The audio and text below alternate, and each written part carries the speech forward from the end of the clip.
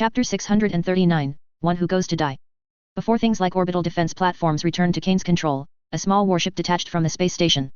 Even if it belonged to Kyle Boer, with all offensive capabilities paralyzed, this ship could travel unhindered. The ship left Mars and headed towards Terra. As it passed the Gloriana-class battleship, which was paralyzed by Chaos-corrupted code, a macro cannon, with its control gradually being reclaimed by the antivirus program invented by Quadrant, aimed at the ship. The macro cannon fired repeatedly, but failed to hit the small ship before it left the firing range. However, Quadrant and the Custodes teleported into that small ship. The teleportation point was in the corridor outside the command deck. This teleportation point was intentional on both sides, so when Quadrant emerged from the warp, his 9 senior and junior siblings were already waiting in the inevitable path. The electronic light tubes, affected by the corrupted code, flickered between bright and dim. In the dim environment, both sides scrutinized each other. Quadrant was currently using a synthetic human body, his robust bionic physique wrapped in a red robe, yet no modified parts like prosthetics were visible, because for this body, those implants or prosthetics would only hinder the various advanced functions of the synthetic human body. What exactly is Kyle Boer trying to do? Quadrant asked. His sudden attack only gives the opposition a good excuse to purge traitors, and Malkador is still stationed on Terra.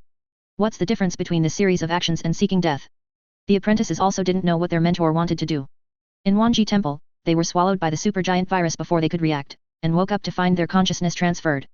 To the mentor, you are the traitor. The slender apprentice took a step, and as his body leaned forward, he gradually dissipated into a stream of green data, reappearing behind Quadrant. Custodes Shield Captain Corgan was about to act, but saw Quadrant's gaze, realized his current reaction speed, and inferred from it, so he did not act. Quadrant's head tilted slightly to the right rear. Another quadrant split from his back, even the Mechanicus's iconic red robe split off as well, all made from the same material used to create the synthetic human brown. Upon appearing, the clone quadrant reached out and gripped his senior brother's throat, pushing him forward, while his left hand transformed into a blade and pierced his body in the abdomen. After rushing for 100 meters, the clone quadrant's arm, which was pierced into his senior brother's abdomen, surged with energy. The next second, a flash of light erupted from behind Quadrant, and the explosion that engulfed the corridor spread to just 1 meter away from Quadrant. A few adamantium parts splattered from the flames, hitting Quadrant's back. Quadrant remained motionless. The clone quadrant transformed into a stream of water, converging back into the main body. Ancient stone man technology? As the mentor said, you are undoubtedly a genius. An apprentice named Nur said, among us, the geniuses of geniuses. I'm not that much of a genius, Quadrant replied, but with ancient data, anyone could do it. The remaining 8 apprentices exchanged glances. Quadrant sometimes said such sickening things. The more sickening part was that he didn't do it on purpose, nor was it out of arrogance. The mentor favored you the most, Nur said. You may not know it, but every time he reprimanded us, he used you as an example. That kind of favor. Quadrant recalled his original body. Nur was very helpless. She had begged the mentor about this, but it was no use. Move aside, I'm going to find Kyle Boer, Quadrant said. I don't want to kill any of you, except for the one just now. You've all been very good to me. All the apprentices took up an attack stance at the same moment. The most terrifying conflict among intelligent species is a conflict of ideology, Nur said, as 8 sharp appendages extended from behind her. Because it is endless. The apprentices charged forward the next second. Corgan noticed that Quadrant didn't react immediately or prepare to counter, then realized Quadrant's struggle. The Custodes shield captain immediately stood in front of Quadrant. A battle erupted between the Custodes and the apprentices. The line formed by the shield captains was simply impenetrable, their shields could withstand the most lethal attacks. And the phase swords, excavated from Necron crypts, could cleave through any metal, yet the Custodes, clad in heavy armor and wielding heavy weapons, moved and reacted dozens of times faster than the enhanced and modified apprentices. Corgan, in particular, was a formidable character. As he dodged a cleaving phase sword, he pierced another apprentice's head with a halberd, while simultaneously, with his other hand, he grabbed and crushed the neck of yet another apprentice. By the time his dodging movement was complete, 2 bodies lay on the ground. After a brief few exchanges, the Custodes put down their shields, raised their halberds, and kicked aside the apprentices' bodies, clearing a path to the command deck. And from the start of the engagement to the clearing of the path, only 30 seconds had passed. The apprentices of the former Forge Master General are still quite skilled, Corgan said, signaling Quadrant that he could proceed. But unfortunately, we are the Custodes of the Custodes. Quadrant silently recited a binary prayer and headed to the command deck. Inside the command deck, Kyle Boer faced the viewport, gazing at Terra. Chaos energy emanated from his entire being. All his appendages writhed like living things. As if sensing Quadrant's arrival, Kyle Boer turned his head, a smile on his mechanical face, my most talented apprentice. From his tone, neither Quadrant nor Corgan detected any deliberate malice. And this was not the first time Kyle Boer had called Quadrant that. Mentor, Quadrant said. Corgan was very surprised. But Quadrant gave the Custodes shield captain a look, indicating that Kyle Boer was not normal at the moment. Kyle Boer smiled and nodded. May I ask, what have you done? Quadrant asked. Kyle Boer was likely truly insane. Everyone tainted by chaos energy becomes abnormal.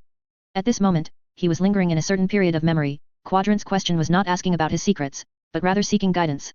Kyle Boer knew how talented Quadrant was, so when Quadrant sought his guidance, he would speak without reservation, and felt satisfied by it. I found something in Moravec's vault. A technological singularity. It merged with me. Kyle Boer answered with a smile. Upon hearing this, Quadrant realized that those chaos-corrupted codes were byproducts of the technological singularity, and the technological singularity was very likely something that integrated warp energy with humans and machines, just like Moravec's theory of human-machine integration.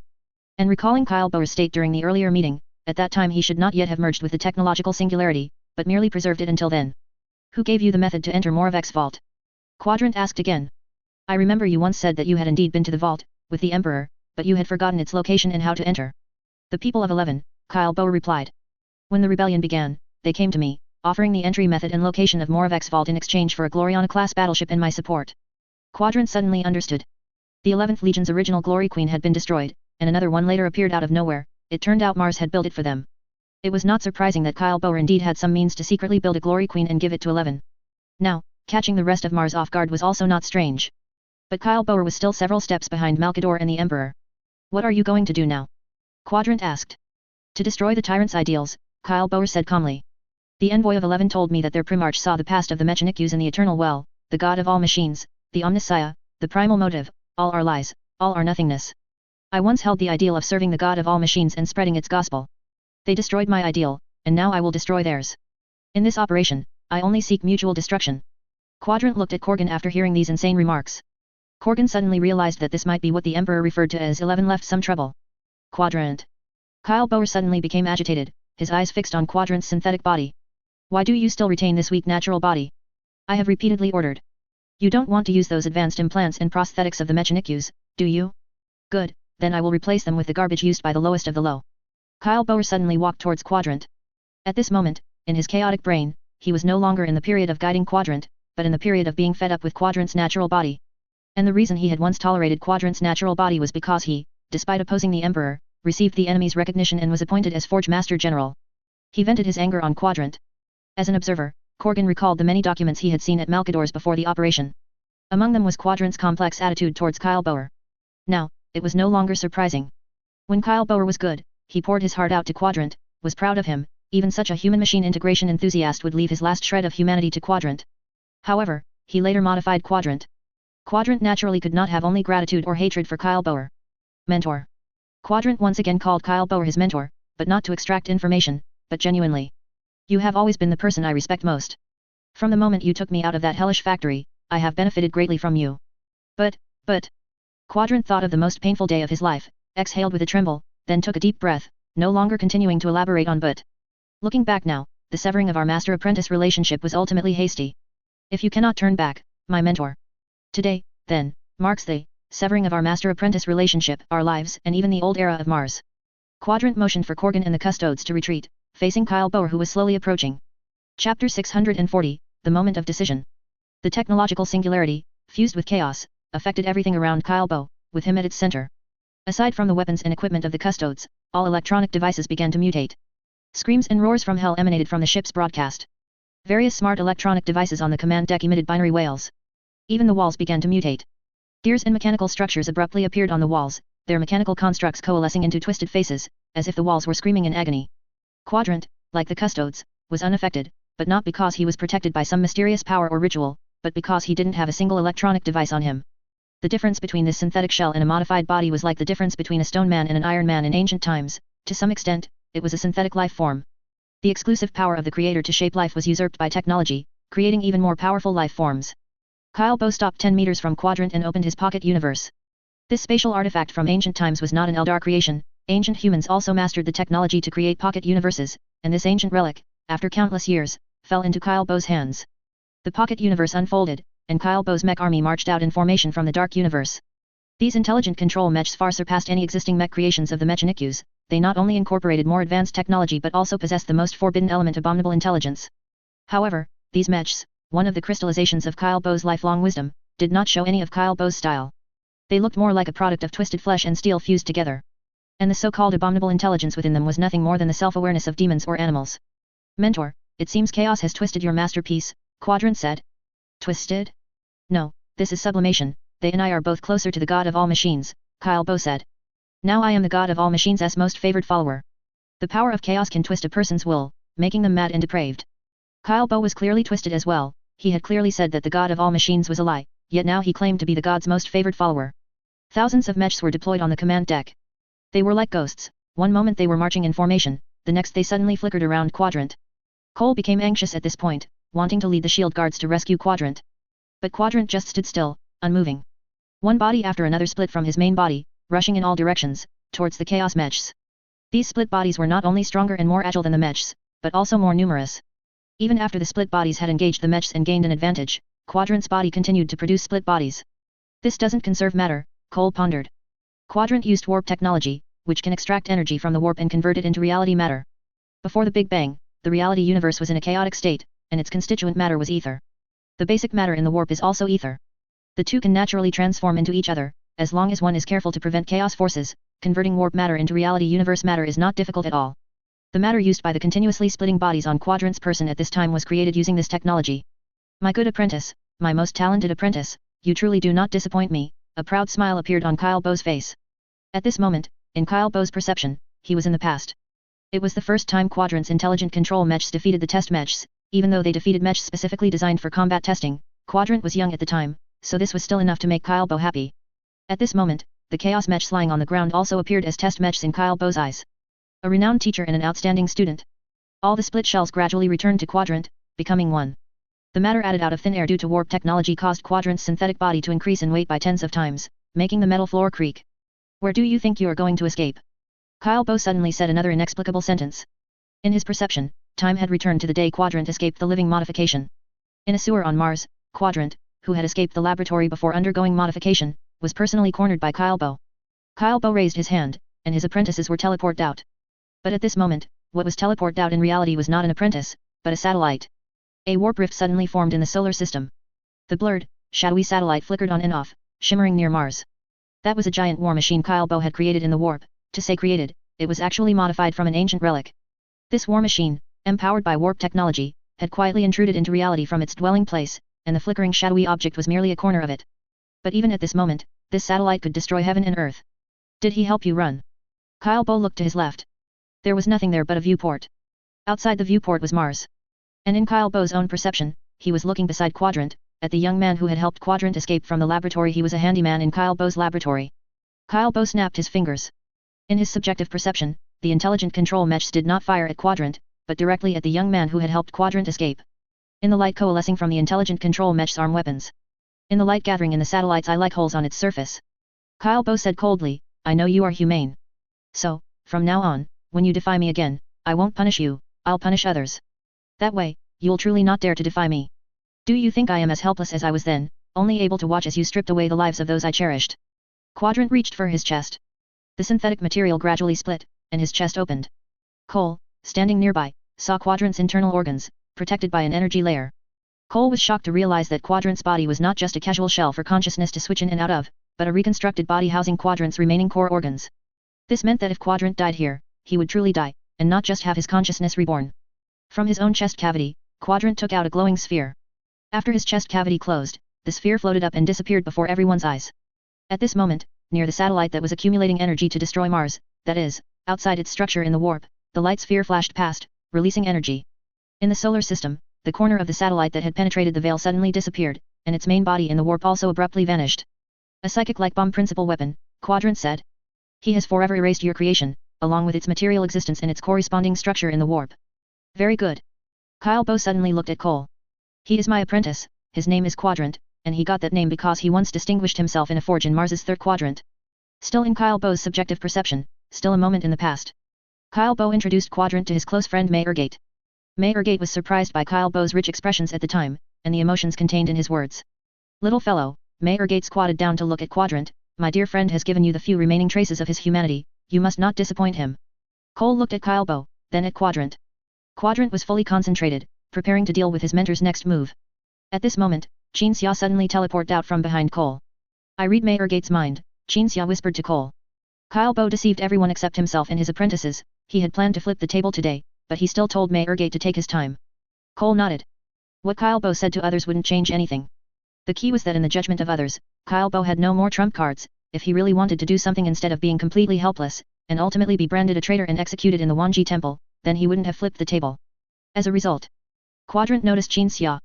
Qin Xia returned a steady look. He would not interfere in this true battle between master and apprentice, but would stand by as a final safeguard in case of unforeseen circumstances. I will personally modify you. Kyle Bo, in his subjective perception, was at the stage where he had already brought Quadrant back to the laboratory. He no longer entrusted anyone to perform the modification, and was prepared to skip all his work today to personally operate. And in reality, Kyle Bo's body suddenly extended many mechanical structures from beneath his red robe. A chip in his head was activating, containing the combat experience and techniques of all powerful warriors throughout history, copied and iterated over many years. Kyle Bo's body lowered, and two phase swords extended from his arms. The heavy weapons connected to the exposed mechanical structures were aimed at Quadrant. Quadrant's arms condensed into blades. When Kyle Bo opened fire, the most brutal struggle between master and apprentice began. Quadrant dodged the incoming plasma, bolter rounds, and various attacks whose technological principles were unknown, relying on his reactions and agile body to weave through the hail of bullets and approach his mentor. Quadrant's mind also contained a combat chip, but the data within it did not come from a Space Marines or Primarch, but from Stone Man Bulang. Stone Man Bulang was the most skilled at fighting with a Stone Man body. In the White Knight's laboratory, Stone Man Bulang's personality was copied and sent into an iteration device. Countless Bulangs fought within it for countless years, and this result was stored in Quadrant's chip. In the blink of an eye, Quadrant was in front of Kyle Bo. The latter swung his phase sword, relying on the capabilities of his mechanical body and the supernatural influence brought by chaos power at this moment. Kyle Bo's sword swing changed over 1,000 times mid-motion due to Quadrant's position or posture adjustments. And before making a move, both sides had already calculated the other's possible actions thousands of times, and adopted the method with the highest chance of success to attack each other. This series of complex calculations, the advantages brought by modifications, in short, everything converged into each move and strike. The phase sword could not be blocked, only dodged, but it was very difficult to evade due to the extreme agility of the mechanical arm. Ultimately, Quadrant was split open by a single sword. The body, split in half, gradually fell to the ground. Kyle Bo, at this moment, saw the blood splattering from his apprentice's body, and in a trance, returned to the moment after the modification surgery, when he held Quadrant's heart, lost in thought. At this moment, a blade pierced through the energy source in Kyle Bo's chest from back to front. Within the bladed arm, an integrated point of black stone material was releasing its influence. Quadrant appeared behind him, at some unknown moment. Dimensional crossing technology. Qin Xia saw the clue. Just now, Quadrant had silently separated his main body. The main body transformed into the smallest material, imperceptible to Kyle Bo, and slipped into another dimension, then reappeared from that dimension and came behind Kyle Bo. Quadrant had once said at the end of the Randan campaign that he wanted to study those dimension-crossing assassin xenomorphs, and he also created human dimension-crossing technology. Qin Xia said that was impossible, because one couldn't even reverse engineer that kind of assassin xenomorph. That xenomorph achieved dimensional crossing through an innate racial talent. However, Quadrant achieved it, even to the point of being able to send the smallest matter into another dimension and then reassemble it. Qin Xia at this moment only felt that Quadrant was, after all, from the Mechanics, like a hamster hoarding all sorts of good things, only bringing them out when it truly mattered. My apprentice, you actually.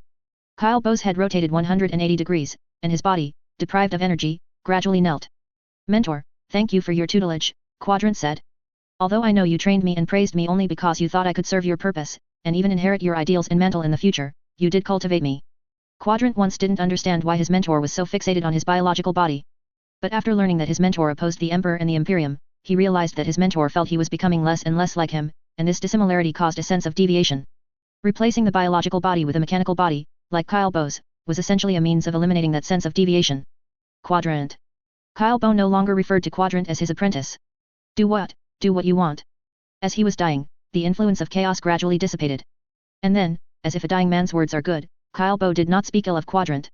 But, those things I've done. I absolutely do not believe I was wrong. In his words, there was only no regret. Kyle Bo suddenly looked up, raising his right hand to point upwards. Don't let me fall into their hands. Quadrant looked up, understood something, reached into his chest cavity, pulled out a dagger made of black stone, and then pierced Kyle Bo's head. Farewell, Kyle Bo. Kyle Bo's soul was annihilated. Chapter 641, God of all Machines. The corruption was receding. As Kyle Bo, the bearer of that technological singularity, was killed by the black stone weapon, all the effects brought by him and the technological singularity in his brain also dissipated. The twisted gears on the command deck walls disintegrated into a pile of metal. The intelligent devices that controlled the entire ship no longer shrieked. It's over. Cole stepped forward a few paces, coming before Quadrant. You are very powerful, Forge Master General. Quadrant turned his head, looking instead at Qin Xia. Qin Xia pursed his lips and nodded continuously, giving a thumbs up. The technology used in this body is already forbidden, but it's not enough for us to do anything to you. Cole looked down at the synthetic body. The custode's vision could discern the basic composition of this body. It was neither cells nor metal materials, but a miraculous material that had precedence but would never be replicated. Cole continued, "We hope you will not dabble in research concerning abominable intelligence. The Emperor is already prepared to lift the ban on the use of abominable intelligence, but it will be limited to the webway." Quadrant looked at Cole and replied. The custode's shield captain was silent for a moment, then nodded and said, "It seems that as humanity develops to a new stage and faces new challenges, it should indeed change its thinking. This is wise. We custodes are, after all, merely warriors, our thoughts are still too rigid.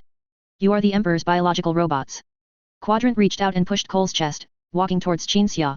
Cole did not intentionally evade when pushed, but was forcefully pushed aside. "Go back to Mars, Quadrant." Qin Xia said, "Kyle Boer will be defined as a rebellion, and Mars will likely arrange your promotion to Forge Master General very soon." Quadrant instinctively calculated and indeed found it to be true. "You've performed very well during this time," Qin Xia said. "Don't you think my pilgrimage sermons have made many enemies?" "It depends on why you made enemies. When I was meeting with the agent, I saw the news that you had started a pilgrimage sermon. I didn't react immediately, but afterwards, I knew what you would do, and I also knew that you were considering not just the present, but also the future." Qin Xia looked at Kyle Boer's body on the ground. The custodes were using an ancient device to contain the body. "After Kyle Boer's death, afterwards," Qin Xia said. Quadrant slowly nodded, "So I haven't been following you for so long for nothing, right? The conversation just led there at the time." Qin Xia gave an awkward smile. "I actually knew all along that you didn't want to get involved in management and power struggles because you hated the whole thing, afraid of becoming a scoundrel like Kyle Boer." At this, Qin Xia frowned slightly. "I could have resolved your inner conflict long ago, it's just, I also didn't anticipate that one day you would need to shoulder the responsibility of all of Mars." Quadrant saw the regret in Qin Xia's eyes, and after a moment of thought, suddenly felt that this might be the true moment of parting. From now on, one would be on Mars, and the other would be busy across the galaxy. Unless some major event intertwined their destinies again, it was highly probable they wouldn't meet again. Realizing this, Quadrant's face showed no expression, as he was accustomed to showing none, but his voice carried a hint of sadness. "I used to think that our experiences were like an adventure in a storybook, and this adventure would last forever. All good things must come to an end."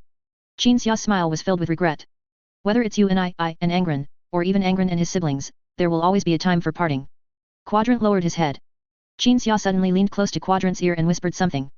Cole couldn't hear what they said, as it was only a whispering motion. The secret message was still conveyed into Quadrant's mind via psychic power. And after hearing Qin Xia's secret message, Quadrant's eyes showed disbelief, followed by excitement from Qin Xia's affirmation. "I will stay on Mars for a few more days, but in a few days, I'll have to return to Kamarak." Qin Xia reached out, tidying the cuff of Quadrant's red robe. "Go and win what belongs to you, Forge Master General. In the future, no matter where I am in the galaxy, when I see the news of a new Forge Master General taking office on Mars, I will proudly tell others, this Forge Master General is my close friend, we have experienced much together." Quadrant stood silent for a long time, then nodded vigorously. 4 hours after Kyle Boer's death, Qin Xia and the Omni-Change Collection teleport to a certain wasteland on Mars. A red dust storm swept through, dispersing the ice and snow created by the teleportation gate. Grit rubbed against Qin Xia's armor in the strong wind. With a thought, Qin Xia generated a repulsive force out of thin air, dispersing the dust storm across the entire wasteland. After the blinding sandstorm dissipated, Qin Xia saw a woman in a black robe standing 10 meters away. "Lilith." The woman spoke, "Guardian of the Mars Maze. 200 years ago, the Emperor commanded me to await you at this moment." Qin Xia looked at the Omni-Change Collection, then withdrew his gaze and walked towards the woman. 2 humans and a Castellan robot walked through the desert, and unknowingly entered a unique place that was neither the reality universe nor the warp. The Mars Maze was the most mysterious place on Mars, and as its name suggested, its internal structure must have been extremely complex. However, upon truly entering the Mars Maze, Qin Xia found that there was nothing particularly special about it. It looked like an ancient underground building with a straight passage. However, Qin Xia felt that this might be because the maze's defense mechanism was not activated, or perhaps the Emperor intentionally allowed the newcomers to reach the depths of the maze as quickly as possible, modifying the environment here with psychic power. Led by the immortal named Lilith, Qin Xia and the Omni-Change Collection did not make many detours, arriving directly at the place where the Void Dragon was imprisoned. The fragment of the Void Dragon, once deployed in the Rengan Xenosites, was now bound in the form of a dragon by various ancient psychic devices. The Void Dragon appeared quite normal at this moment. Star God fragments would periodically go mad and forget many things. Knowing this, Qin Xia couldn't help but marvel at the Omni-Change Collection's good fortune. The Castellan robot stepped forward, its body suddenly ceasing operation. Immediately, a fist-sized object flew out from within it, floating before the Void Dragon. How did the Omni-Change Collection come to believe the Void Dragon is its god? Lilith inquired telepathically. "I don't know." Beneath Qin Xia's calm demeanor lay immense doubt.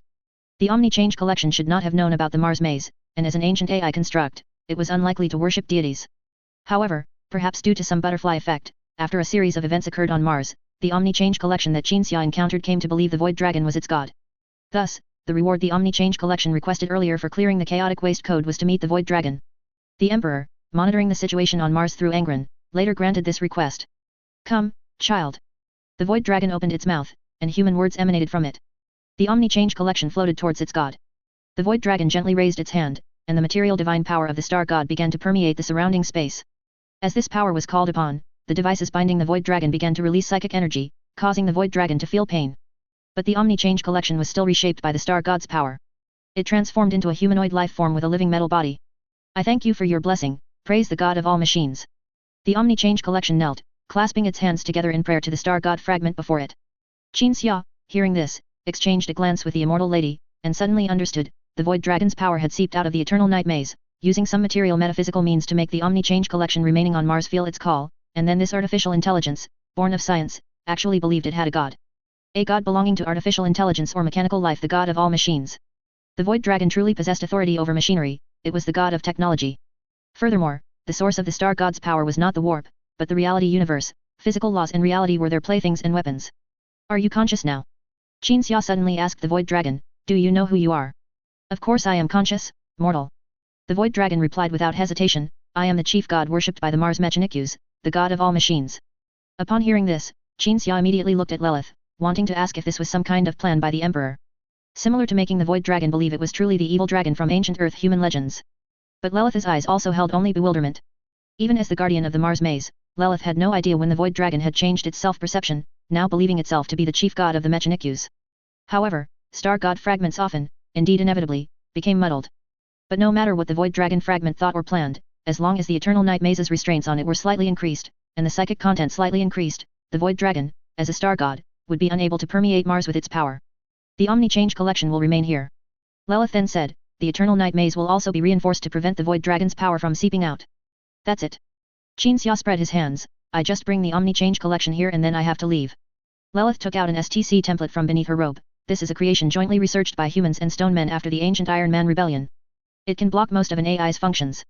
If humans are to use AI in the webway, they must use this item. Qin Xia took the STC template, glanced at it, and felt that this thing must be an AI function castrator. Humanity was not sent into the abyss by the Iron Man rebellion. After the Iron Man rebellion ended, humanity had to find a way to ensure that AI and Iron Men would not rebel again, as a vast interstellar empire truly could not do without AI. I will take it back. Qin Xia placed the STC template in his armor's storage layer and turned to walk out of the maze. Lilith saw him off. After Qin Xia left, the entrance to the Eternal Night Maze behind him completely closed, sealing the Omni-Change Collection and its god in a place no one would ever find. Chapter 642, Mars Future. The turmoil on Mars finally passed. In the second solar month after Kyle Boer's death, Quadrant participated in a ceremony at Olympus Forge City, officially becoming the Forge Master General. Everything was pre-arranged. The ceremony, the inaugural speech, and even the office. Olympus Forge City belonged to Quadrant.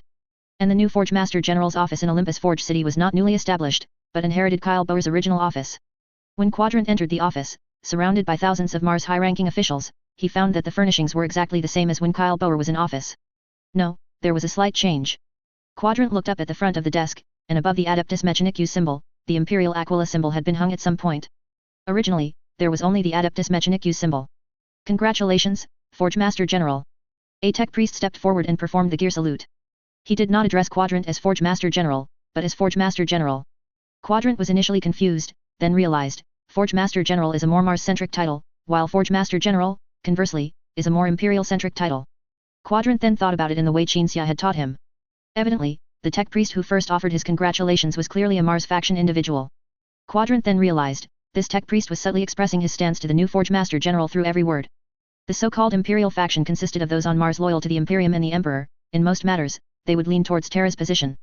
Opposite to them were the Mars faction, who would first consider Mars' perspective when making judgments and decisions. Vice Forge Master Kane is temporarily unavailable, there are many matters on Mars that require his attention.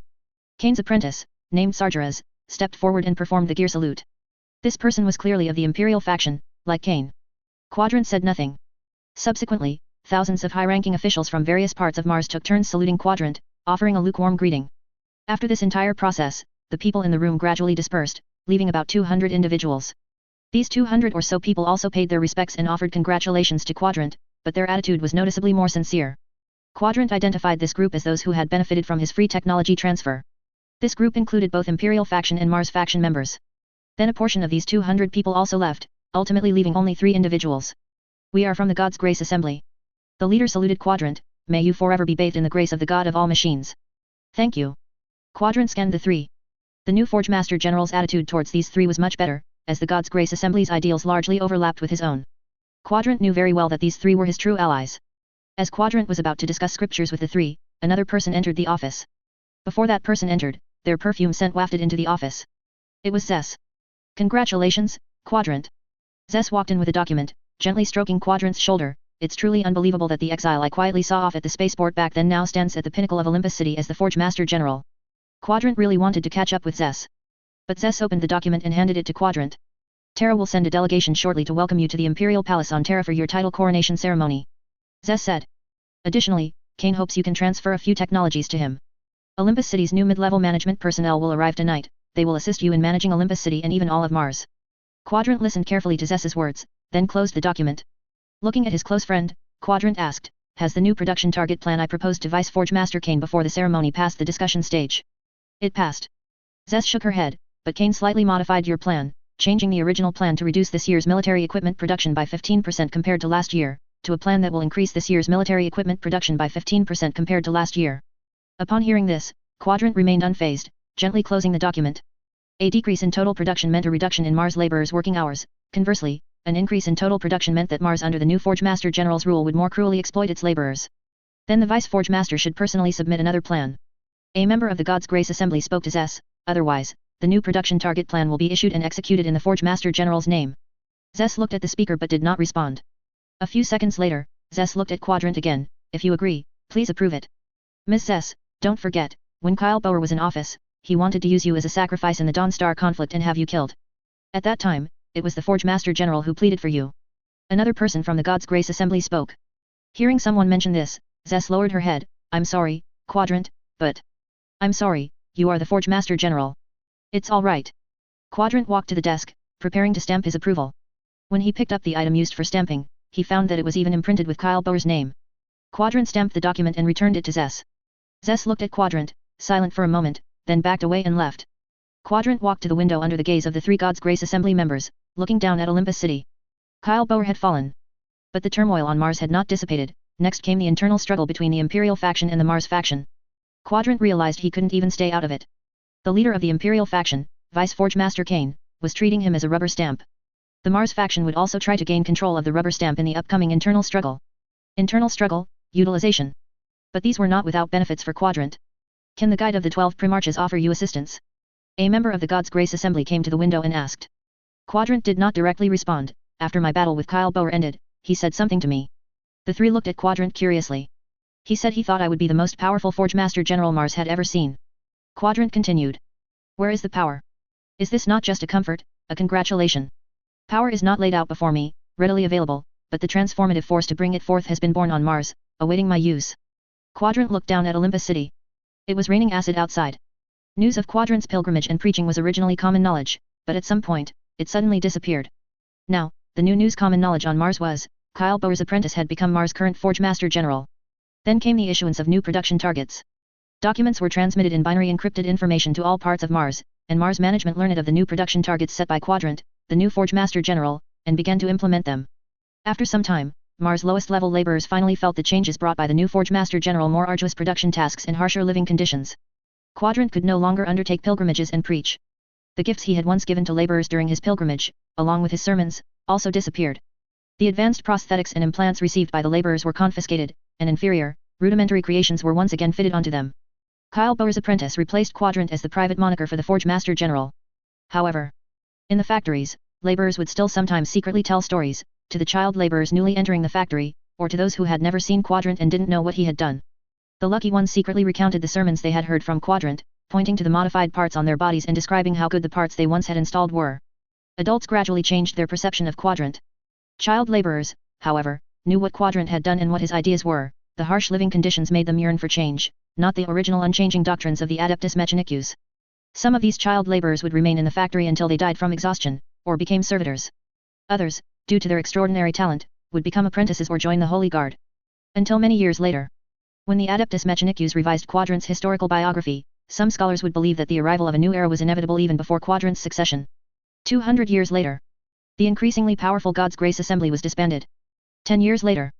Through a series of means, some glorious, some dirty, some discussing ideals, some discussing interests, the Forge Master General reached an agreement with most members of the Mars faction. 30 years later.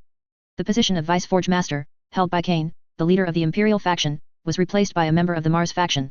Cain, after receiving a special pardon from the Forge Master General, went to Zes's Lava City, then to Terra, but was never heard from again. 70 years later. A dispute over Adeptus Mechanicus doctrine erupted, and the Mars Vice Forge Master and the Forge Master General effectively broke ties. When the dispute was about to escalate into civil war, the Holy Guard commander, considered the backbone of the Mars faction, suddenly defected, and the conflict subsided. A large number of high and mid-level personnel on Mars were replaced, exiled, or executed. 71 years later. The Forge Master General was no longer merely a spokesperson for Mars' many factions, the meaning of this title became the sum total of Mars' power. 72 years later. The Adeptus Mechanicus reform began. 100 years later. The Adeptus Mechanicus began constructing the city of all machines in the webway. Kyle Boer, the Forge Master General's mentor and former Forge Master General, was suddenly remembered. His image transformed from a cruel madman into a patient, long-suffering individual who quietly paved the way for his apprentice. Even though the Forge Master General repeatedly claimed this was baseless imagination. 120 years later. Under pressure from the Imperium, the Adeptus Mechanicus various Forge worlds began to integrate. Quadrant was assassinated during a visit to the Forge world Ryza. The assassin used a soul-wounding weapon, causing severe damage to Quadrant's soul. Mars' most legendary Forge Master General remained in the deepest part of Olympus City, and from then on, except for some important decisions, never appeared before the public again. 200 years later. Quadrant's apprentice succeeded him as Forge Master General. The Adeptus Mechanicus Forge world integration work was gradually completed. 900 years later. When soul wounding made it impossible for Quadrant to prolong his life, he lay dying on the Wanji temple altar, telling his apprentice that he still had one regret, his greatest regret. That was, since their separation 900 years ago, he had never seen his close friend again. However, when asked where to find that close friend, Quadrant replied, the warp. The apprentice was helpless. As Quadrant was dying, he ordered everyone to leave the Wanji temple. As his life gradually ebbed away, his close friend appeared in the temple. Brown, Qinxia and Olina's sister watched Quadrant together. Quadrant thought it was a hallucination, until Qinxia sat by the altar, took his hand, and offered him two choices.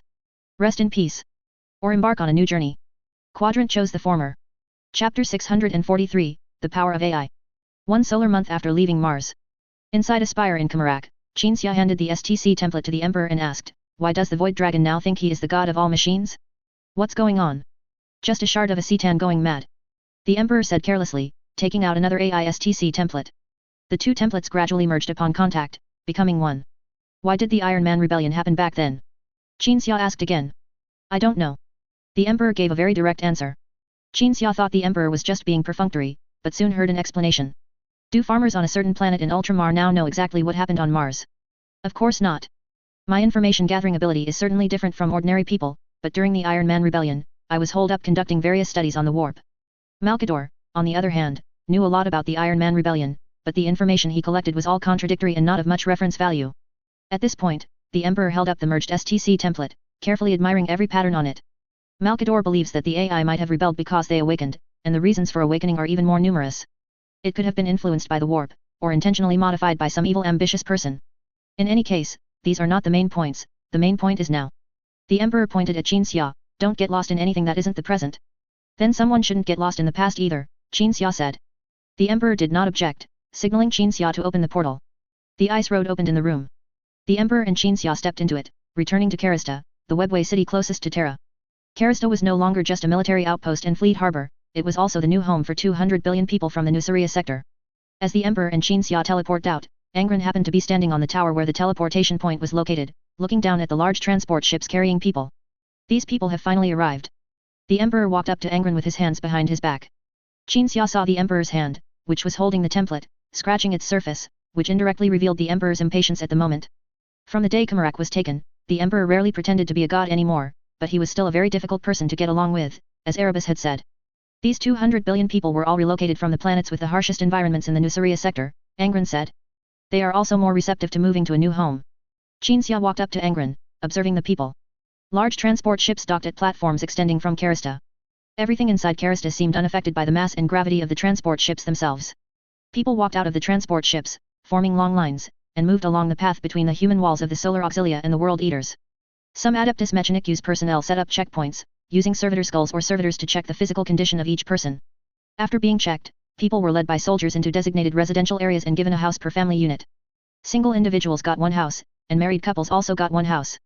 The council formed by the World Eater's civilian officials could only ensure everyone had a place to live, then solve other survival needs, and only then address the comfort of their living situation.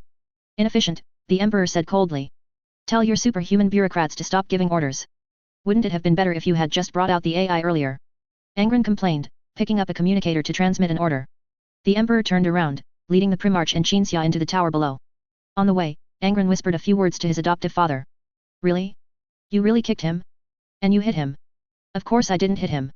I thought I did, but it was just his psychic projection. The three entered the empty room at the top of the tower side by side. 100 custodes guarded the place. The Emperor came to the center of the room, holding up the STC template. The custodes personally carried in blocks of material and placed them on the floor. Activate. Activate.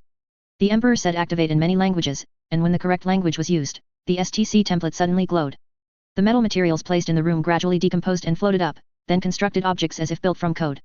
A cube, 10 meters high and 10 meters wide, appeared in the center of the room. The object's surface was white, covered with flickering patterns.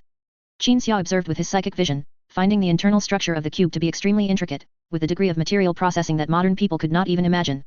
He could only observe the inside of the object because he had psychic abilities. Those without psychic abilities could only stare at the outer shell, never figuring out its internal structure, let alone how it was powered. Such was the nature of a black box technology. Welcome to use this AI. The copyright for this AI's castration program belongs to the Federal Post-War Reconstruction Bureau. Anyone can use it, so you may give me orders. These two sentences sounded extremely cold, and their source did not seem to come from within the cube but rather echoed through the space. Qinxia and Angron exchanged glances, both looking at the AI with anticipation. What are your needs? The AI asked. The Emperor took a deep breath, looked at the AI, and pondered for a full 3 seconds before answering, let humanity live like humans. Construction type use. Received, the AI responded. The AI suddenly glowed, then its upper shell opened, and a series of extremely precise small flying vehicles emerged from it, flying out through the tower's exit into the webway city outside. The three walked to the window to observe. The small flying vehicles seemed to know that there were materials for them in the transport ships, so they flew into those ships and built some kind of tower-like structure. After the towers released light, all materials within the light began to transform, and then, through something like a projection lamp beneath the small flying vehicles that flew out, they were projected into existence. The flying vehicles spread throughout the city, and wherever their lights shone, ancient creations existing in pre-programmed code were shaped. Not from bottom to top, but from top to bottom, with the top appearing before the foundation. During the light's illumination, it was as if gravity or inertia did not exist in that illuminated area. One of the creations printed out more flying vehicles, which seemed to have endless uses. Some flying vehicles began to replace humans in guiding them, gathering the immigrants in one place. The method of maintaining order was to shine light on people, causing the human body to secrete endorphins to calm them, preventing immigrants from becoming agitated during waiting and causing mass violence. Eldar buildings began to be demolished. Spirit bone could not be transformed, so a certain large facility, about 200 meters high, was constructed and released energy. That energy seemed to block the spirit bone's absorption of psychic energy, causing it to wither, age, and eventually turn to dust. A swarm of flying vehicles rushed in, shaping residential facilities in the cleared areas. The residential facilities created were also integrated, but not as individual rooms. Each floor of the residential facilities was extremely vast, with flying vehicles entering them to shape independent houses, which even had courtyards, and even flowers and plants were shaped by the flying vehicles. The furniture and other items inside the houses were not that advanced, but that was because the AI scanned the memories of modern people, creating furniture that conformed to modern people's habits of use and cognitive habits, to prevent modern people from experiencing cognitive disconnect symptoms. Streets connected the independent houses. A flying vehicle stopped at an intersection, shaping something that looked like a billboard. The billboard had a picture on it, a man and a woman, an adult son and daughter, 4 people holding hands, standing on a lawn and pointing at the starry sky. At this point, people began to be transported to the residential areas, with children having the highest priority, followed by their parents. These people were the first to receive a house. How is the energy problem solved? Angron asked. It is the energy. Qinxia glanced back at the AI. Inside it is clean energy that can last for thousands of years, and even without energy, it can create energy. Angron was incredulous, this was still a neutered AI. From the moment the Emperor made a vague request to the AI until now, 2 hours had passed, and the AI had completed an engineering task that would have taken over a decade without AI assistance. Can this city be self-sufficient? Angron asked the Emperor. Webway cities don't seem to have minerals. Below the webway cities are Eldar facilities, the Emperor explained. Creations of the ancient spirit clan empire, they can collect people's emotions and convert them into ether, and then use the ether to shape matter in the reality universe. As long as there are people alive, and as long as the living people are not machines, then matter is inexhaustible. Hearing this, Angron didn't know what to say, his mind filled with endless questions. How did the AI transmit energy? What were the lights beneath those flying vehicles?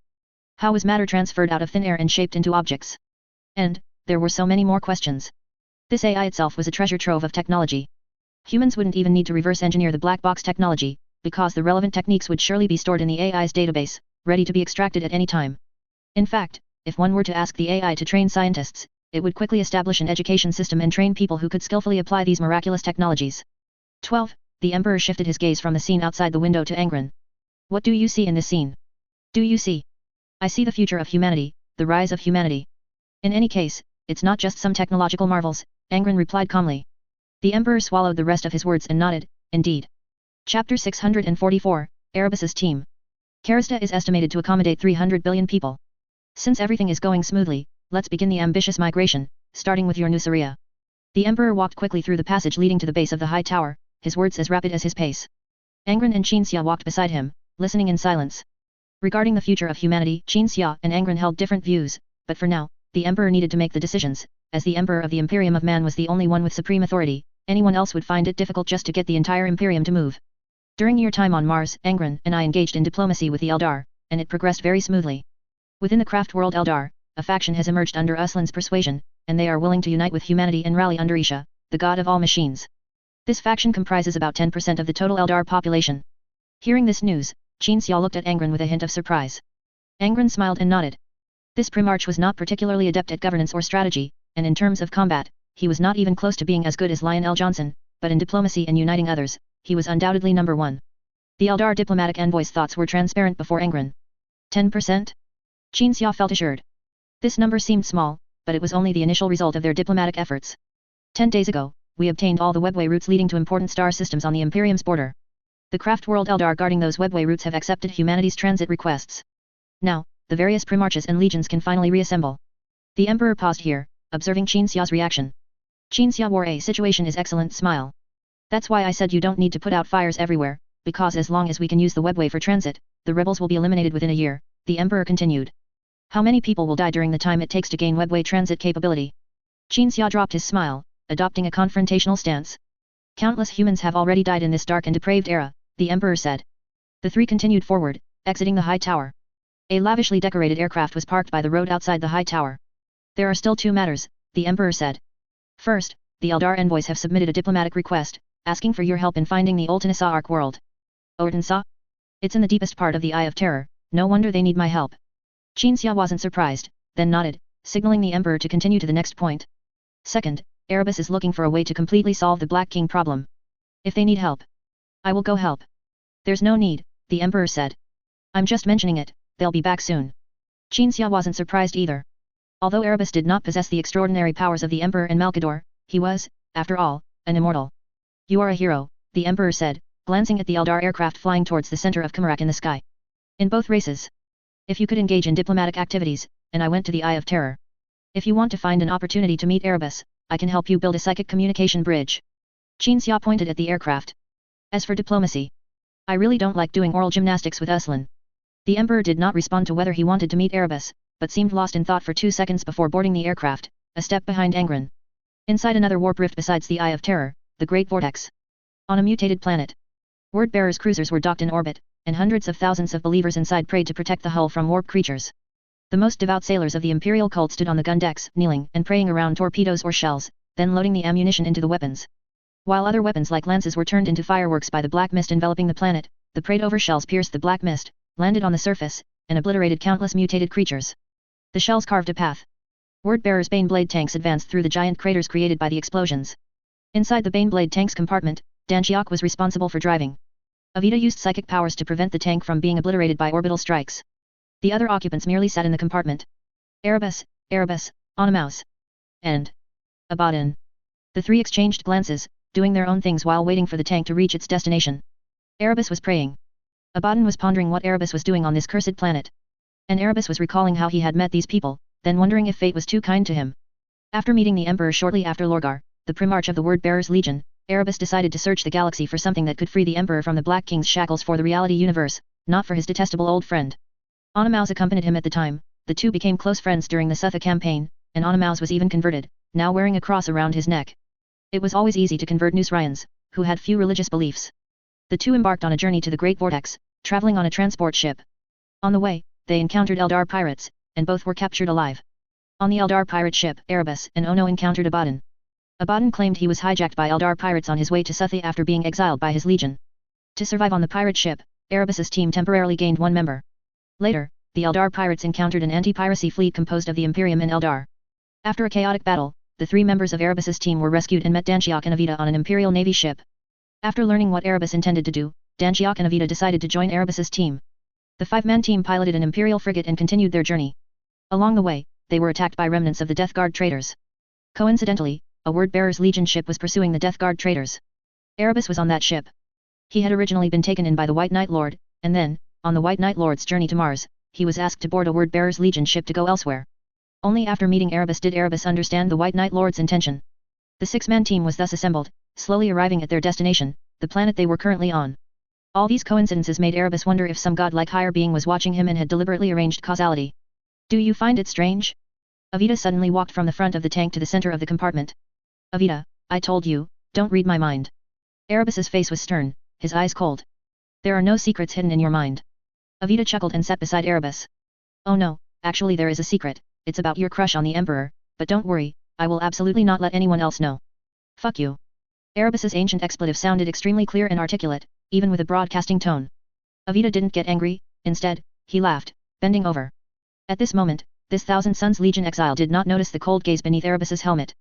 But Erebus had already had contact with Avita and knew that this guy was a psychopath who, having experienced too many major events and fought too many demons, enjoyed telling all sorts of inappropriate jokes. Seriously, Avita suddenly became serious. Regarding your belief that meeting us was too coincidental, besides serendipity, there's actually another explanation. Erebus turned his head away, not wanting to listen. The White Knight Lord once discussed academic problems with me, he said that not only is the warp alive, but so is the reality universe. And you, Erebus, you are his chosen one. When you experience a particularly significant event in the future that affects the fate of reality, the universe will help you. Avita explained on his own. Upon hearing this, Erebus not only didn't find it absurd like Danshiok, who was driving the tank, nor did he dismissively wipe his sword like Abaddon, instead, he was quite interested. The will of the reality universe? The creator? Erebus held up the cross on his chest. Looking at the cross, Avita's expression suddenly became hard to describe. Seriously, don't you know that the creator is just one of the Emperor's aliases at a certain historical moment? He? Erebus's face showed contempt. How could a liar be the creator? He merely exploited legends, just as he exploited the legend of the god of all machines prophet. Avita still wanted to discuss some historical issues. But the tank suddenly stopped, and Danshiok picked up his warmer and stepped out of the driver's compartment. The others immediately fell silent, put on their helmets, picked up their various weapons, and guarded Erebus and Ono as they exited the Baneblade tank. Outside, presented to everyone, besides countless mutants twisted by warp energy, was a magnificent and enormous temple. The temple was distorted by the warp environment, becoming visually uncontainable.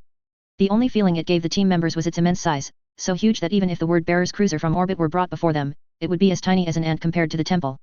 They are not demons, they are still mutated humans, and our weapons will be effective. Avita was the first to step forward, unleashing psychic lightning at the countless enemies surging towards them. This simple psychic spell was extremely effective and cleared a large open space among the many enemies. Then Erebus's team advanced with their weapons. Although Abaddon and Avita belonged to different legions, the various Space Marines legions shared some common combat methods, so they were able to fight shoulder to shoulder with tacit understanding, while guarding Onamaus and Erebus in the very center. No matter how numerous the local mutants were, they were not enough to stop them. The team advanced rapidly, entering the temple, and striding forward through the vast passages. Erebus could always choose the most correct path for the others even with his eyes closed. Chapter 645 Unknown Helper. Mutants appeared before the Space Marines, signifying nothing but their slaughter. The squad would have reached Erebus's destination smoothly, but a bolt gun suddenly extended from around a corner, aiming at Onamaus and the squad. Ono instinctively sensed something was wrong, but as a mortal, his reaction speed was too slow. Just as he was about to instinctively dodge, the bolt had already flown past the back of his head. However, the bolt suddenly stopped, quivering in midair. Avita stepped out from behind Onamaus, his right hand raised as if clutching something tightly. Then, the bolt, enveloped in psychic energy, shot back, exploding at the end of the passage behind them. In the firelight, the outline of a bloated, wart-covered Space Marine body was illuminated. A traitor from the Death Guard. Abaddon frowned. Mortarian's sons haven't betrayed us that many times, how are there still so many to kill? As he complained, more plague warriors rushed out from the branching passages. Without time to figure out why the plague warriors were here, the squad immediately engaged the enemy. Avita raised his hand, using psychic energy to choke the enemies rushing from the passage behind him. The other members of the squad turned to deal with the enemies charging from around the corner of the passage ahead. Each person had their own enemy to deal with. Erebus obliterated the plague warrior in front of him with an ancient weapon. Erebus, Abaddon, and Danshiok wrestled with the plague warriors, quickly achieving victory. When Onamaus faced an enemy with his sword, his ancient war sword was struck down by a bolt, and he was punched away before he could react. But Old Bear rolled upon landing, picked up his war sword, and charged again. After dodging a sweeping chainsword axe, he lowered his body and split the plague warrior in front of him in two. The battle against the plague warriors ended quickly. How did these guys get here? Avita dispelled the surrounding mutants with psychic energy, glancing at the corpses on the ground. Called by their god, they came to this important place to see something. Erebus did not hide his purpose from these comrades in arms. After checking Ono's body to ensure his close friend was not injured, he spoke, flanked by the others. This planet was the lair of an ancient cult. The cult worshipped the primordial god of destruction. I've already told you about this. We need to find a cult relic in the temple. It's connected to the Black King, but I'm not sure what exactly it is. It's not that I don't want to tell you. Relic. Hearing that word, Avita could already guess Erebus's ultimate goal, to use the relic and its connection to the Black King to somehow perform a ritual, revealing the Black King's path to godhood. This way, the White Knight Lord could embark on this path to godhood, a trial. Instead of the purpose of coming here, I'm more concerned about why we brought Ono. Abaddon only cared about whether he could earn merit and make the Primarch think better of him. He is an extremely powerful mortal, but he is still a mortal. Onamaus remained silent. In truth, he felt he would only be a hindrance to the squad. Abaddon was right, but Avita insisted on bringing him along. If we run into a demon, you'll know what he and Erebus are good for. Avita shoved Abaddon aside, using psychic spells to clear the path forward. The squad continued to advance. While the temple was vast, 99% of it was worthless. The place Erebus wanted to go was not far from the entrance. After advancing several hundred kilometers, Erebus closed his eyes again, turn left ahead, the sacrificial hall at the end of the road is the place we are looking for. Do you have a GPS in your head? Abaddon asked. No, Erebus squeezed his crucifix. My intuition tells me, my destiny guides me. Is it possible that the will of the reality universe is guiding you? If it is the creator, Avita, then I would tell you, yes, the universe is guiding me. The squad continued forward, following Erebus's occasional words, turning a corner and arriving at the last passage they needed to take. Here, there were no swarming mutants, only mountains of walking dead, and a terrifying entity in the very center of the walking dead, gnawing on corpses. A demon. Avita immediately became serious and cautious, raising a psychic barrier. The demon was robust, about 2 meters tall, with a sickly green body covered in wounds and cysts. Upon sensing better tasting prey, this Nurgle demon slowly turned, and when it raised its hand, the surrounding walking dead immediately surged towards the living beings. It's not a great demon. Avita quickly glanced at Erebus and Ono, then personally led the two to charge forward. Abaddon and Danjiok, who had no special abilities against demons, followed closely, clearing the surging walking dead. Psychic lightning surged, weakening the demon's ability to move. Erebus and Ono charged from both sides, dodging the demon's sweeping claws, and 2 slashes left deep, bone-visible wounds on the demon's body. The demon bled profusely, slowly knelt, and dissipated in a golden-white light. Is this a demon? Abaddon pulled his long sword from the abdomen of a walking dead, bringing out a pool of pus and blood. It's so easy to kill them with just 2 unique individuals. Against them, finding the right method is far more effective than brute force. Avita breathed a sigh of relief. Erebus's squad members were about to continue forward when strange flowers and plants suddenly spread throughout the passage. As Avita became wary once again, more demons descended. 77 demons like the one just fought descended. This was already enough to make Avita despair, but there were also 7 great unclean ones descending behind those 77 demons. Avita turned to Erebus. Didn't you consider this situation before you came? Erebus also found it strange. Due to the nature of its worship, this temple was a place of torment for other types of demons. Unless something major happened, they would never descend here. Even if they wanted to do something, they should send reality-bound pawns like plague warriors. What caused them to endure torment just to descend into this temple? But Erebus had also considered the most desperate scenarios. Erebus took a deep breath and opened his mouth. Just as a difficult-to-pronounce syllable was about to be uttered, the past aversion to the mysterious power he was about to use surfaced in Erebus's mind. That was the Dark Word. The Emperor and he had once destroyed the Tower of Babel for the Dark Word, and also split because of it, even drawing swords against each other. This was an extremely terrifying power, capable of invoking transcendent might that mortals dared not covet, simply by mastering its pronunciation. In this situation, it had to be used. Erebus opened his mouth, and just as the first syllable was about to be uttered, fire attacked from behind. Erebus's squad members were too slow to dodge. Except for Avita, who raised a barrier, the others could only instinctively shield their bodies with their arms. However, the flames merely scorched past them without harming them. Yet, the demons at the end of the passage were evaporated by the flames. Seeing the demons completely incinerated, Erebus felt a sense of relief that he didn't have to use that abominable power. Everyone turned around to see the unknown helper walking towards them. Black armor, a mortal physique, a long sword wreathed in lightning and fire, these were his signature features. My apologies, the newcomer began with an apology. These demons, like the demon army outside, are all here to deal with me. Demon army? Avita exclaimed in shock. There's a demon army outside. Seeing that Avita was unaware of the situation outside, the newcomer nodded slightly as he walked among them. Just a group of ordinary demons, it doesn't matter, they're all dead anyway. As the newcomer passed in front of Avita, the Thousand Suns exile suddenly trembled. Erebus immediately reached out to support his comrade, casting a look of concerned inquiry. He's a soulless one. Avita gasped, and beneath his helmet, his gaze towards the newcomer was filled with hatred. It wasn't that Avita was ungrateful, but psychers naturally feel pain, disgust, and hatred when facing powerful soulless ones. Despite so many negative feelings, Avita still endured and said, "Thank you." The newcomer placed a device on Avita's chest. The extreme pain a soulless one brought to a psyker immediately lessened. Erebus's squad looked at the newcomer in confusion, unsure of his purpose for being here, but from his act of helping, he should not have malicious intent. "Just call me Yawen. My lord sent me here to find the relic, and neither he nor I expected you all to come. I am Avita, this is Erebus, Danshiok." "I know, and Abaddon." Yawen suddenly interrupted Avita's introduction, his gaze falling on the top knot. Abaddon didn't know why this guy knew who he was. "Abaddon." Yawen repeated the name. "I'm not very happy to see you, because in another place, we were enemies." Yawen didn't offer further explanation, turning and walking to the room at the end of the passage, placing his hand on it. The door, sealed with various psychic ritual restrictions, suddenly collapsed upon being touched by the soulless one, revealing a small room containing only a black circlet. After Erebus suddenly became wary, Yawen stepped aside, "Please." Erebus showed a look of confusion. "Originally, I would have come here, taken the circlet, and by coincidence given it to one of you, but now you are here."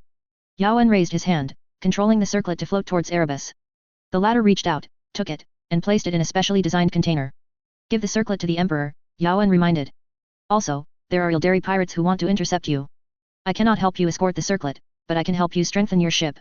Yawen looked at the windows in the passage, etched with religious patterns. Everyone looked over as well. The cruiser remained in orbit outside. When Yawen raised his right hand and gently swiped through the air, black ripples spread across the warship's surface. These ripples spread from bow to stern, and eventually, the cruiser transformed into a streamlined warship with no distinct port or starboard gun decks, all weapons located on the top center of the hull. "Who exactly are you?" Avita withdrew his gaze and looked at Yawen again. "An envoy of the star gods. An immortal. A remnant of an unknown super-civilization." Avita guessed many answers, then stated what he could confirm. "From what you're saying, you're not from our universe, are you?" Yawen seemed to have no hostility, even a sense of closeness. Facing his friend's question, he answered frankly. "Of course not. In astronomy, our reality universe is constantly expanding, and beyond its expanding boundaries is the warp, which envelopes many realities. I come from another reality, for certain purposes that I couldn't explain in a year. In short, chaos is not only invading one reality, but countless realities. But now, it's not just the chaos gods who can infiltrate their influence into other universes, we can too."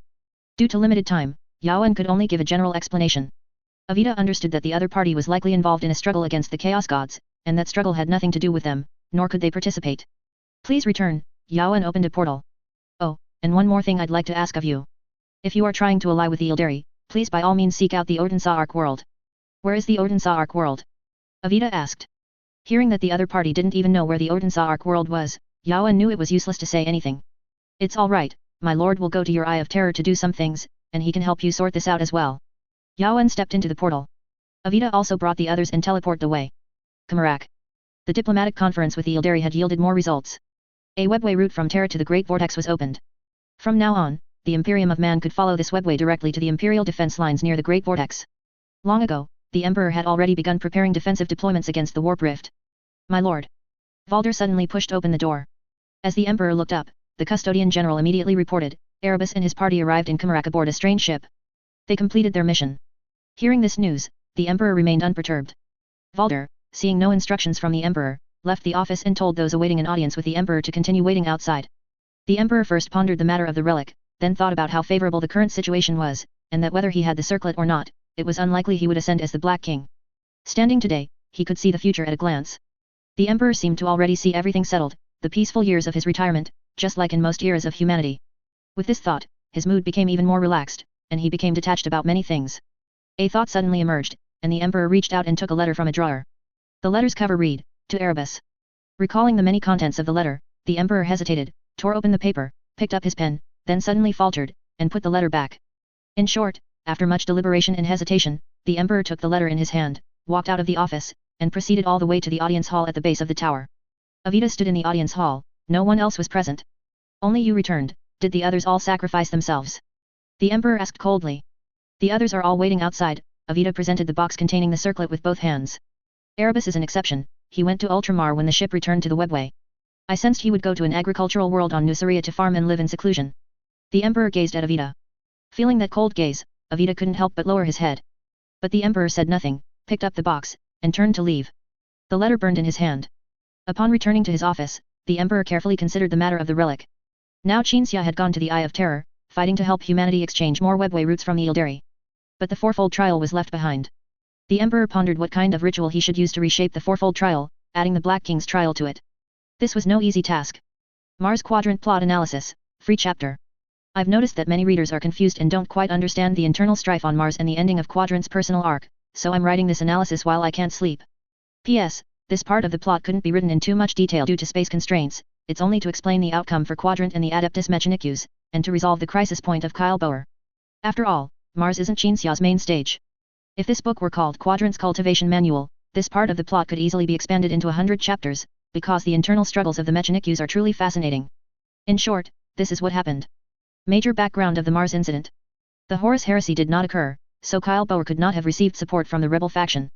11's rebellion was suppressed, and the Webway project proceeded smoothly, speaking of which, Qinxia is truly an MVP. Then, the prevailing trends during the Mars incident. The Emperor and Malkador estimated that the time was ripe to remove Kyle Boer, the Forge Master General they had originally put forward to balance the various factions on Mars. And while they were at it, they would also deal with the Adeptus Mechanicus. Because with the Great Crusade over and the Webway project successful, the Imperium would no longer need the Adeptus Mechanicus in a bright future. The person they chose was Quadrant, who had no ambition and no talent for governance or management. This was to find an easily controlled puppet, so that Mars could gradually self-destruct after the Kyle Boer era ended. This is why the Emperor had Cole show Quadrant the truth about the Adeptus Mechanicus. The truth about the Adeptus Mechanicus in the chip wasn't the real truth, it was only to make Quadrant willingly accept the slow demise of the Adeptus Mechanicus. Whether Moravec is an Emperor's avatar is a matter of debate, with people on both sides offering supporting evidence. In my previous book, Moravec was the Emperor's avatar, in this book, he is not. In any case, when the Emperor and Malkador, those two old geezers, made this decision, the Mars incident could only have one outcome with no suspense. Quadrant would become the new Forge Master General, and Kyle Boer would meet his end. Internal factions on Mars under the grand background and trends. The Imperial faction, led by Kane's defining characteristic was his unwavering loyalty. During the Horus Heresy, he was driven from Mars by the rebels, and the Imperial fists were busy moving things, completely ignoring the loyalist faction's pleas on Mars. In short, Kane was greatly stimulated by these events, to the point where he would later kill someone for no apparent reason when he was idle. He was not a good person, neither in morals nor in character. The Mars faction, these were the Mechanicus who first considered issues from Mars' perspective. These people felt that the Adeptus Mechanicus had lost out in everything since joining the Imperial cause, and that the Emperor was truly unbearable. A large portion of them supported Kyle Boer before the Mars plot in this book occurred. However, as the tide turned, most of them defected from Kyle Boer. The Kyle Boer faction, those who know. The above constitutes the major background, prevailing trends, and internal factions of the Mars incident. In Kamarak, Qinxia had asked the Emperor why he sent Quadrant to Mars. He actually had a premonition and judgment when he sent Quadrant to Mars, but he still had to ask the Emperor to determine what attitude he should take when dealing with the Mars incident. The Emperor didn't tell the truth, and was vague when asking Qinxia to handle Mars affairs. This led Qinxia to at least not consider the Emperor a good friend during the Mars incident. Now he could unreservedly support Quadrant, his beloved friend. Afterward, Qinxia arrived on Mars and found Quadrant under house arrest. After a lengthy, incredibly patronizing and didactic lecture, Quadrant's perspective shifted, and he decided to use his intelligence in governance. Quadrant embarked on a pilgrimage. Before Kyle Boer's death, both the Imperial faction and the Mars faction had a common enemy, Kyle Boer. Thus, they unconditionally supported Quadrant, promoting him, offering help, and so on. The Emperor's arrangement of the Holy Guard to protect Quadrant was the greatest and most important support he could provide, representing the Emperor's attitude. Malkador, representing the Empire's Shadow Department, provided assistance through agents and conspiracies. At this time, Quadrant was in a state where heaven and earth worked together for him. Everything went smoothly, so even though he undertook a pilgrimage and preached, and the content of his sermons was very likely to create enemies, no Mechanicus would criticize Quadrant's new Adeptus Mechanicus philosophy. Then came the public confrontation with Kyle Boer, with everyone engaging in verbal gymnastics in the Wanji Temple.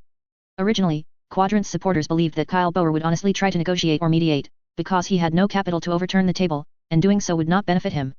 But they hadn't anticipated that 11 had planted a bomb. Before the rebellion began, he sent someone to Mars to find Kyle Boer and help him retrieve the treasures in Moravec's vault. 11 had foreseen everything in the Eternal Well, thus knowing where the vault was and how to open it. 11's idea was to have Kyle Boer destroy the Webway under the influence of a technological singularity. The contents of the vault became Kyle Boer's leverage to overturn the table. He almost wiped out the Imperial and Mars faction high command with a super virus. If Qinxia hadn't reminded Kane to intervene, these people would have been truly finished.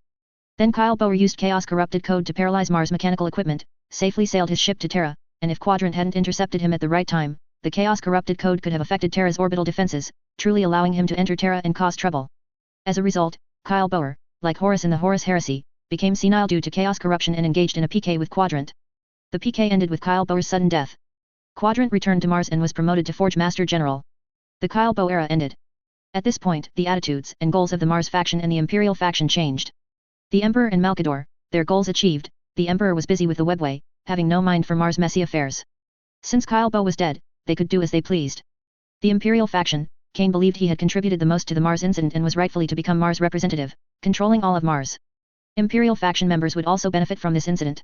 The Mars faction, having wisely defected when the tide turned, they were not purged and were glad to have survived, but they suffered a great loss. Now they had to find a way to contend with the Imperial faction. Internally on Mars, the Imperial faction hoped to control Quadrant, the new Forge Master General, to control Mars, because they needed to use the Forge Master General's identity to follow procedures. The Mars faction hoped to use Quadrant to turn the tables. Quadrant was a newcomer, hadn't even spent much time on Mars, and had no base of support or loyalists. While the Emperor and Malkador would help him against Kyle Boer, they would never help him against the Imperial faction. Thus, he naturally became a figurehead, a rubber stamp. Quadrant entered the office and found that nothing had changed, even the supplies were left by Kyle Boer. This was because Kane wanted to reinforce the negative perception that Quadrant is Kyle Boer's apprentice. More brutal production quotas were issued in Quadrant's name, firstly to show loyalty to the Imperium and demonstrate the Imperial faction's complete ability to manage Mars after Kyle Boer's death. Secondly, Kane wanted to tarnish Quadrant's reputation, laying the groundwork for his own future as Forge Master General. If Quadrant wanted to avoid being a rubber stamp, gain power, and even change all of Mars, he could utilize three things: first, his scientific technology; second, the Mars faction that wanted to use him; and third, his pilgrimage. The new ideas preached during the pilgrimage would cause ideological conflict between Quadrant and most of Mars' high-ranking officials, but the pilgrimage would plant a seed. The next generation on Mars would be influenced by the new ideas spread in his sermons, and would then, upon growing up, firmly support Quadrant/quietly or waveringly support Quadrant/absolutely not support Quadrant but still be subtly influenced by him. The basis for this action's effectiveness is that Mars is different from the Imperium, it has no nobility or family inheritance. 99% of Martians are mass-produced, and then those with talent are selected to become apprentices, Holy Guard warriors, or something else. So, after the Mars incident ended, Quadrant stated that he had seen the forces of change brewing, waiting for him to use them. The final, chronicle-like description introduces the future of Quadrant and the Adeptus Mechanicus. Quadrant, through a series of methods, cultivated his own base on Mars, using people he had won over with free technology sharing to promote his supporters, or gaining benefits through cooperative ventures. Then, he collaborated with the Mars faction and smoothly eliminated the Imperial faction in a new internal struggle. Next, he eliminated the Mars faction in yet another internal struggle, finally gaining control of Mars and then proceeding to complete the Mars reform. Qin Xiao's perspective. Qin Xiao already disliked the Adeptus Mechanicus rule and didn't want Quadrant, his good friend, to become a puppet at the mercy of others. First, he lectured Quadrant to change his mindset, fundamentally preventing him from becoming a puppet Forge Master General who merely waited for Kyle Boer to be dealt with and then took over. Then, during the pilgrimage, he did not stop Quadrant because Qin Xiao saw that Quadrant wanted to sow the seeds of change and lay the groundwork for the future. After Quadrant saw the truth about Mars and the Emperor's chip, Qin Xiao could have followed the Emperor's narrative and said that Moravec was indeed the Emperor's avatar, and that the Adeptus Mechanicus was truly as fake as could be, essentially a tool used by the Emperor to achieve his grand ambitions, just like the Imperium. But he told Quadrant that Moravec was not the Emperor's avatar, and that the Omnissiah described in the prophecy was someone else. Finally, after the War of Severance ended, he told Quadrant, "You will be the most powerful Forge Master General in Mars history." Summary. For this part of the Mars plot, I only focused on the core elements. I didn't have a detailed outline for this section, nor did I repeatedly ponder it, because the most central aspect of this plot is Quadrant's transformation and his ultimate fate. It's similar in nature to the Dawnstar conflict plot. But I really enjoy writing and contemplating the clashes, internal struggles, and collaborations between these governing entities. For example, in the previous book, the cooperation between Tylon and the Imperium, the cooperation between humans, Ildari, and other races. These collaborations inevitably involve compromise and conflict, internal strife and unity. Individuals form small collectives, and small collectives form vast collectives, all colliding with each other as each individual has their own interests and goals. But writing a long-form power struggle would definitely not work. Ultimately, it became Tylon's lord finding the pain points, interests, and common crises of various races, and then, at least on a macro level, uniting sentient beings. In the previous book, Tylon's cooperation with the Imperium, the alliance of various races. In this book, the Dawnstar conflict, the Mars conflict. Friends interested in these types of plots can use the limited information to imagine the rest. If there are parts you can't fill in, you can ask plot-related questions, and I can provide additional reference information through my answers. Chapter 646, A Legendary Meeting. The Eye of Terror.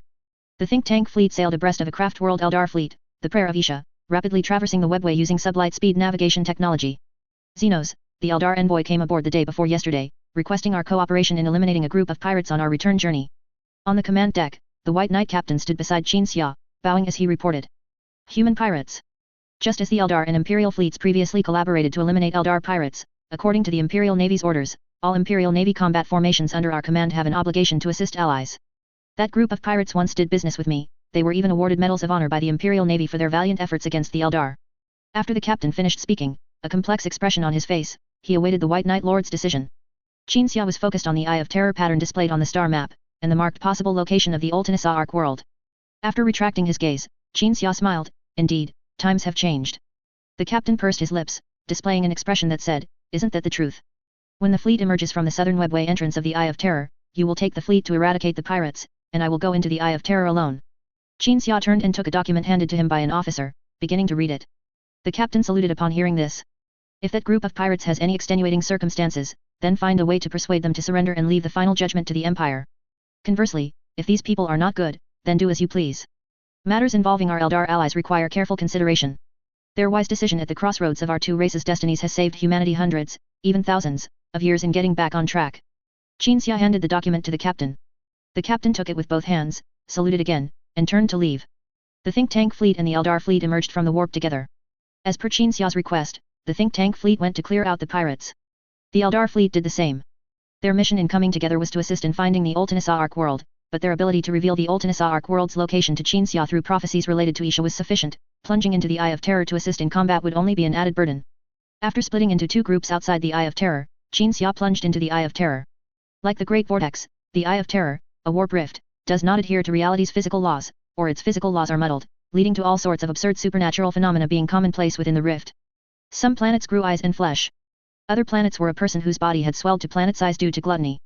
Qin Xia, with his psychic vision, could see a planet occupied by remnants of the Death Guard rebellion. With the thought that doing a favor wouldn't take much time, Qin Xia cast a psychic spell on the planet occupied by the Death Guard rebels. The entire planet was engulfed in flames by him, and all living beings on it fell into the psychic inferno, their souls utterly annihilated. Within the Eye of Terror, Shinix could achieve more, and on a grander scale.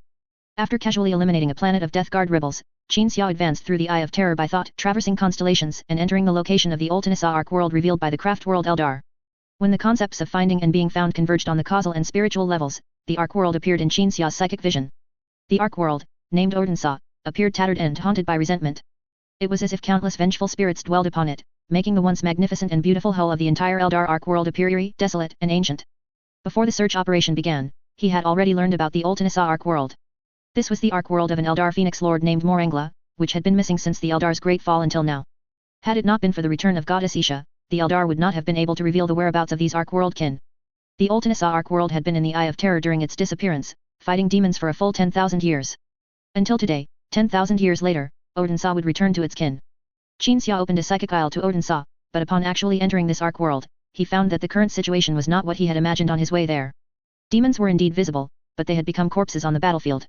The central part of the Ark world had been transformed into a battlefield, but life still persisted, and the remaining beings of the entire Ark world were cleaning up the battlefield, leaning on each other, and encouraging each other. When the Eldar could also see Qin Xia, their gazes gathered in the suddenly swirling snow. Qin Xia looked left and right as he walked out of the snow, his gaze falling on the very center of the battlefield. Upon a mountain of countless demon corpses, a person in black armor sat. Beneath him was the head of a Slaanesh greater demon, a seeker of secrets, its two ears now used as weapon racks, with two long swords plunged into them. The surrounding Eldar wondered what this human was doing, but just as they watched Qin Xia without approaching, they watched the person sitting on the mountain of demon corpses with gratitude, awe, and also the fear of becoming entangled in karma with him. Did you save Uslan? Qin Xia recalled what the old seer had said earlier, then compared it to the unknown person before him, confirming his identity. Out of remembrance, the person in black armor stood up, instantly appearing before Qin Xia, and extended a hand. He opened his mouth to state his name, but after a brief thought, for reasons unknown, he uttered a name that wasn't a name, the forger. Qin Xia. The two exchanged names, then each fell into thought. One wondered how the person before him was Qin Xia, the lord of the Keshik of the White Scars. Could it be that something had happened in this universe, turning someone who would have been killed by Eidolon into a formidable character? The other, meanwhile, pondered the origin of the other party's name. The XXER, that sounded far too much like a star god. But with both sides aware that the other came from a different universe, they did not dwell on past events and experiences, but rather discussed their intentions for the present and future. Why have you come to our universe? Qin Xia asked. To slay the four gods. The forger's tone when giving this answer was so calm that it surprised Qin Xia. While leading humanity toward renewed prosperity and greatness was indeed Qin Xia's intention, and something he had consistently strived for since arriving in this universe, he also knew that it was far from the ultimate goal. Only by eradicating chaos could this prosperity be maintained, and to eradicate chaos, the four gods must first be eliminated. Only when the warp returns to peace and tranquility will true prosperity exist in the reality universe, otherwise, any faction is merely a pawn for the four gods to manipulate. Actually, that's my goal too, Qin Xia said, but it sounds so grand that I was embarrassed to say it. You are quite unique. The forger scrutinized Qin Xia. You are able to establish a connection with Shinix. Your existence has made me realize one thing, that people like us are not immune to the warp. People like us. Qin Xia suddenly realized the other party's origin. Not the origin of which universe he came from, but his most primordial origin. I know about you, you are on a path called the Fourfold Trial, the forger continued, seizing the authority, concepts, and power of the four gods, and then completely erasing them. That's a good approach. Then how do you slay gods? Qin Xia was very curious. He could sense some things from the flames and lightning burning around the other party. These transcendent powers were not psychic, and the other party appeared as a blank slate in psychic vision. The answer is to kill. The forger spread his hands, and two swords were pulled from the greater demon's head, falling into their master's hands. My power can utterly annihilate a demon. All demons are a part of the four gods' essence. On the surface, it seems they can never be truly killed. Even if I kill a Skarbrand, a Kyugas, the four gods can still create another Skarbrand and Kyugas. But in reality, the demons I kill will disappear forever, as if a trace of their essence has been lost from the four gods. Slaying the four gods is like unraveling a silk cocoon for me, killing them thread by thread, until one day, I will annihilate the entire essence of the four gods. This is the path of god slaying. Hearing this theory, Qin Xia was astonished by the other party's persistence and determination. I was once like you. The forger turned and surveyed the entire Ark world. Promoting cooperation and unity among all beings in reality. Changing the destiny of the entire human species, from individuals to the collective, from the lowest strata to the highest. But when I had accomplished everything, I realized that the universe was not the only one. To harbor a desire to save countless universes is nothing but a pipe dream, but at least, by eliminating chaos and bringing peace to the warp, the situation of all reality universes can be improved. At this point, the forger suddenly faced Qin Xia again. As Qin Xia pondered, he softly asked, "Do you have a lover, followers, close friends?" "Undoubtedly." Qin Xia nodded. "I do too. I forged a faction called Tylon, and I indirectly facilitated the establishment of a galactic federation." The forger lowered his head, looking at his chest, where a star pattern was emblazoned on his black armor, "But I am a person who cannot settle down. I always have to find things to do. I can't." "Are you trying to persuade me to abandon everything in one universe, like you, and enter the warp to embark on the path of god slaying?" Qin Xia directly stated the other party's thought. The forger was silent. "Of course, I will do that, but only after everything has settled down." Qin Xia said, "I've already planned to eliminate the four gods after everything is taken care of. I want to strip them of their authority, concepts, and power, making them disappear forever from the past, present, and future, so you don't need to appeal to my emotions." The forger nodded, extended his fist to Qin Xia's chest, and after a moment of contemplation, said, "Both you and I are worthy of transcendent power. Power isn't a test, if you have it, you have it." "But I think you're right," Qin Xia smiled, "mortals also have pursuits, social status, wealth, power. And when the power one wields makes obtaining these things easy, then there will be higher pursuits. The change in the species predicament. The fate of living beings in reality. In short, anyone with a normal mind wouldn't possess transcendent power and yet take pleasure in butchering mortal flesh, like a certain skeleton. It's like being born human, and the ultimate goal is to squat in front of an ant nest, pouring water into it for fun, and then genuinely feeling that this is incredibly fun." Hearing Qin Xia's last two sentences, the forger let out a laugh filled with a sense of agreement. Qin Xia was sure the other party understood, and he also had a guess about the other party's origin. "The Ultinasa Ark world will be sent out of the Eye of Terror by my followers." The forger extended his hand once more. "Are you interested in seeing those who will accompany us on the path of god slaying in the future?" Chapter 647, The Infinite City. The Warp. Two transcendents temporarily departed from a universe and roamed in the warp. Then, the two passed through the veil of reality and arrived at a place different from the warp and the reality universe. Although it was enveloped by a veil that the gods could never penetrate, it was not a universe, but an area. The area was not large, it contained only a prosperous planet and various orbital facilities built around it. After penetrating the veil, the two entered the planet's interior. "The scenery here is really beautiful. It's like Caliban. Everything you see with your naked eye seems to have its color contrast maxed out." Qin Xia couldn't help but exclaim when he saw the planet's environment. However, the forger beside him had no reaction to the phrase "it's like Caliban." Because for the other universe where the forger grew up, Caliban was nothing more than non-concrete fragments of words and the planetary wreckage of the 40th millennium. He merely introduced the planet. "This is the Infinite City, a city located in the warp. The planet itself is also a city, where those who are homeless due to the destruction of their respective universes reside." The two entered the planet's south pole, into a massive fortress situated in the ice and snow. As they advanced along the fortress corridor, Qin Xia suddenly saw Guillemon walking towards them. The 13th Primarch nodded to Qin Xia, then approached the forger, whispered a few words, and turned to leave. A few seconds later, another Guillemon walked over, carrying a stack of documents in his arms. After nodding to the two, the other Guillemon also left. Subsequently, more Guillemons continuously appeared. The place we are in is the archives. The forger introduced, to Qin Xia, who had already guessed a little. Currently, there are many Primarchs on this planet. They come from various universes that are on the verge of destruction or have already been destroyed. Of course, there are also some cloned Primarchs from my universe. Now, they are working together to eliminate the gods. Perhaps the Primarchs cannot wreak havoc in the warp, but they are still a powerful force that cannot be ignored. As he was introducing, a lion suddenly walked towards the two. Seeing the other party in the guise of a young lion king, Qin Xia immediately felt a headache. He is Lion L. Johnson, high EQ. In his universe, he was rigorously taught by Luther and became a person with high emotional intelligence, the forger introduced. Here, we use nicknames to refer to a certain Primarch. Lion L. Johnson, high EQ walked up to the two, stopped, and then spoke, "Why didn't you clean yourselves after returning from the warp? You smell like two piles of shit. If that's the case, then you don't need to lead an army to Universe 30,901 for battle later. Find a fragrant place and stay there yourself," the forger said. Lion L. Johnson, high EQ's expression changed drastically. After a moment of contemplation, he shook his head, "I was just saying. Although you smell like two piles of shit, I know you are the darlings here. I really want to hug you and rub against you fiercely." With that, Lion extended his hand to Qin Xia. "Hello, I am Lion L. Johnson, high EQ. Undoubtedly, high EQ Lion." Qin Xia shook Lion's hand. Then Lion nodded to the two again, put on a chicken wing helmet resembling Errol, and left. Is he going to save a reality universe? Qin Xia continued to walk. No, most reality universes will be destroyed under the erosion of chaos, the forger replied. He is going to pick someone up. A look of regret appeared on Qin Xia's face under his helmet.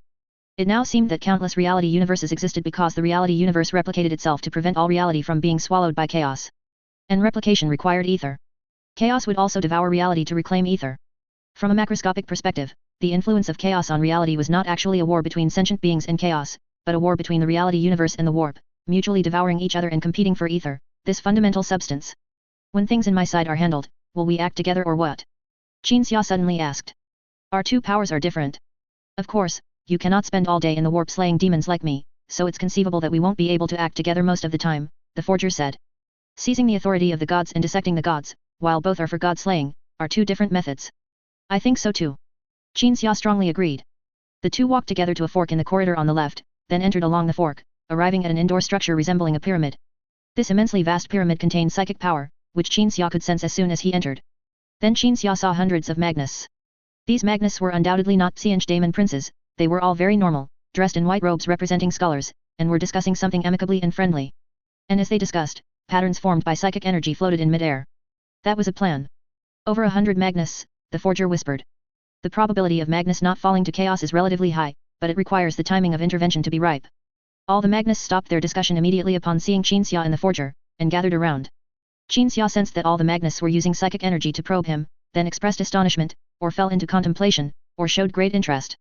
As I said, Magnus, the forger began, Qin Xia is a very unique person. He has a unique connection with psychic energy. Such a person can seize the authority of the gods. It's good to see you, Qin Xia. A Magnus stepped forward. A badge which looked like a human brain was pinned to the chest of his white robe. Qin Xia realized that these Magnists must have differentiated into management and executive layers among themselves, and they had received different honors, forming an identity for the infinite city. And the uniqueness of this Magnus before him was not just the badge. He did not have only one eye. This indicated that this Magnus had never sacrificed an eye for the sake of acquiring knowledge. You are a unique transcendent, and I am a unique Magnus. In my universe, I realized the danger of the warp from the very beginning, because my universe was already riddled with holes, and everyone around me was killed by the power of the warp. I swore to fight chaos to the end. Magnus walked to Qin Xia's side, placed a hand on his shoulder, and led him to the very center of the pyramid. Above them was the plan pattern shaped by all the Magnists using psychic energy. I and all of us will provide you with assistance regarding the fourfold trial. You can tell us what is displayed on the fourfold trial, and then we will conduct a debate, discussion, and strategize, ultimately coming up with a highly feasible and optimal trial plan. Magnus said. Upon hearing this, Qin Xia felt a sense of unexpected joy. The enigmatic trial titles of the fourfold trial had always been the biggest hindrance to completing the trials, but now, he had hundreds of super intellects like Magnus to answer his questions and offer advice. He only needed to figure out how to complete the trials. This was simply too great. Although we do not know the specific content of the fourfold trial, from the observation records of your original reality universe by the forger's subordinates, we can still deduce many things. Before you arrived, we had an idea. When you miss the best trial opportunity in the original universe, you can go to other universes to conduct the trial. As Magnus introduced, one by one, reality bubbles shaped by psychic energy floated around Qin Xia. Various psychic energies and material level data, some vague, some detailed, were all presented around the reality bubbles. Then Qin Xia discovered that regarding how best to complete the fourfold trial, the Magnists had already summarized a formalized process. Although when you conduct the trial in the same way in other reality universes, it may not produce sufficient ritual efficacy, it doesn't matter, just increase the scale of the ritual. Magnus extended his right hand, and the reality bubble labeled as the original reality was dragged over. For example, in the Wrathful Incarnation trial you conducted in the original reality universe, you eliminated the grievances and injustices of all the weak on Nostramo for tens of thousands of years. In other universes, you can replace Nostramo with a sector, a species. Then, at this moment, the forger suddenly cleared his throat. The Magnus and Qin looked at the forger together. I don't want to interrupt you, but the time in the Infinite City and the reality universe is synchronized, and he still has some things he hasn't finished, the forger said. Apologies, I was too eager for you to know what we have done. Magnus smiled apologetically. Qin immediately informed the Magnus of the content of the fourfold trial. After the Magnus recorded and began to study it, Qin and the forger left together, heading to other parts of the Infinite City. Was this the Infinite City shaped by your own hands? Qin suddenly became very curious about what the forger had done after embarking on the god-slaying path. However, the forger shook his head. No. Initially, the Infinite City was a planet located within the membrane of reality. I brought over the cloned Primarchs who were willing to follow me on the god-slaying path. Then, as more and more things were done, and we went to one reality universe after another, more and more people joined. Aside from shaping the material foundation of the Infinite City, I did nothing else. Everything else was built by the Lost Ones themselves. The forger looked around. There were some exquisite artistic drawings in the spacious corridor. All the artistic drawings were signed by Fulgrim, except that after Fulgrim in the signature, distinguishing titles such as Warrior, Handsome King, or Savior would be added. And the exquisite sculptures in the corridor were signed by Perturabo. I really didn't expect this place to have such a day, the forger smiled helplessly. 99.9% of the time I spend in the warp slaughtering demons. Walking in this place with you today is truly an exception among exceptions. It really is a case of an unintentional act leading to a positive outcome. Qin felt a surge of emotion. Also, Lost Ones, is that a term for those who have lost their original reality universe? The forger nodded. Evidently. And the Lost Ones are not just Primarchs, but also Space Marines, Mortals, Eldar. They are all in the Infinite City, united by the loss of their homelands, fighting against chaos to prevent more beings in reality from facing the same fate as them. Chapter 648, Reality Crisis. This is the Infinite City Council. The forger gently snapped his fingers, and the path before them transformed into the road leading to the Infinite City's core. This wasn't teleporting the two of them to a specific road, rather, it was twisting the very structure of the Infinite City. Evidently, the forger possessed the material power to warp reality. I haven't even established a governing system for the Infinite City. Because they can do it for me. The forger's gaze fell upon the pristine white hall at the end of the passage. The hall was immensely vast, large enough to accommodate a Gloriana-class battleship. Yet, under the influence of special scientific technology, everyone within it could see all places and all people up close, and hear others' words as if they were spoken right into their ears. On the northern wall of the council hall, a colossal banner hung high. The Imperium of Man's double-headed eagle, the Mechanicus's cogwheel, the Ildari's Asuryan's eye, the Space Necron's metal skull. There were hundreds of thousands of council seats, all arranged around the core seats, which were the councillor seats. There were 1,000 councillor seats. 5 Horuses, 3 Angrons, and 12 Sanguinius sat beneath the giant banner representing humanity. And councillors from other races also gathered in groups of 3 to 5, discussing matters with the humans. They will decide the specific governing plan for the Infinite City, the forger introduced, and also what to do with other reality universes. How many living beings other than Primarchs are on this planet? Lost mortals? Qin asked curiously. Even the Guillimons can't count them. Can't count them? How vast must the Infinite City's planet be then? Equally uncountable. Thanks to the Star God's power over spatial laws, this planet, named City, can accommodate countless people. Then the city's expansion and, oh, that should be the Perturabo's responsibility, right? Yes, the construction committee formed by the Perturabos is responsible for the city's expansion, the use of new technologies, and military production. A speech from a councillor Horus interrupted their discussion. One of the only 2 original universes, Original Universe 2, is facing an apocalyptic crisis. Hearing this, Qin tensed up. But the forger said, that is my reality. A more powerful Tyranids has already annihilated their cousins and begun marching towards the Milky Way. We need to decide whether to intervene in what is happening in that original universe. Horus's voice echoed through the council hall. What do you mean by Tyranids' cousins? What the hell? Qin was extremely puzzled. They are a more powerful form of Tyranids.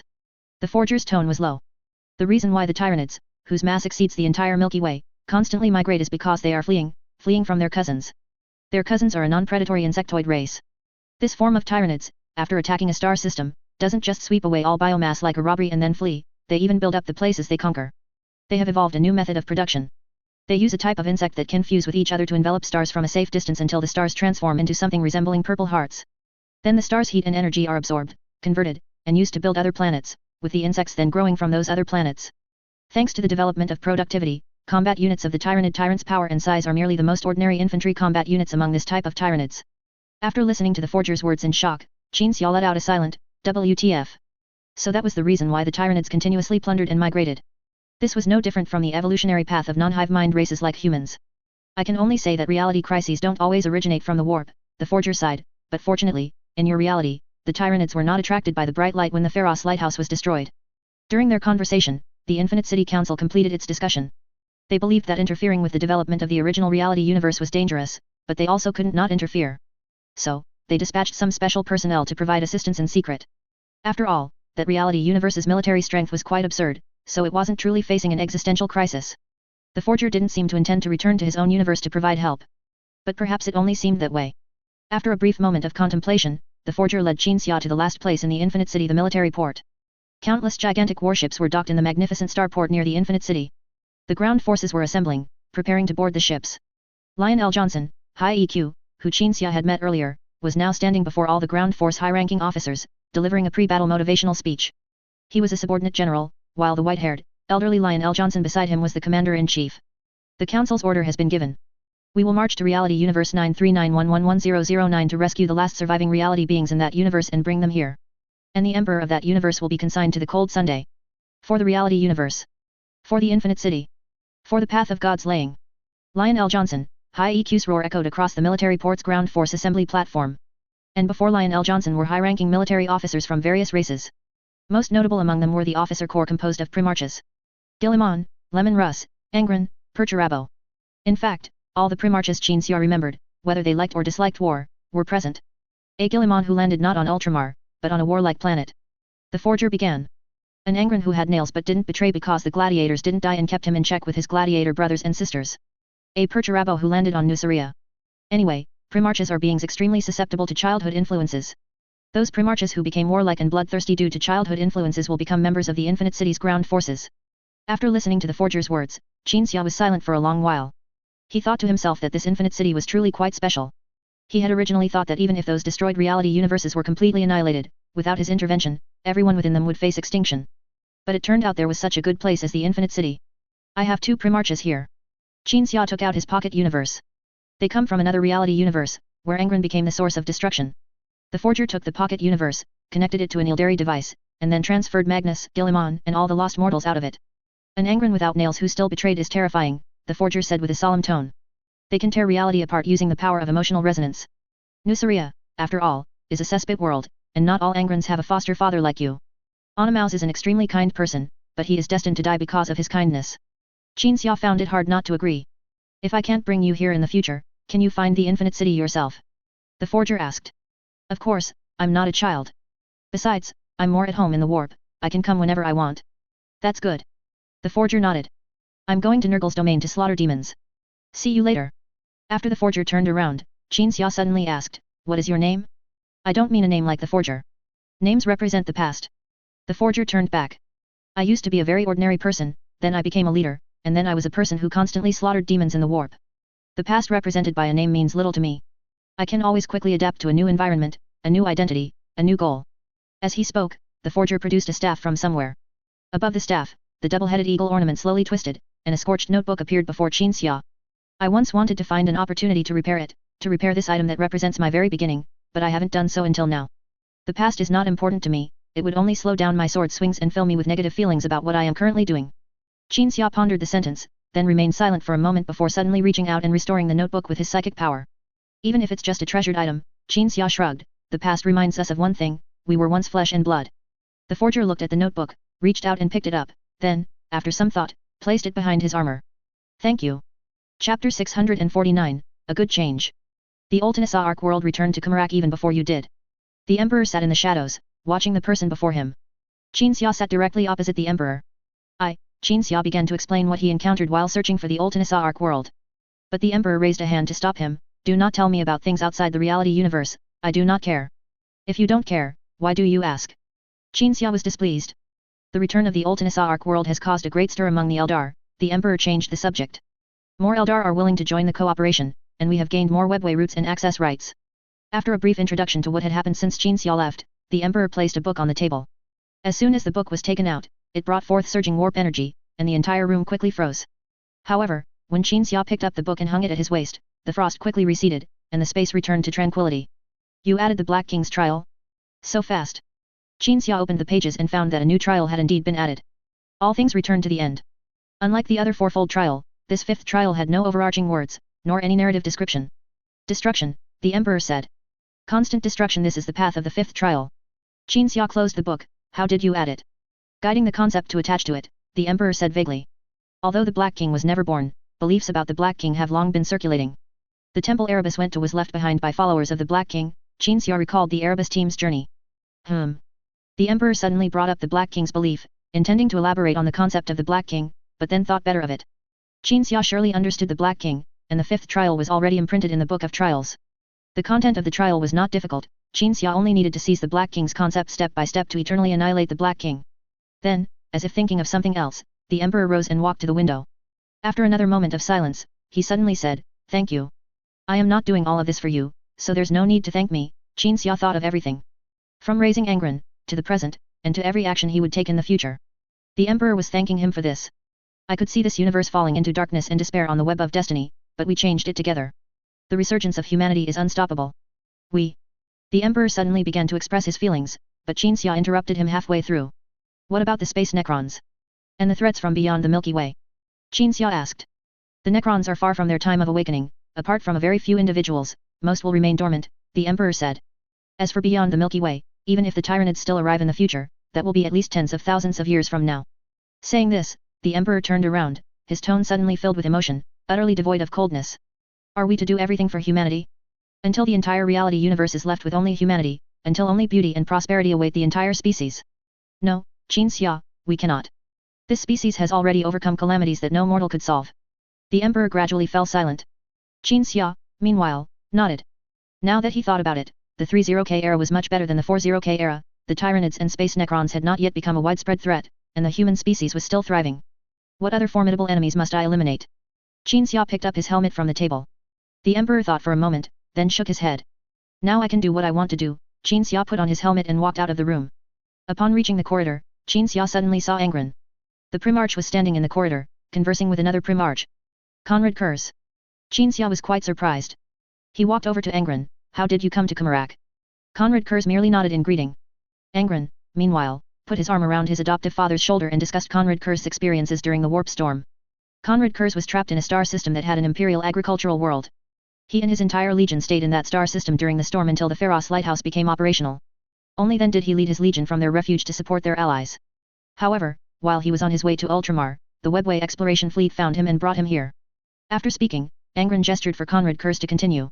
Conrad Kurz showed no joy of reunion at this moment, his face was only melancholic and gloomy. That's not the point, Conrad Kurz said. The point is that we were attacked by unknown enemies halfway. Qin Xia nodded, indicating for Conrad Kurz to continue. These enemies were about 5 meters tall and looked like humans, but with some mutated, non-human features on their limbs. They were exceptionally powerful and could use supernatural abilities. Conrad Kurz knew he was not good with words, so while explaining, he took out a data slate. Qin Xia and Angron both looked at it.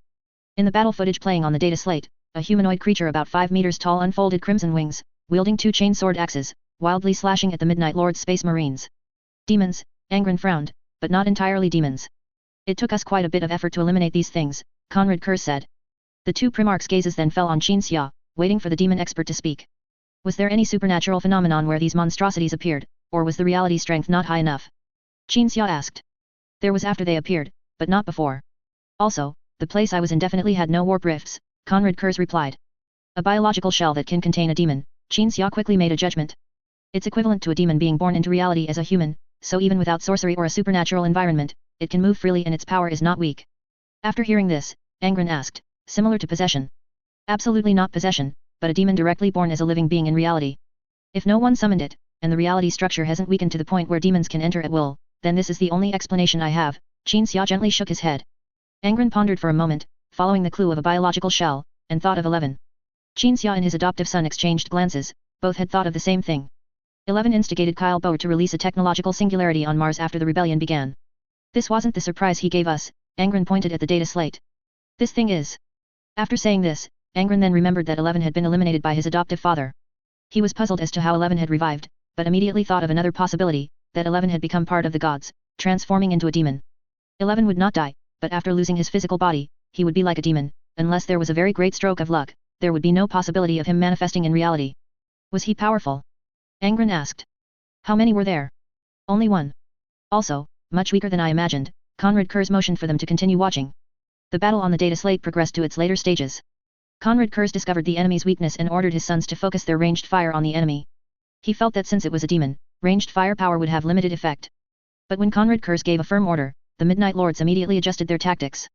Under the concentrated fire of hundreds of bolters and melta beams, the enemy was torn to pieces, dying on the spot. I thought he was a Kern demon, so I fought him in an anti-demon way, like with blades, but it wasn't, Conrad Kurz said. His combat power was far inferior to a Primarch like me and my brothers, he was just, very peculiar. Another 1,000 wouldn't make a difference, Qin Xia motioned for Conrad Kurz to put away the data slate. Next time I go to the warp, I will investigate this matter. I believe the source of this creature is still the warp. Angron and Conrad Kurz exchanged glances, both nodding. Ultimately, the combat power of this strange creature was not great. Its only characteristic and advantage was that, unlike ordinary demons, it was not affected by the strength of reality's structure. However, this was equivalent to a ghost with a physical body, purely in terms of power. Demons, these ghost-like entities, were actually weakened after acquiring a physical shell.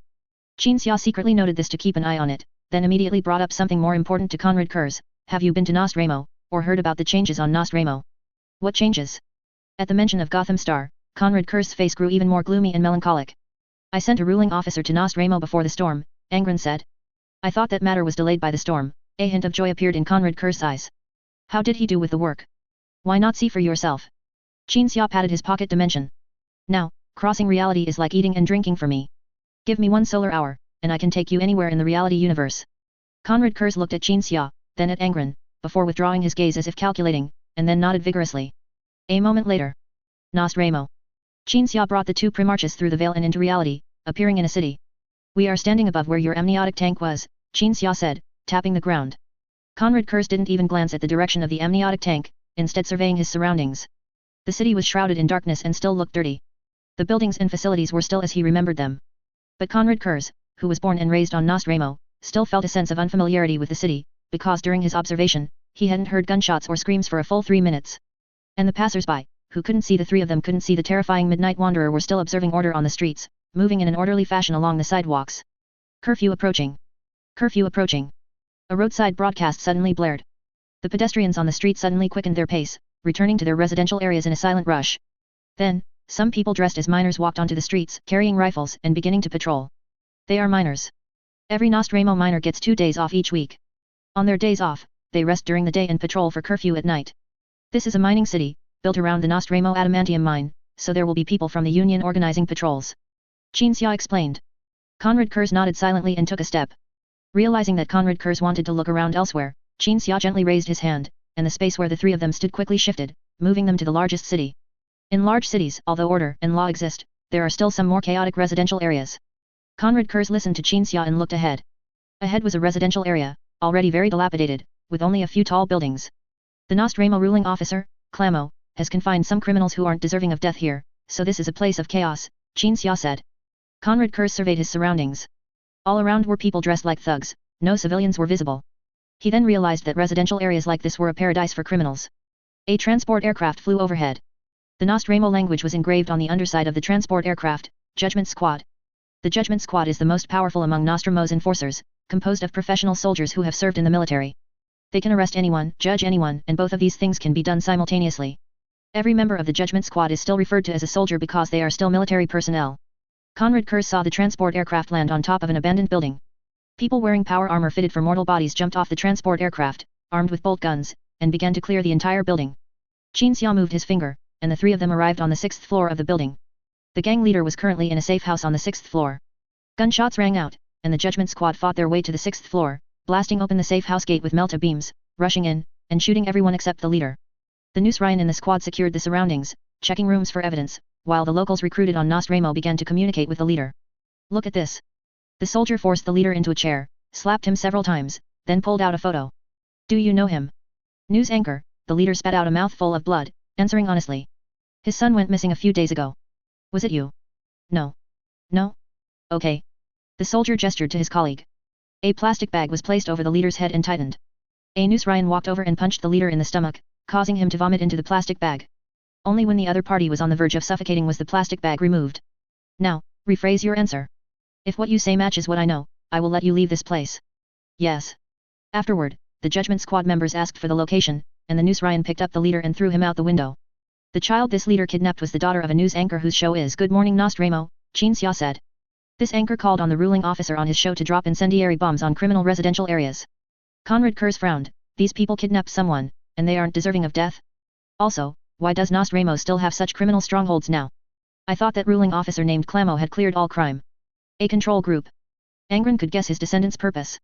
He wants to make the Nostromo people hate crime, and then eventually have the Nostromo people judge these concentrated criminals. For example, by dropping incendiary bombs here.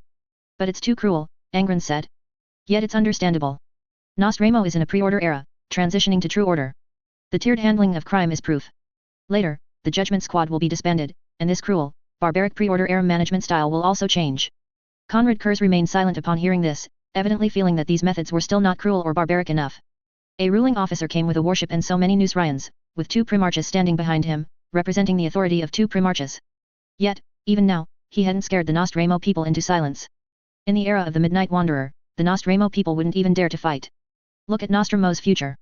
Angron sensed Conrad Kurz's thoughts, so he used a different approach to make Conrad Kurz realize that Nostromo would change completely.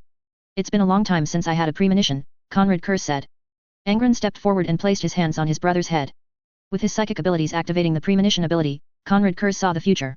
Nostromo transformed into a world of order, where acts of evil like robbery and murder would still occur in the future, but in very small numbers.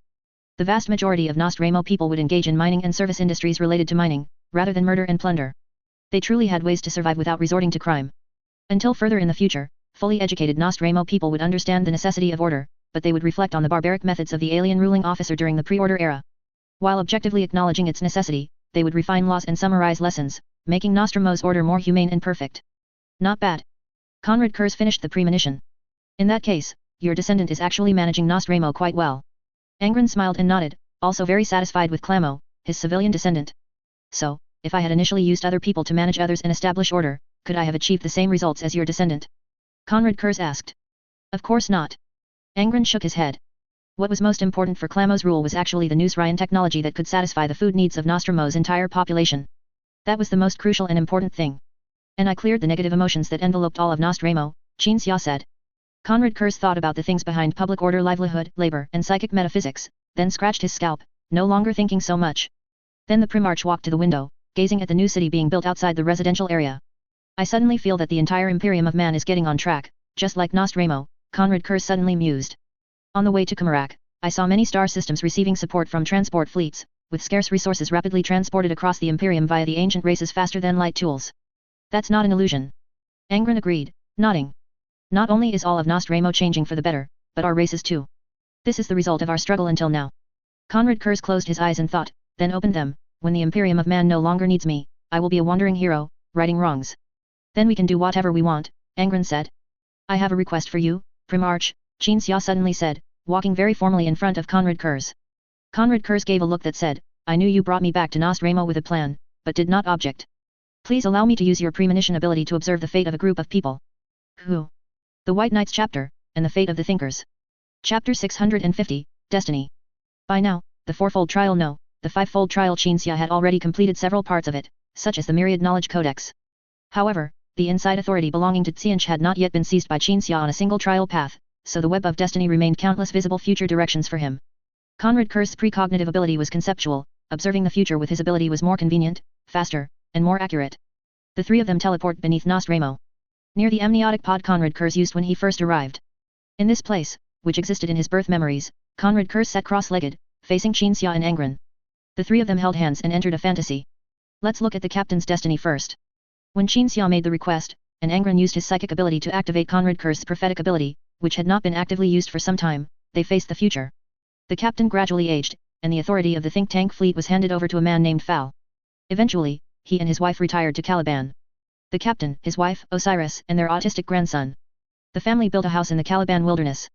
Caliban was an extremely beautiful place, like a fantasy land with a filter applied and contrast maxed out. The captain and his wife, until their last moments, fell asleep simultaneously, holding hands while reminiscing about their youth. Osiris buried his two adoptive parents, erected a tombstone for them, kowtowed, and observed 3 years of mourning. This is not a Caliban custom, Conrad Kurz said. This is a custom from my adoptive father's hometown. Angron looked at his father, but Osiris wasn't raised by you. He admires me greatly, Qin Xia speculated. The great librarian recorded my past, and I once mentioned this special funeral tradition. Osiris probably read my biography and remembered it. The three of them were immersed in the most probable future scenario as if they were truly there. Qin Xia reached out, making the time in the scenario flow back to when the captain and his wife passed away. Then, the White Knight Lord bowed to his loyal servant, who had served him for decades, and said, "Thank you." Overwhelming psychic power, driven by nostalgic emotions, permeated reality, permeated the timeline. The captain, before his death, opened his eyes in disbelief, tears streaming down his face. The destiny scenario continued to evolve. Osiris inherited the wealth the captain had managed to accumulate while serving as the think tank fleet's naval commander, but because he was truly guileless, his wealth was taken away. Luther, who was about to move all of Caliban into the webway, found a way to take this money, using it to hire the Olympia engineering team to build the planet-moving device. Osiris could only work for a living on Caliban with his autistic child. His wife did not appear in the future, indicating she had died long ago. Life was hard, and just before Caliban entered the webway, Osiris discovered he had a terminal illness, but his child still couldn't live independently. After trying to teach his child how to survive without care, Osiris realized the child's autism was too severe to learn, and his own life was gradually coming to an end. He had also tried to treat his child's autism, but it was an inherent genetic disease from his navigator wife's family, essentially a curse. Finally, pushed to a certain point, Osiris carried his child, put on his adoptive parents' medals, left Caliban, and embarked on a journey to find the think tank. The result was, in a certain starport, Osiris had his money stolen, his medals snatched, and when he cursed at the thugs, he was stabbed. After barely saving his life, he could only stay in the starport and work. "Oh my god!"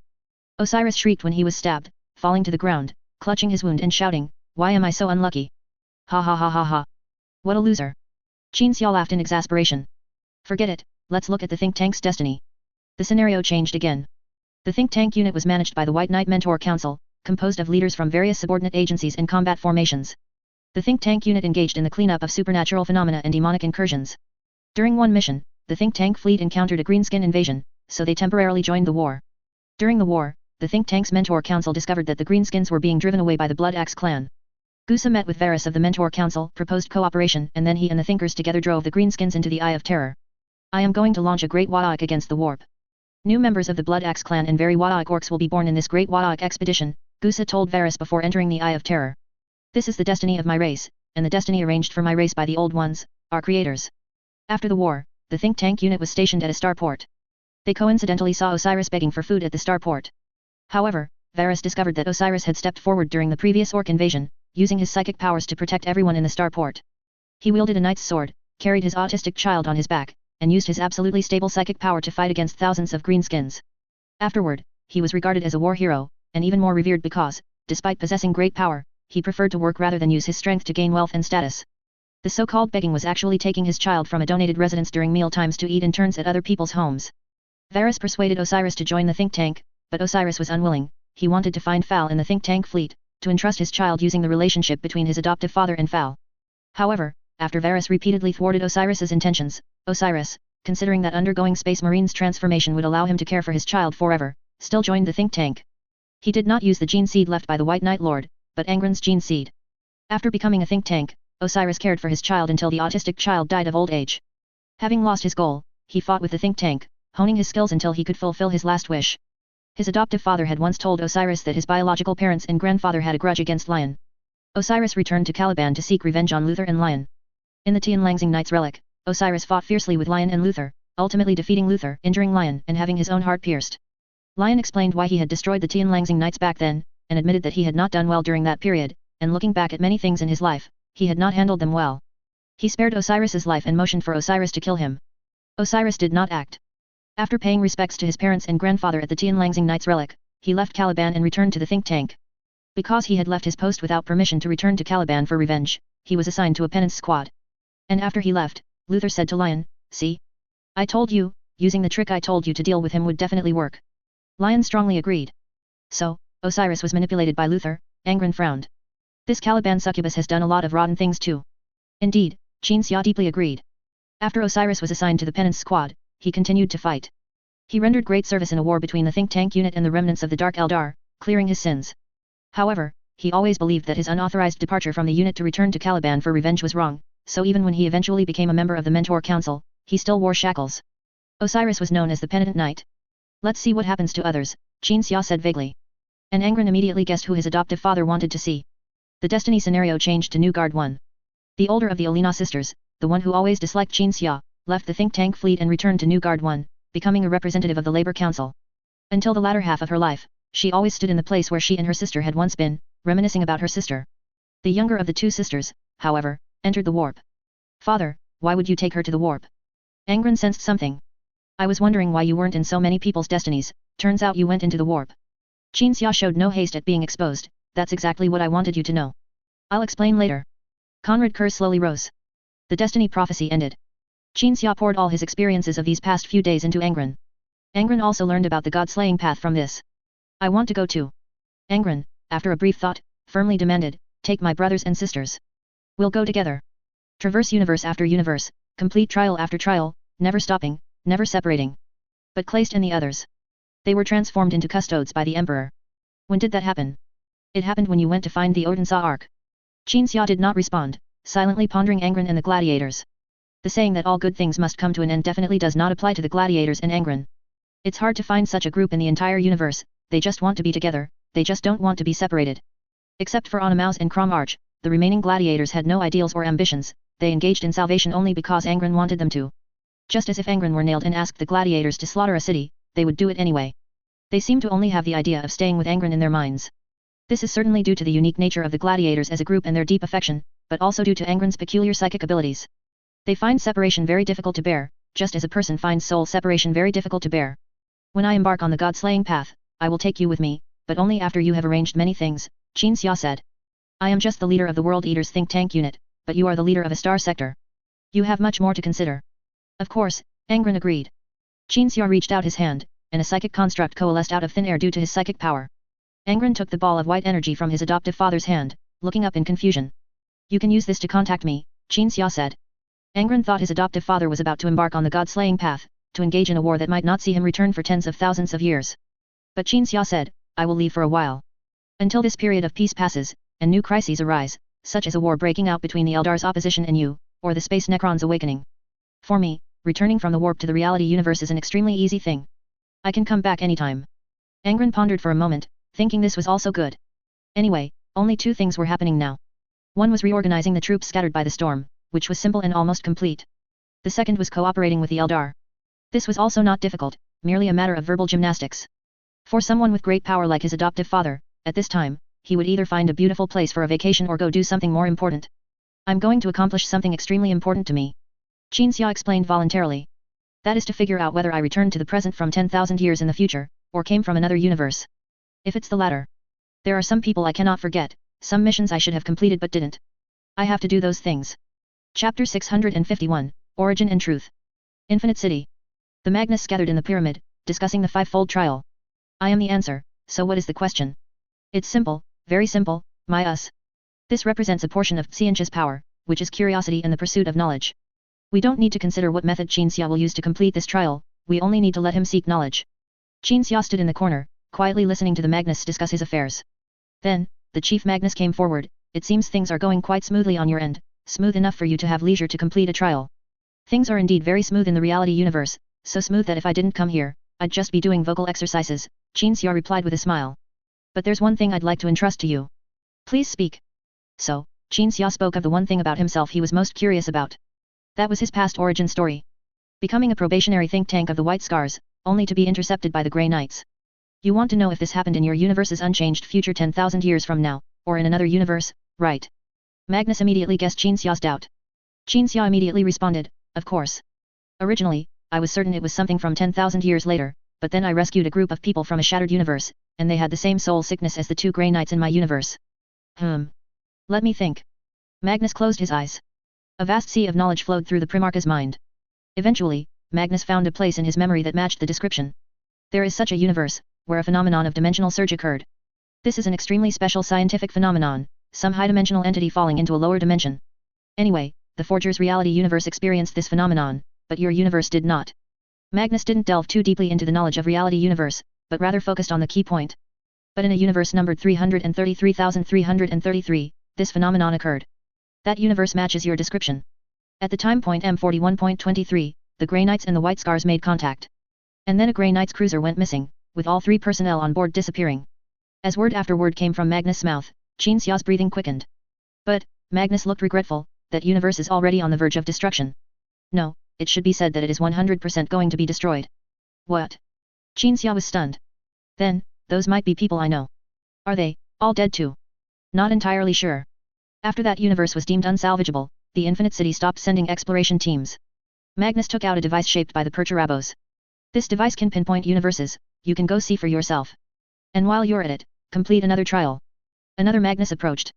You can complete the first step of the Black King's trial in that universe, and the specific method.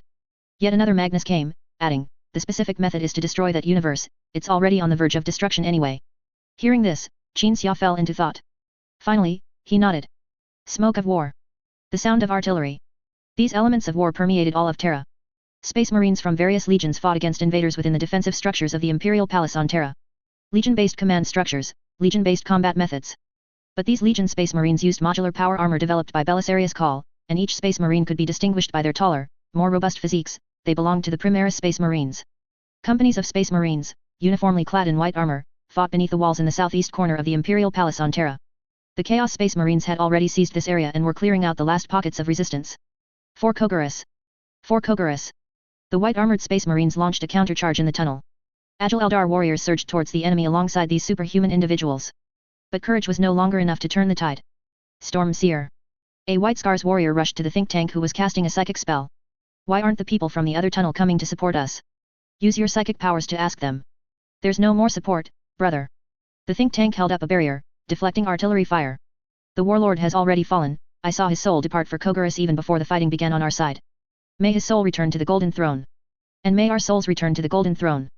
The warrior charged forward, raising his long sword, for the God Emperor. The think tank teleported ahead first, preparing to cast a psychic spell to break the stalemate. But the Chaos Sorcerer opposite him was disrupting him with whispers, making it increasingly difficult for him to concentrate. He was still concentrating when a Chaos Spawn burst through the Chaos Space Marines and charged at him. At that moment, someone suddenly clapped the think tank on the shoulder. He turned his head and saw a person in ornate armor, of unknown origin. Lelith arrived at the forefront of the battle. All artillery fire concentrated on him, but could not penetrate the psychic barrier. The entire tunnel suddenly began to cool rapidly. A snowflake drifted down from above. The think tank saw Lelith's white cloak fluttering and snapping in the wind and snow. Lelith raised his hand, and the tunnel before him was completely cleared, whether it was enemies, weapons, and ammunition flying along the way, or anything else, all vanished without a trace. The White Scars warriors and allied Eldar warriors present watched in silence, although they didn't know Lelith's origin, he was clearly not an enemy. Are you from the White Scars? Lelith quickly turned around, taking off his helmet and holding it in his hand. Immediately after, another question came from his mouth. Do you know me? Or are the people who know me still alive? His tone contained worry, expectation, and fear of disappointment. Qin Xia. In the crowd, a White Scars think tank gently pushed aside those in his way and came to the front, also taking off his helmet and holding it in his hand. His gaze was disbelieving, filled with complex emotions, his eyes scanning Qin Xia's body repeatedly. Only when he could clearly see the skin texture on Qin Xia's face did he utter a definitive Qin Xia. Master Wu Wei. Qin Xia also scrutinized the White Scars think tank's face, his expression gradually shifting from worry to surprise. It really is you, it really is you. I came to the right place. The right place. The two walked towards each other under the bewildered gazes of others. Qin Xia, usually quick-witted, didn't know what to say at this moment. He was certain that his origin was not from the reality universe 10,000 years later, but from an ordinary branch universe. But that wasn't important, what was important was finding people he once knew. Think Tank Wu Wei was one of the people who had given Qin Xia much help and guidance. But Qin Xia didn't know how they came to be on Terra, how the Chaos Space Marines managed to reach Terra, or why the other White Scars in the Legion looked at him with unfamiliar eyes. All these questions, all the things he wanted to say, accumulated at this moment, blocking Qin Xia's mouth, leaving him opening and closing his mouth for a long time without being able to utter a single word. Combat Unit 31. A group of Ultramarines arrived from the back of the tunnel, their officer came forward, first glancing at the strangely dressed Qin Xia, then speaking to Think Tank Wu Wei, the Lord Regent has dispatched us to support you. You may withdraw to rest and regroup. 1 solar hour later. In a court of the Imperial Palace on Terra, which had been converted into a military outpost, Qin Xia and Wu Wei sat in a corner. The former listened as the latter spoke of many things. Gradually, Qin Xia learned what had happened in this universe. After Guilliman's return, he became the Lord Regent and undertook several crusades, barely stabilizing the situation. Then, the warp rift tearing the galaxy continued to expand, several fallen primarchs appeared in succession, and the War Master Abaddon launched several black crusades. The Imperium was ultimately too vast, during a period when the gods focused their attention not on Guilliman, but on other parts of the Imperium. After several rounds of attacks, the Imperium was riddled with holes, eventually falling into its current state.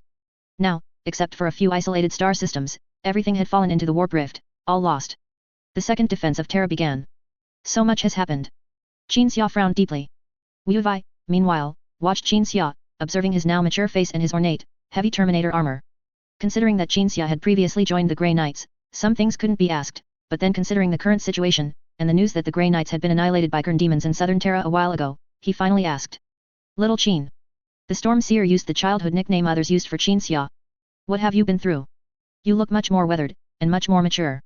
I was transformed into a Grey Knight, and then two idiots dragged me into the Warp Rift to support the Indomitus Crusade, Qin Xia said. That was the crusade Guilliman, the Lord Regent undertook after his return. But halfway there, the ship was attacked by Kern demons. After the Great Rift opened, the gods and demons were no longer a secret among the Space Marines, so Wu Wei wasn't too surprised to hear the word demon. Qin Xia was about to continue speaking when an Ultramarine suddenly approached. What is your name? The Ultramarine asked Qin Xia. Qin Xia. The people who fought alongside you just now spoke of your performance, no matter where you came from, brother. The Ultramarine said, we must fight together. The Lord Regent intends to deploy you to a war zone now. Please use your psychic powers to break the stalemate. Qin Xia had originally intended to go directly to Guilliman and explain everything, but considering that what he had to say was truly too shocking, if he were to suddenly appear and suddenly go to him, mere words might not be enough to convince Guilliman. After some thought, Qin Xia nodded, very well. The Ultramarine then saluted with a fist to his chest and turned to leave. Wu Wei stood up, I'll go with you. After the war, we'll play cards together, just like when you were a child. If there's still time, Qin Xia said. But don't cheat with your psychic powers, Wu Wei said, putting on his helmet. Why? Is it because now if I cheat with psychic powers, you won't be able to tell? Qin Xia joked. No, Wu Wei shook his head. It's because everyone else who knew you, besides me, has sacrificed themselves. Cheating when playing cards with people you're not very familiar with will leave a bad impression. Qin Xia stood still, momentarily lost in thought. Chapter 652, The End Times. The Storm Seer and Qin Xia moved through the Imperial Palace. The Ultramarines didn't say where the Lord Regent wanted you to go. But according to custom, think tanks and psychers like us are deployed to the most critical areas. The southern part of the Imperial Palace is in great danger right now, a large group of demons is attacking there. Wu Wei, the Storm Seer, walked ahead. There's no specific order, but clearly, no specific order is needed right now. As think tanks, we just need to go to the most critical areas to support the battle. I apologize. You just returned, and I haven't had a chance to welcome you properly, instead, I'm immediately throwing you into war. Qin Xia silently followed, scanning the interior of the Imperial Palace. Everything he saw and heard was desolation and ruin. Space Marines' casualties were piled in the corridors, with no place to put them and no one to attend to them. Qin Xia was about to ask where each unit's apothecary had gone when he saw groups of apothecaries being dragged back by mortals in trucks. From their appearance, they were all dead. It was likely that all the remaining apothecaries had been conscripted to the front lines, to the most intense battle zones. The apothecaries still in the rear of the Imperial Palace were dead and awaiting burial, which was why the wounded were unattended. Unattended wounded was just one of countless urgent situations at the moment. As he walked through the Imperial Palace corridors, Qin Xia could hear whispers from all directions, from both mortals and Space Marines. They were discussing when food would be delivered. The ecclesiarchy priests will come to boost our morale. Priests? I don't want any damn priests, I want to eat. Even those supermen look like they're starving, but we mortals will definitely starve faster than them. What's going on? How can the Imperial Palace be short on food? The mortal soldiers whispered amongst themselves. Then Qin Xia heard a few gunshots. Officers in the mortal army shot those who were whispering, sternly reprimanding others not to incite disloyalty. The eastern part of the Imperial Palace fell 2 days ago. Wu Wei glanced back at the mortal corpses spilling out of the corridor to his right. That's why there's no food. Qin Xia remained silent. At this moment, he felt only one thing, that the Imperial Palace of Terra in this reality universe was truly a scene of apocalypse, without a shred of hope. No wonder the Infinite City had deemed this reality universe beyond saving. At least I can still help them, Qin Xia thought. At this moment, whether inside or outside the Imperial Palace, whether on the battlefield or in the rear, snowflakes appeared out of thin air. The snowflakes fell on the wounds or shoulders of Space Marines or mortals. Strength surged, and wounds healed. Even those who had been critically wounded and fallen unconscious, but whose souls had not yet left their bodies, crawled out of the piles of corpses. The Emperor has manifested. Wu Wei, the Storm Seer, who was walking ahead, suddenly reached out and cupped a handful of snowflakes. The moment his skin touched the ice crystals, his already exhausted body surged with new strength, and his will, which was on the verge of collapse from excessive use of psychic powers, was restabilized. Wu Wei turned to Qin Xia. In the past, the Emperor would also manifest, just like this. The Emperor does manifest, but not now, Qin Xia said. I am using psychic power to help the people here. Wu Wei's reaction to this surprised Qin Xia, and then he asked, how powerful are you now? Alpha plus Psyker, Qin Xia said calmly. A stable Alpha plus Psyker. Wu Wei couldn't believe it. A stable Alpha plus Psyker. Qin Xia repeated his words, repeating them with certainty. Wu Wei paused for 3 seconds, then turned and continued to lead the way. After walking for 2 minutes, the two arrived at the southern part of the Imperial Palace, where a command center was established at the nexus of several branching paths. The commander of this battlefield was a Grey Knight's Grand Master. He wore Sacred Shield Terminator armor, his helmet placed on the table, as he briefed the mortals and Space Marines officers in the command center. The Titan Legion and demons are bombarding the city walls. You. The Grey Knight's Grand Master's words were cut short as he suddenly looked at Qinxia and Wu Wei entering the command center. Wu Wei was merely a think tank from the White Scars, he didn't even have permission to enter this command center. Qinxia, on the other hand, was an uninvited guest, he wasn't even in the command hierarchy. However, the armor worn by this uninvited guest was simply too dazzling. Anyone would ponder the origin of this armor and who was wearing it. And no matter the result of their speculation, they would ultimately determine that the owner of this armor was no simple person, thus naturally granting them some kind of authority or duty, even without knowing who was inside the armor. Is this the most critical area in the entire Imperial Palace? Everyone watched Qinxia, heard him ask, and saw him slowly walk to the center of the command center, to the Grand Master of the Grey Knights unit. The Grey Knights Grand Master looked at Qinxia and replied, I should say, the battlefield we are responsible for is the most critical place in the entire Imperial Palace.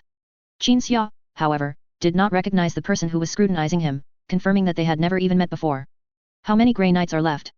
Are Siken and Oberon still around? Qinxia continued to ask. After confirming that this reality universe was the same one he had transmigrated from, Qinxia, besides wanting to meet the White Scars, had one more thing he wanted to do. That was to figure out why the Grey Knights had pressed him into service like conscripting a civilian, forcing him to join them. Now that he saw someone from the Grey Knights, he naturally wanted to inquire. Those people you mentioned are my predecessors, they already returned to the throne during the Indomitus Crusade, the Grey Knights Grand Master said. Now I am the commander of the entire Grey Knights, but not because of any great achievements of mine, but because I am the only one left among the Grey Knights' middle ranks. Qinxia was not surprised. He scrutinized the Grand Master before him from head to toe, no succession, too many casualties, so many that they need to just find anyone to be a commander. It truly is a scene of apocalypse. Apocalypse. The new Grand Master shook his head. I don't like that word, because we are still fighting for humanity. Until we die, it's not the apocalypse. No sooner had he spoken than a cheer erupted within the command center. In this desperate moment, eloquent words could indeed boost morale. But Qinxia was certain that this reality universe had reached its end times. The so-called end times was the moment when chaos was about to achieve victory, and the world and reality universe would be destroyed. Maintain this morale, Qinxia walked out of the command center. When I return, I will ask you some questions. The Grey Knights Grand Master and the others in the command center looked at Qinxia and Wu Wei, who followed him out, in surprise. Upon reaching outside the command center, Qinxia opened a portal. I saw the tactical holographic projection in the command center, so I know exactly what I need to do now. Are you coming with me? Qinxia asked this, actually wanting Wu Wei to stay behind, not to come with him. But Wu Wei was firm, I am probably the only person you know who can witness the result of your growth. Hearing him say that, Qinxia silently entered the portal, and did not close it until Wu Wei had also followed him in. The two arrived on the Imperial Palace city walls. As soon as they stepped out, Qinxia saw the sky and earth change color. The last bit of light in the dark purple sky was obscured. But in this desperate darkness, a strong light suddenly emerged. It wasn't the sun rising, nor was it the Emperor manifesting, but the Titan Legion's gigantic war machines' arm-mounted volcano cannons were about to fire. At this moment, Wu Wei observed his surroundings and found no one on the city walls, so he speculated, the defenders abandoned this place after the void shields were paralyzed. Understandable, Qinxia said casually to Wu Wei, hands behind his back, amidst the intense light of the impending volcano cannon fire. After all, taking a direct hit from a volcano cannon means being vaporized anyway, so it's better to preserve some effective forces. Qinxia said something else afterward, but the roar of the volcano cannons about to fire drowned out his words. Finally, they fired. Hundreds of beams converged on the city walls from all directions. Those were terrifying attacks launched by volcano cannons. A single volcano cannon shot was enough to vaporize a small fortress from the reality universe. Even the massive Imperial Palace city walls, without void shields, had no chance of withstanding the bombardment. But Qinxia merely stood on the city wall, looking at those beams, and then gently waved his hand. The volcano cannon beams transformed into pillars of snow extending towards the city wall, and overwhelming ice and snow roared past Qinxia and Wu Wei. Qinxia then raised his hand again, stopping space and time outside the entire Imperial Palace of Terra. The Titan Legion, demons, and Chaos Space Marines who were attacking the Imperial Palace all stood still, unmoving. And the people inside the Imperial Palace could, in their astonishment, get up and walk out of their cover to observe this terrifying sight. It wasn't just the southern part of the Imperial Palace, the situation was the same in all directions. The enemy's attack, like the space and time outside the Imperial Palace, was completely frozen. Enemy ships beyond orbit observed this situation and began orbital bombardment of Terra, but even the beams of orbital bombardment would stop in the sky upon entering Terra's atmosphere. Psychic weapons also had no effect. The demons were all halted. This was because the solidification of space and time was inherently based on psychic power. This is good enough for now, Qinxia lowered his hand, scanning the sky. For now. Then he turned to look at the storm seer. Wu Wei took off his helmet, suppressing the surprise and panic in his eyes. I once asserted that your psychic talent, because it was too stable, would suppress the manifestation of your power, but now it seems. It would indeed have been as you said, Master Wu Wei, Qin Xia also took off his helmet. But I have experienced too much after I left. With that, he glanced around. This reality universe has also experienced too much. Half a soul hour later. Qin Xia and Wu Wei advanced along the long corridor leading to the throne room. The custodes, who had just withdrawn from the battlefield, surrounded the two. The mortals, space marines, and Eldar allies, converged from various locations to line both sides of the corridor, observing the man who had, literally, brought the war to a halt. Upon reaching the entrance to the throne room, the custodes gestured for Wu Wei, the White Scars think tank, to remain outside. He nodded to Qin Xia and then stood dutifully outside the throne hall. Qin Xia, accompanied by the custodes, entered the throne hall. The Lord Regent of the Imperium, Guilliman, the leader of the Eldar Inari, Eve Rain, and members of the High Lords of Terra Council, along with high-ranking officials from the Adeptus Mechanicus of Mars, all were gathered within the throne hall. Behind these high-ranking officials stood the golden throne, with the withered body of the God Emperor upon it. Black ashes were still falling around the throne. These black ashes were often used as material for anti-psyker weapons. The Calidus assassins of the Officio Assassin Orm would use anti-psyker weapons made of this material, if the Calidus assassins still existed. Your Highness. The current Captain General of the Custodes limped to Guilliman and saluted him. Qin Xia stood silently, scanning the crowd, neither saluting nor offering any explanation.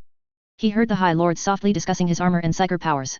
He saw Guilliman the Lord Regent with white hair and a white beard, his armor of fate heavily damaged, his face covered in wrinkles, his eyes so weary that he looked as if he could collapse and sleep for 10,000 years at any moment. How do we know he's not a heretic? The red-eyed ecclesiarch muttered under his breath. Are you seeing red? If he were a heretic, our heads would have rolled long ago. Hey!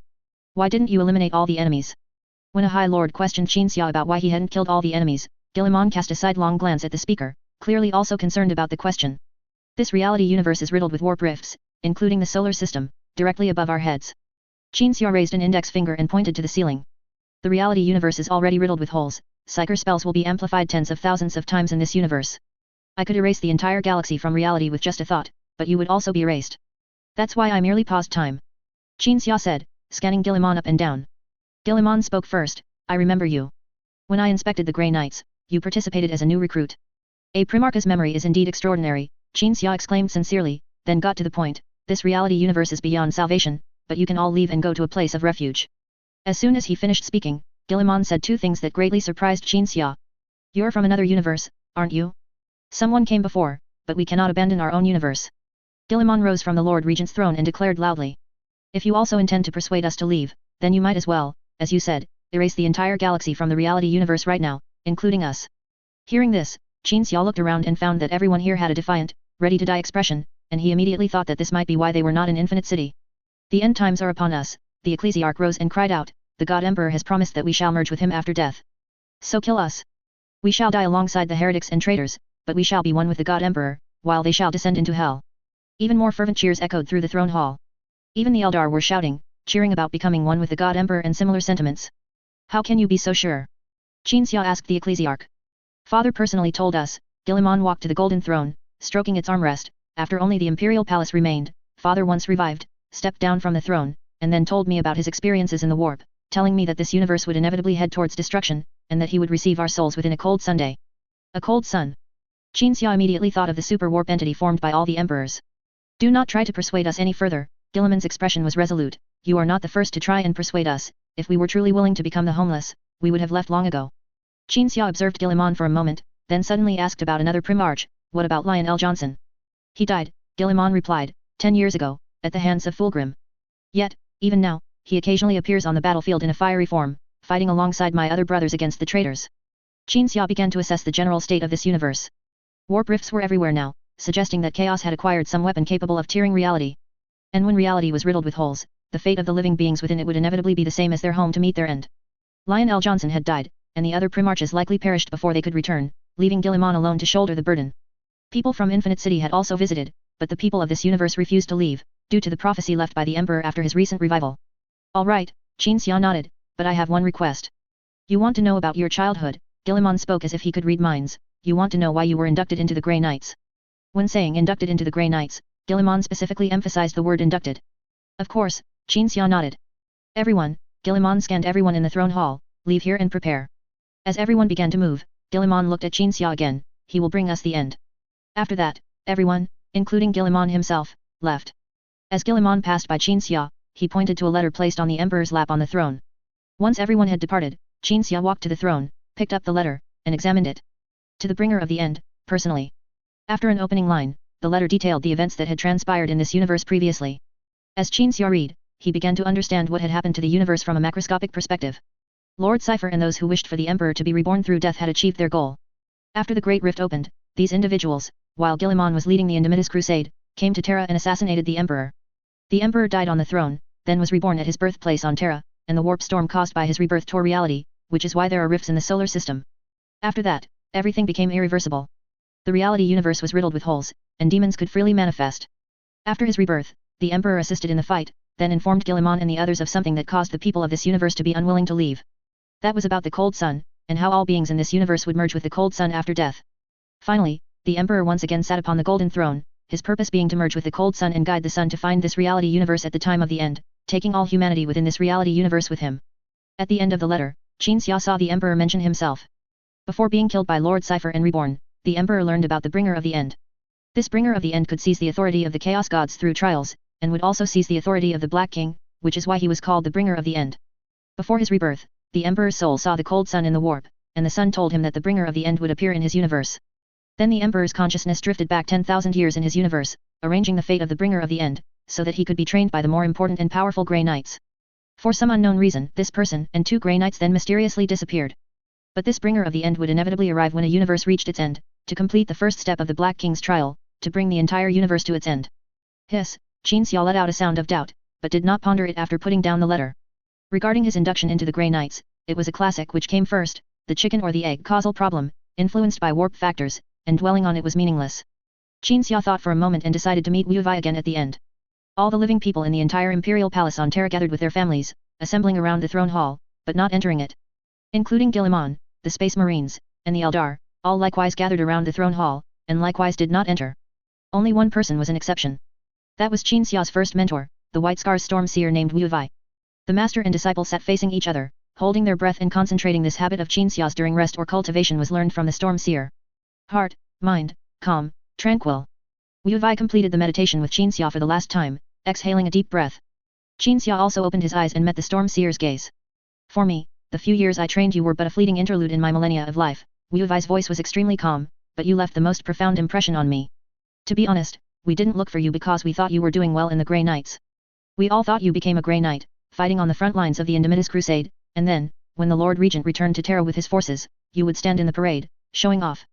It wasn't until the eve of the defense of Terra that I met several Grey Knights Grand Masters of that time, and they told me you had disappeared long ago. I questioned them as to why they would make you a Grey Knight. Couldn't they foresee such an outcome?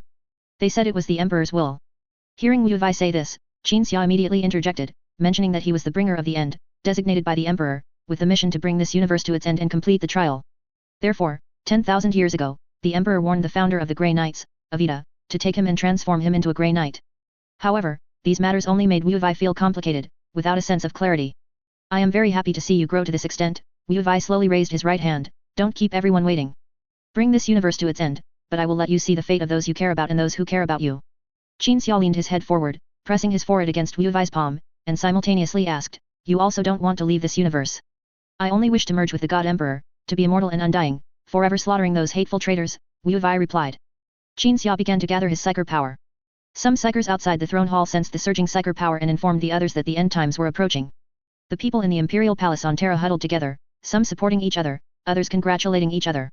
They understood what the end times meant to perish with this universe, but as living beings, they would merge with the God Emperor. The chanting of the ecclesiarchy echoed through the imperial palace.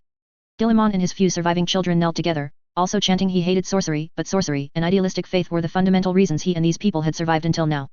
Inside the throne hall, Qin Xia, who was accumulating psyker power, also saw past events through Wu Wei.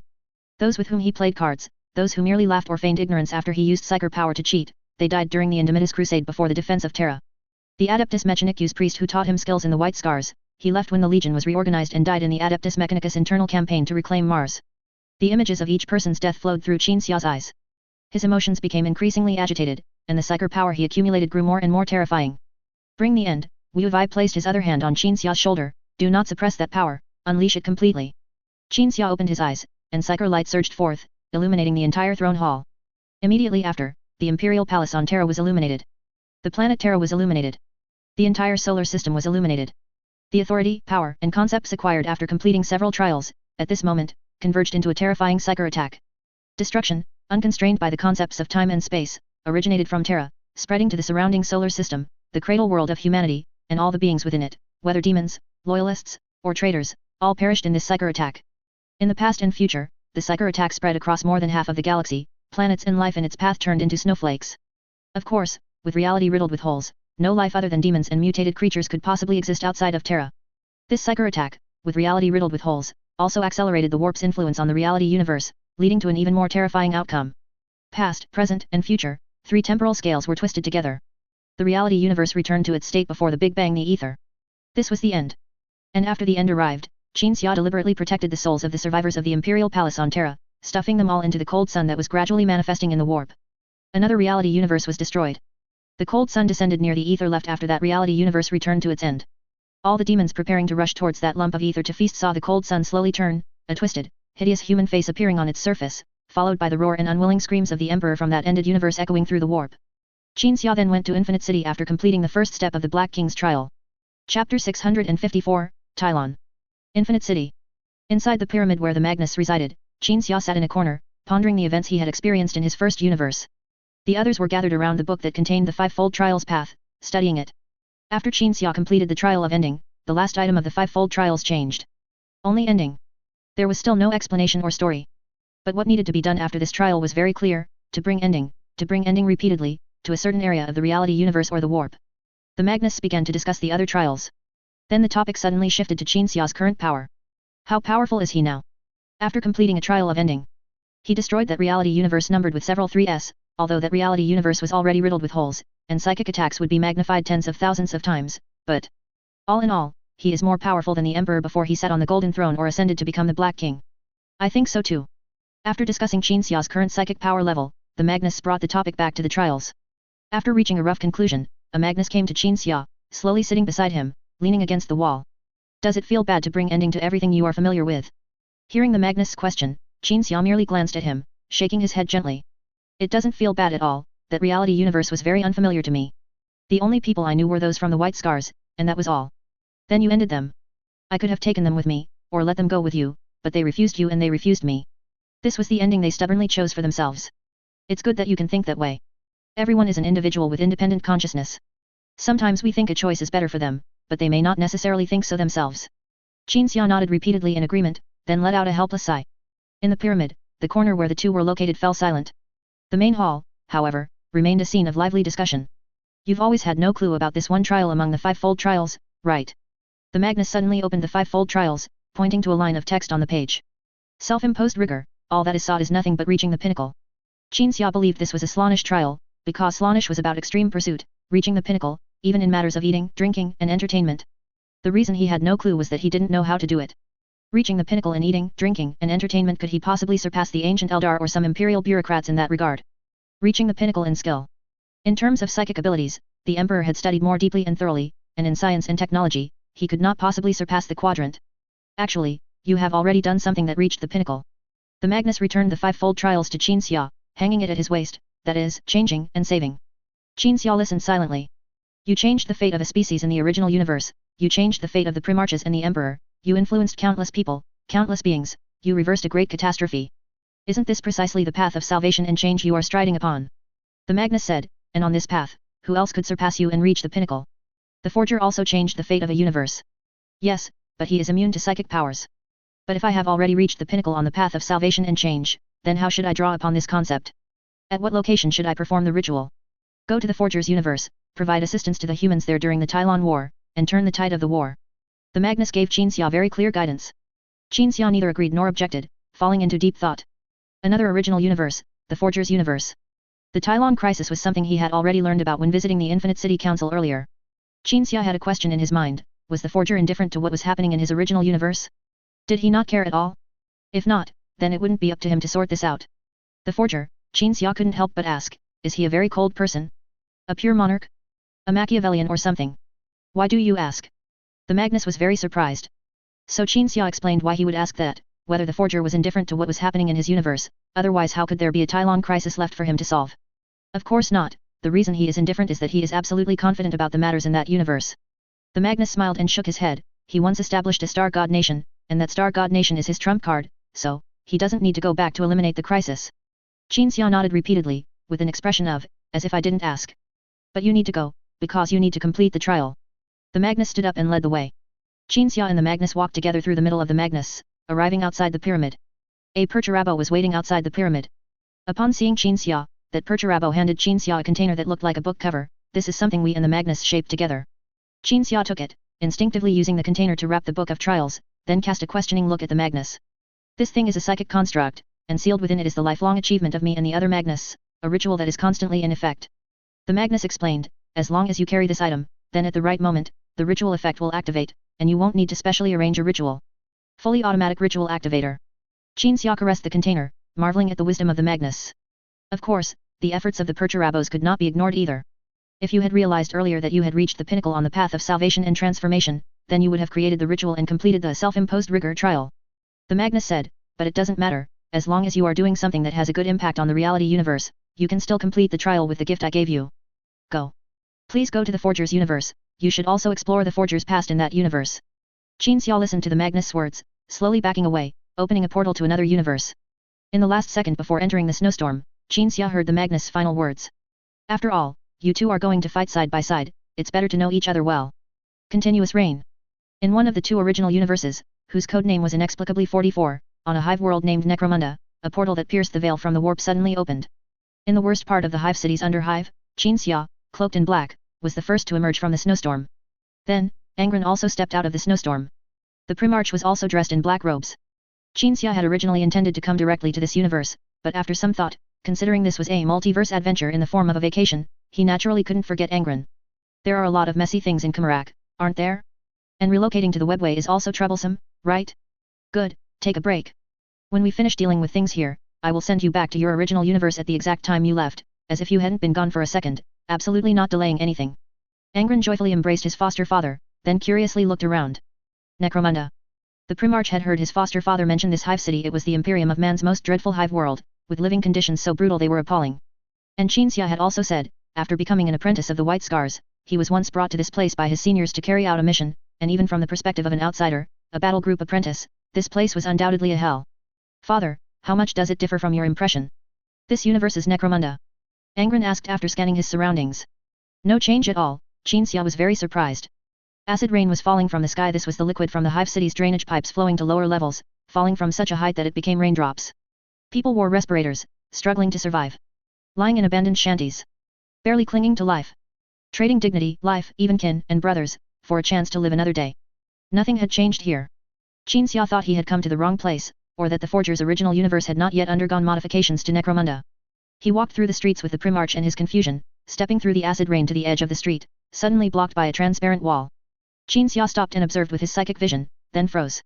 The entire hostile area of Necromunda was enveloped by a transparent energy, which seemed to be the dividing line between heaven and hell, separating the bright, futuristic world outside from the desolate, gloomy world of the hive city.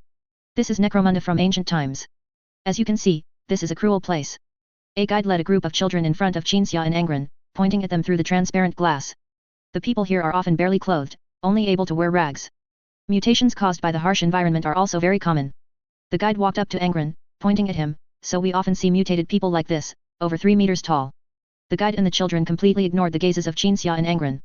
Until security personnel in power armor walked over, cutting a dividing line in the transparent wall. They are not biological robots for a performance, these people have wandered in by mistake.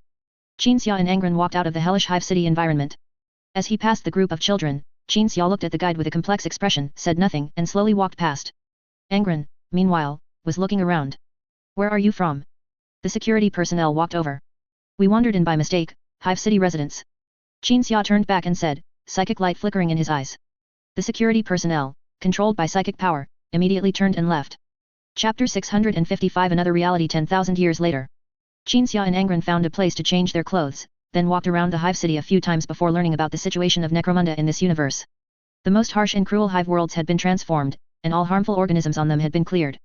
In the hive city, some of the most iconic areas of the underhive were cordoned off, where biological robots would play the role of hive city residents from a specific historical period. In short, it was a tourist attraction used to recall past hardships and appreciate present sweetness. Everything outside the attraction was normal. Advanced technology had transformed the environment to be similar to a garden world, so people in any part of the hive world could live well. Father, look at this. Angron suddenly walked up to his adoptive father with a device in hand. Qinxia observed it briefly and found that the Primarch was holding a personal device common in the hive city, similar to a mobile phone but simpler. As long as this chip-like device was placed on the palm of the hand, it could automatically register an ID and connect to the galactic network. They actually have a cross-galaxy communication network. Angron looked incredibly surprised, searching for information that interested him on the terminal. When I was in Kamarak, I heard the Emperor talk about a communication plan that would achieve superluminal communication through the webway, but that was just a plan. It seems this universe isn't just a 10,000-year fast-forward in the timeline compared to ours. Qinxia also held a personal terminal, checking the 241.M42 displayed on the terminal interface. The 241st year of the 42nd millennium. Tylon's Lord? Is this the forger? Angron searched for related terms. A encyclopedia column appeared before them. Tylon's Lord, the founder and creator of the Galactic Federation. Once fought for a group of people, then for a race, and finally for the real lives of all intelligent beings in the galaxy. A very simple commentary. Inside the encyclopedia, there was a more detailed and macroscopic introduction. From Tylon's Lord's rise in a hive world named Tylon, to the unification of the Tylon star system, and then the establishment of the Tylon sector. Subsequently, upon Guilliman's return, he collaborated with Guilliman to complete, in succession, the Golden Crusade to close the Eye of Terror and the Great Rift, the crushing of the evil conspiracy of anti-human minorities within the space Necron species, and the establishment of a pangalactic community spanning multiple species. It also mentioned the merger of Tylon and the Imperium, renamed the Human Federation. Later, when the Ildari and other races successively joined, the Human Federation was renamed the Galactic Federation. But all these things happened after Tylon's Lord embarked on the path of God-slaying. Our leader, in order to permanently eliminate the threat of chaos, resolved to fight in the warp forever. This is the path of God-slaying. Angron read this description from the encyclopedia. Qinxia searched again, and saw only textbook lessons, or gossip, forum discussions, and similar content. Tylon's Lord shoots down a space Necron's tomb ship with a pebble. Tylon's gods, the untold secrets between the star gods and Tylon's Lord. It seems this person even united the star gods. Qinxia closed the terminal. He is indeed someone immune to psychic powers, but who wields a more powerful real-world force. There are star gods? Then isn't it the same whether we come or not? Angron also closed the terminal. What kind of waves can those Tyranids who build homes stir up? It's mainly to complete a trial. Qinxia gestured for Angron to follow him. The two weaved through the streets, looking for places to learn more information. Then they arrived at a street below a holographic projection, looking up at the content on the projection. Humanitarianism. People-oriented. This is the spiritual and ideological wealth left to us by Tylon's Lord, the founder of the Galactic Federation. The philosophy of humanitarianism guides us to unite and cooperate in the galaxy, jointly creating a beautiful future. The scene on the holographic projection changed to humans, space Necrons, Ildari, squats, Tio, in short, men and women of various member races stood under the night sky, holding hands to symbolize unity, looking up at the massive fleet sailing across the sky. The scene shifted, and tendrils larger than the galaxy itself enveloped the entire galaxy. But some cruel species that cannot be communicated with have always tried to destroy our way of life. Tyranids. Qinxia and Angron watched as the holographic image disparaged their old adversary, the race called the Tyranids. Finally, images of various Federation member races in military uniforms appeared on the holographic projection. The 5 large characters Humanitarianism Counterattack War slowly floated behind these soldiers. We will meet the Tyranids beyond the edge of the galaxy, crushing the predatory conspiracy of this hive-minded race and their survival philosophy, which is completely contrary to humanitarianism. Defend our way of life in the first Humanitarianism Counterattack War. For Tylon's Lord. For the Galactic Federation. For all sentient species in the galaxy. 4. Humanitarianism. A stirring piece of music began, signaling the end of the propaganda film. Qinxia was about to discuss the information revealed by this propaganda film with his adoptive son about this universe, but then he suddenly saw a drone fly over, landing in front of the Ildari, projecting an energy beam to silence him. Afterward, the drone took the person away. Can those Tyranids be the same as the Krim people? Qinxia turned and walked away. Angron quickly followed. Father, this universe doesn't seem as calm and harmonious as it appears on the surface. This has little to do with us. Besides, any force will be like this, including the human species in our universe that completed webway integration. That's true. So, should we collect some technology to use when we go back? Exactly. Qinxia did not hesitate, nor did he hide it. Technology is my weakness. Relatively speaking. This time, we naturally need to thoroughly search before returning. Chapter 656, New Tyranids. A month passed. Qinxia and Angron stayed on Necromunda for a month, figuring out what technology there was worth taking away. Before the Imperium merged into the Tylon Federation, Necromunda's product was people, a massive population. After the Imperium merged into the Federation, and then the Federation became the Galactic Federation, Necromunda's products were starships and manufacturing. When the Humanitarianism Counterattack War order against the extraterrestrial Tyranids was issued by the Federation and entered its preparation phase, Necromunda's shipbuilding enterprises began manufacturing a type of communication vessel. This vessel was equivalent to a mobile faster-than-light communication network terminal. Upon learning of the existence of this type of vessel, Qinxia and Angron immediately contacted the shipbuilding enterprise and met with the enterprise's manager at the Necromunda starport. The two stood on the starport platform, gazing at the colossal communication vessel. A blue force field shaped by gravity beams held the giant ship docked in the starport bay. The latest communication vessel. It doesn't use the dimensional communication technology widely promoted during Tylon's Lord's era, but rather a technology based on four-dimensional science. We acquired and utilized this technology after the space Necrons joined the Federation. The technical principle is extremely complex, but if you are a customer who wants to purchase and use it, you only need to know one thing: this communication technology can enable real-time communication between people at opposite ends of the Milky Way. The manager's face lit up with excitement as he introduced the communication vessel. Halfway through, Angron focused his gaze on the manager because he was a dwarf. In the universe they belonged to, there were also space dwarfs. However, throughout the entire Great Crusade, only the Imperial Fists had encountered them. The Mark IV power armor was developed specifically to deal with space dwarfs. What do you think of this ship? The dwarf asked. Qin didn't respond, busy with his personal terminal. Angron looked at him and realized his adoptive father was arguing with someone online. The ecclesiarchy is shit. I can't believe the ecclesiarchy still exists. Shouldn't that thing have been extinct ages ago? You still believe in the ecclesiarchy, you must have shit in your brain. Here, I'll teach you. You go to a nearby hospital with a teleportation terminal, find a doctor, have them insert a tube into your head, and then clear out the shit in your brain. After that, you lie in the hospital bed and reread my reply to you. If the shit draining tube is inserted into your eye or E. coli has invaded your optic nerve through the blood-brain barrier, then use the PI below to see. The Primarch saw his adoptive father send 2 messages. Angron knew his adoptive father had talked about the ecclesiarchy of 40K, and his adoptive father detested the ecclesiarchy. During the month of gathering information on Necromunda, Qin had been having fun mocking the ecclesiarchy on the star system network. Now, his adoptive father was still engrossed in mocking the ecclesiarchy, so Angron had to answer the dwarf manager himself. Can technology of this level actually be used for civilian purposes? Angron opened his personal terminal and projected an advertisement. I saw it on a Hive City advertising channel, and that's why I contacted you to buy it. Technology should first benefit all living beings, not just soldiers. The dwarf manager smiled, then puffed out his chest and raised his head. Praise Tylon's Lord. Praise the humanitarianism concept. Angron turned to look at the communication vessel, considering how much good this thing would bring to humanity if brought back to his own universe. By the way, what do you guys do? The dwarf suddenly asked. Purchasing employees for a colonial company? Idealists bringing a group of relatives and friends to open up living space for sentient species? Or, just 2 farmers looking for an undisturbed corner to farm? Farmers. Qin, who was about to use that excuse, glanced at Angron, who had said farmers first, then repeated, farmers, farmers. They are also farmers. The dwarf turned to look at another group of people not far away. That group of people wore crisp blue uniforms with plant patterns printed on the chest. When Qin followed the dwarf's gaze, he noticed those people were staring intently at Angron, seemingly with some intention. If you are farmers. The dwarf swiped a few times on his personal terminal, bringing up an image of a spherical creation. This is the Galactic Trade Terminal. The food you grow can be sold directly here and converted into trade points. Also, a friendly reminder, I suggest you grow some cash crops, like strange things that must be grown in soil. No need, thank you. Qin pointed at the communication vessel. I'll just buy this. How much is it? I'll pay you now.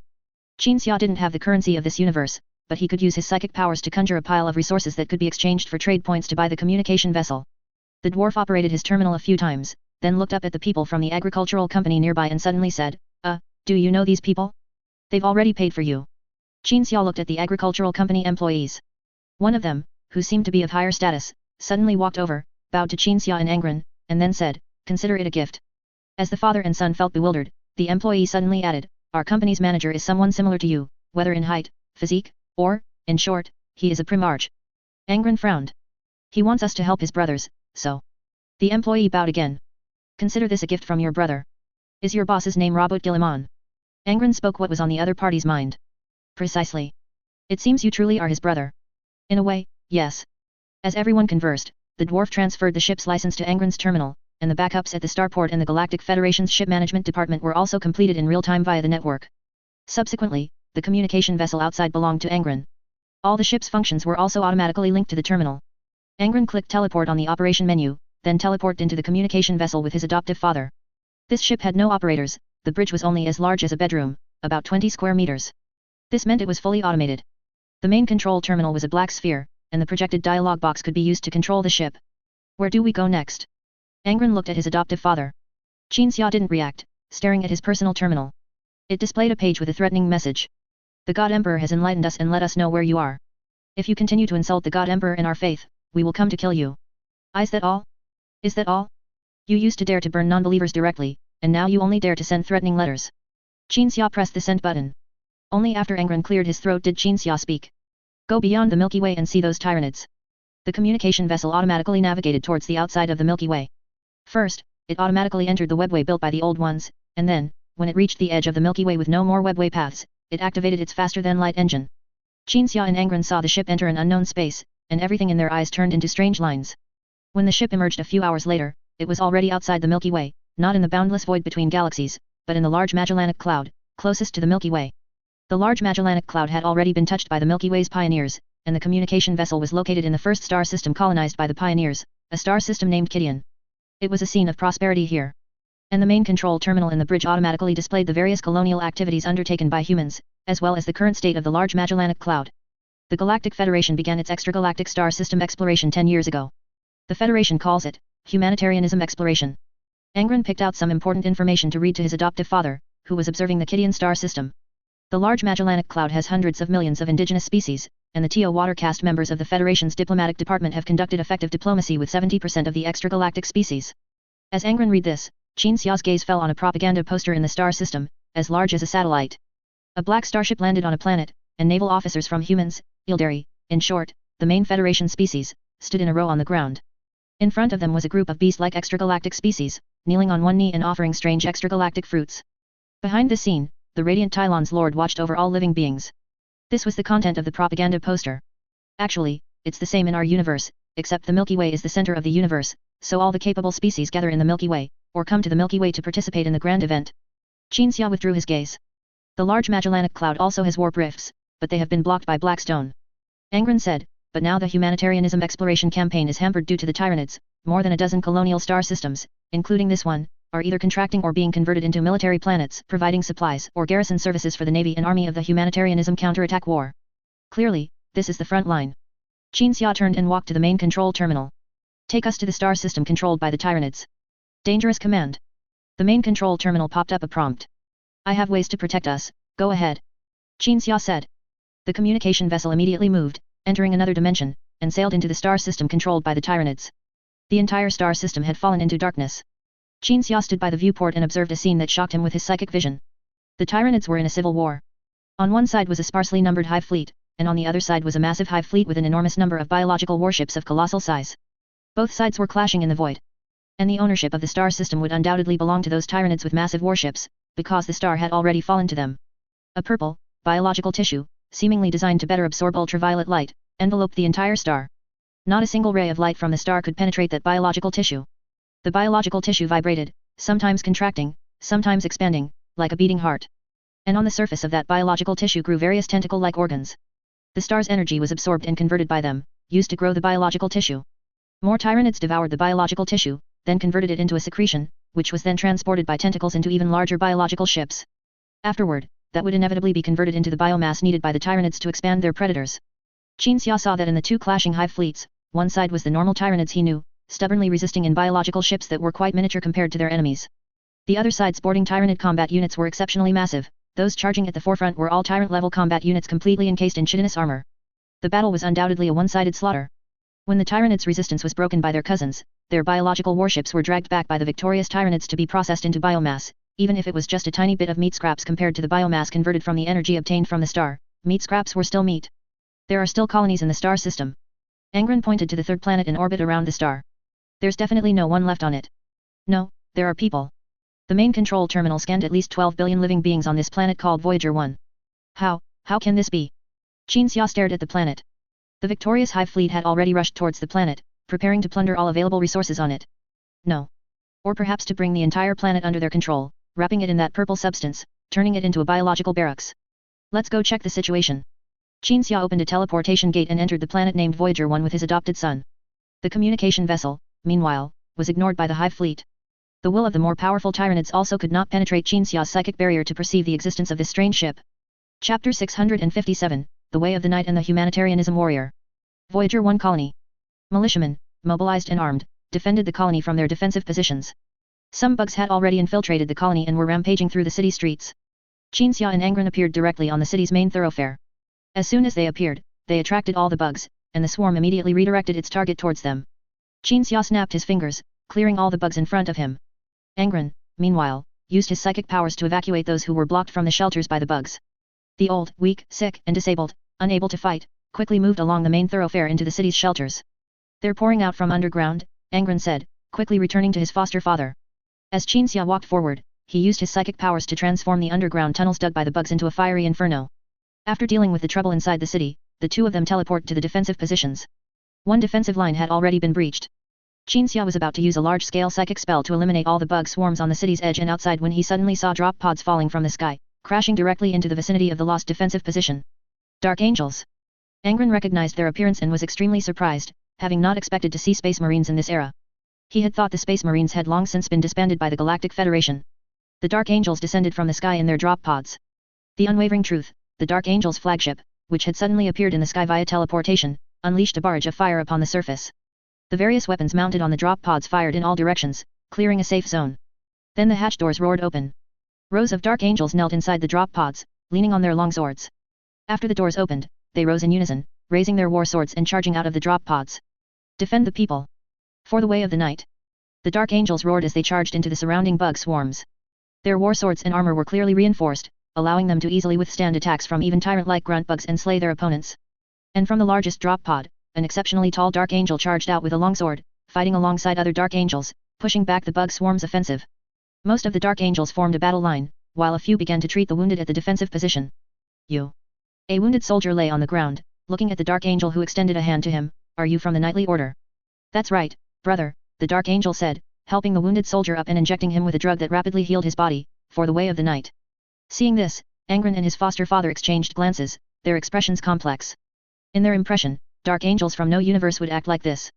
Just as the Dark Angels formed a human wall defense line and regained control of the defensive position, a tunnel opened behind them, and a large number of bugs poured out. At this moment, the Unwavering Truth again dropped many more drop pods below. This time, it wasn't Dark Angels who emerged, but Salamander's Space Marines. Vulcan, wielding a Warhammer, was the first to charge out, rushing towards a bug twice his size. Humanitarianism Hammer. Vulcan roared, swinging his Warhammer in a full circle, smashing the bug's head. Bugs from behind lunged at him. Vulcan quickly turned around, roared Humanitarianism Iron Fist, and shattered a bug's head with a punch. Humanitarianism Flying Kick. Vulcan leaped up, kicking away a bug that was about to kill a militiaman. After a chaotic battle, the situation was completely brought under control. The Dark Angels escorted the militiamen to the rear. The Unwavering Truth, meanwhile, began to teleport civilians from the shelters. However, the Hive fleet also arrived in orbit around Voyager 1 and began to attack the Unwavering Truth. More bugs were also airdropped. Qinxia raised his hand, freezing time and resolving the immediate crisis. At this point, the Space Marines who had come to reinforce them finally noticed the two people standing idly in the back. Vulcan was the first to approach, meticulously scrutinizing Angron. Then the tall Dark Angel quickly ran over, removed his helmet, and looked at the Primarch with surprise. Angron. Lion. Angron observed this universe's lion. He looked to have graying hair, and his eyes and movements lacked the aggression of the 30K era. Considering this universe was 40K, Angron had 100% already become a Kern Demon Prince, so the other party might very well be hostile towards Angron. Qinxia did not lower his guard. But things developed unexpectedly. Lion simply asked with great surprise, "You've returned from the warp?" Angron sensed carefully and suddenly realized the reason for Lion's surprise at him. This universe had cloned Primarches, all of whom were cloned by the Emperor's children traitor Space Marine Fabius Bile, and all cloned Primarches were taken into the warp by the Forger. This was why Lion said, "You've returned. Things are not quite as you imagine, brother," Angron said. A moment later. At the defensive position, the three Primarches and Qinxia sat together. Angron first spoke of his arrival from another universe. Then Lion recounted his own story. Gilliman, that idiot, gave up sovereignty, allowing the Imperium to merge with Tylon. We Space Marines were disbanded and had to find places to work for ourselves.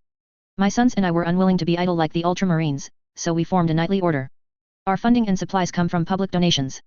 We just travel throughout the Milky Way, seeing where people need help, and then we assist them. I'm quite satisfied with life now. After Lion finished speaking, Angron looked at Vulcan. My sons and I became proponents of the humanitarianism philosophy, Vulcan said. You may not be able to tell, but we are Space Marines who believe in the humanitarianism philosophy. No, Vulcan, I can tell, believe me. Angron recalled Vulcan's performance in the recent battle. Humanitarianism Hammer, Humanitarianism Iron Fist, Humanitarianism Flying Kick. Only an idiot wouldn't be able to tell. Having finished their respective stories, the three Primarches looked at Qinxia. Qinxia was still fiddling with his personal terminal. But now he couldn't send messages.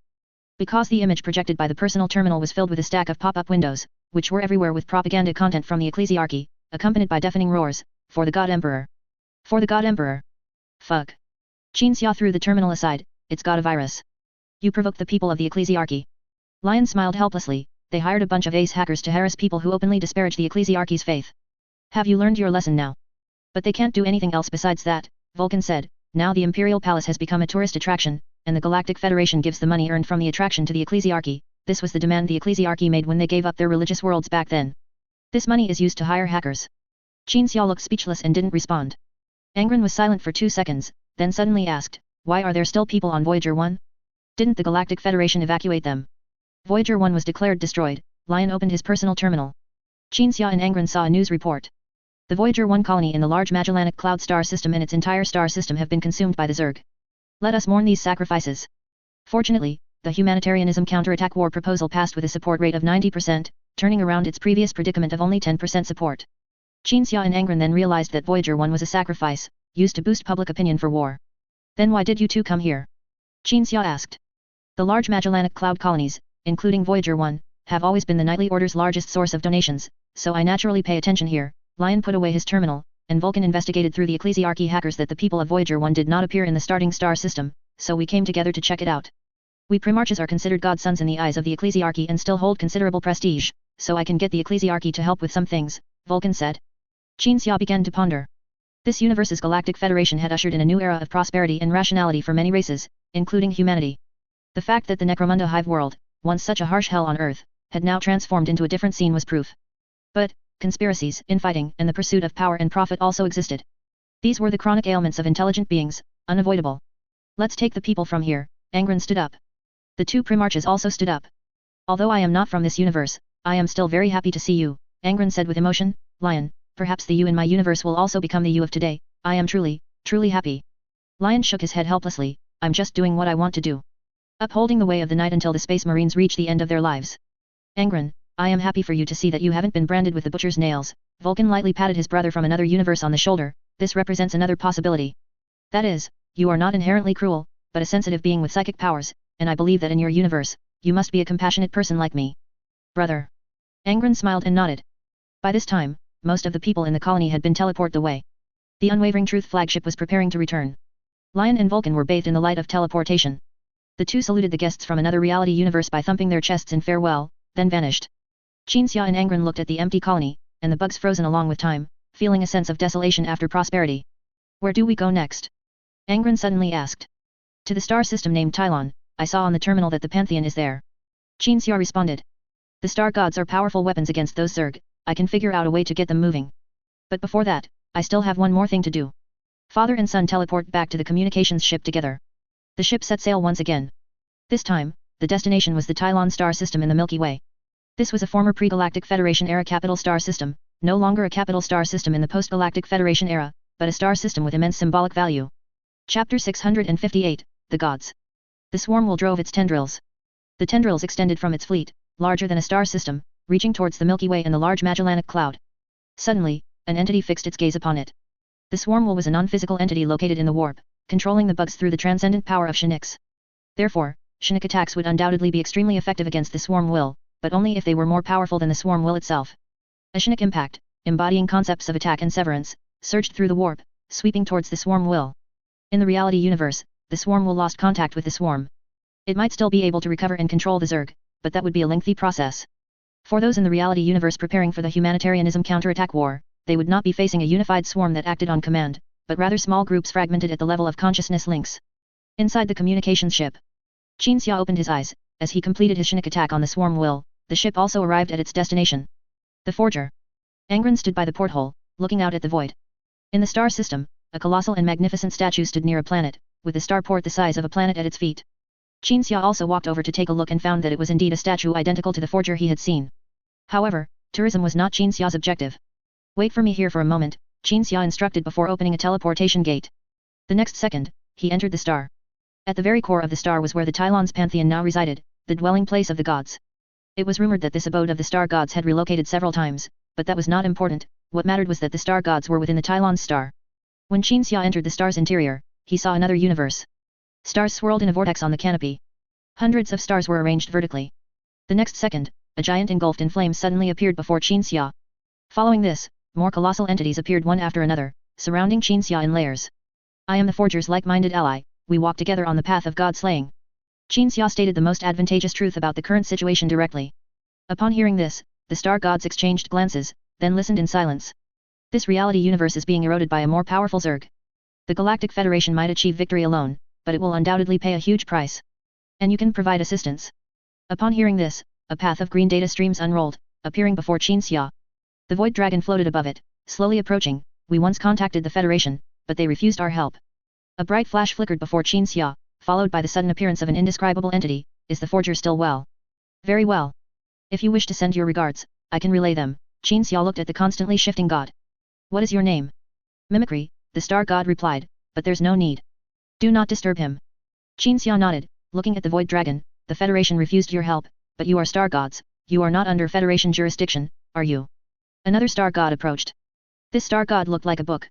As it unfolded its pages, the past of the reality universe transformed from text into reality, flowing before Qin Xia like a scroll.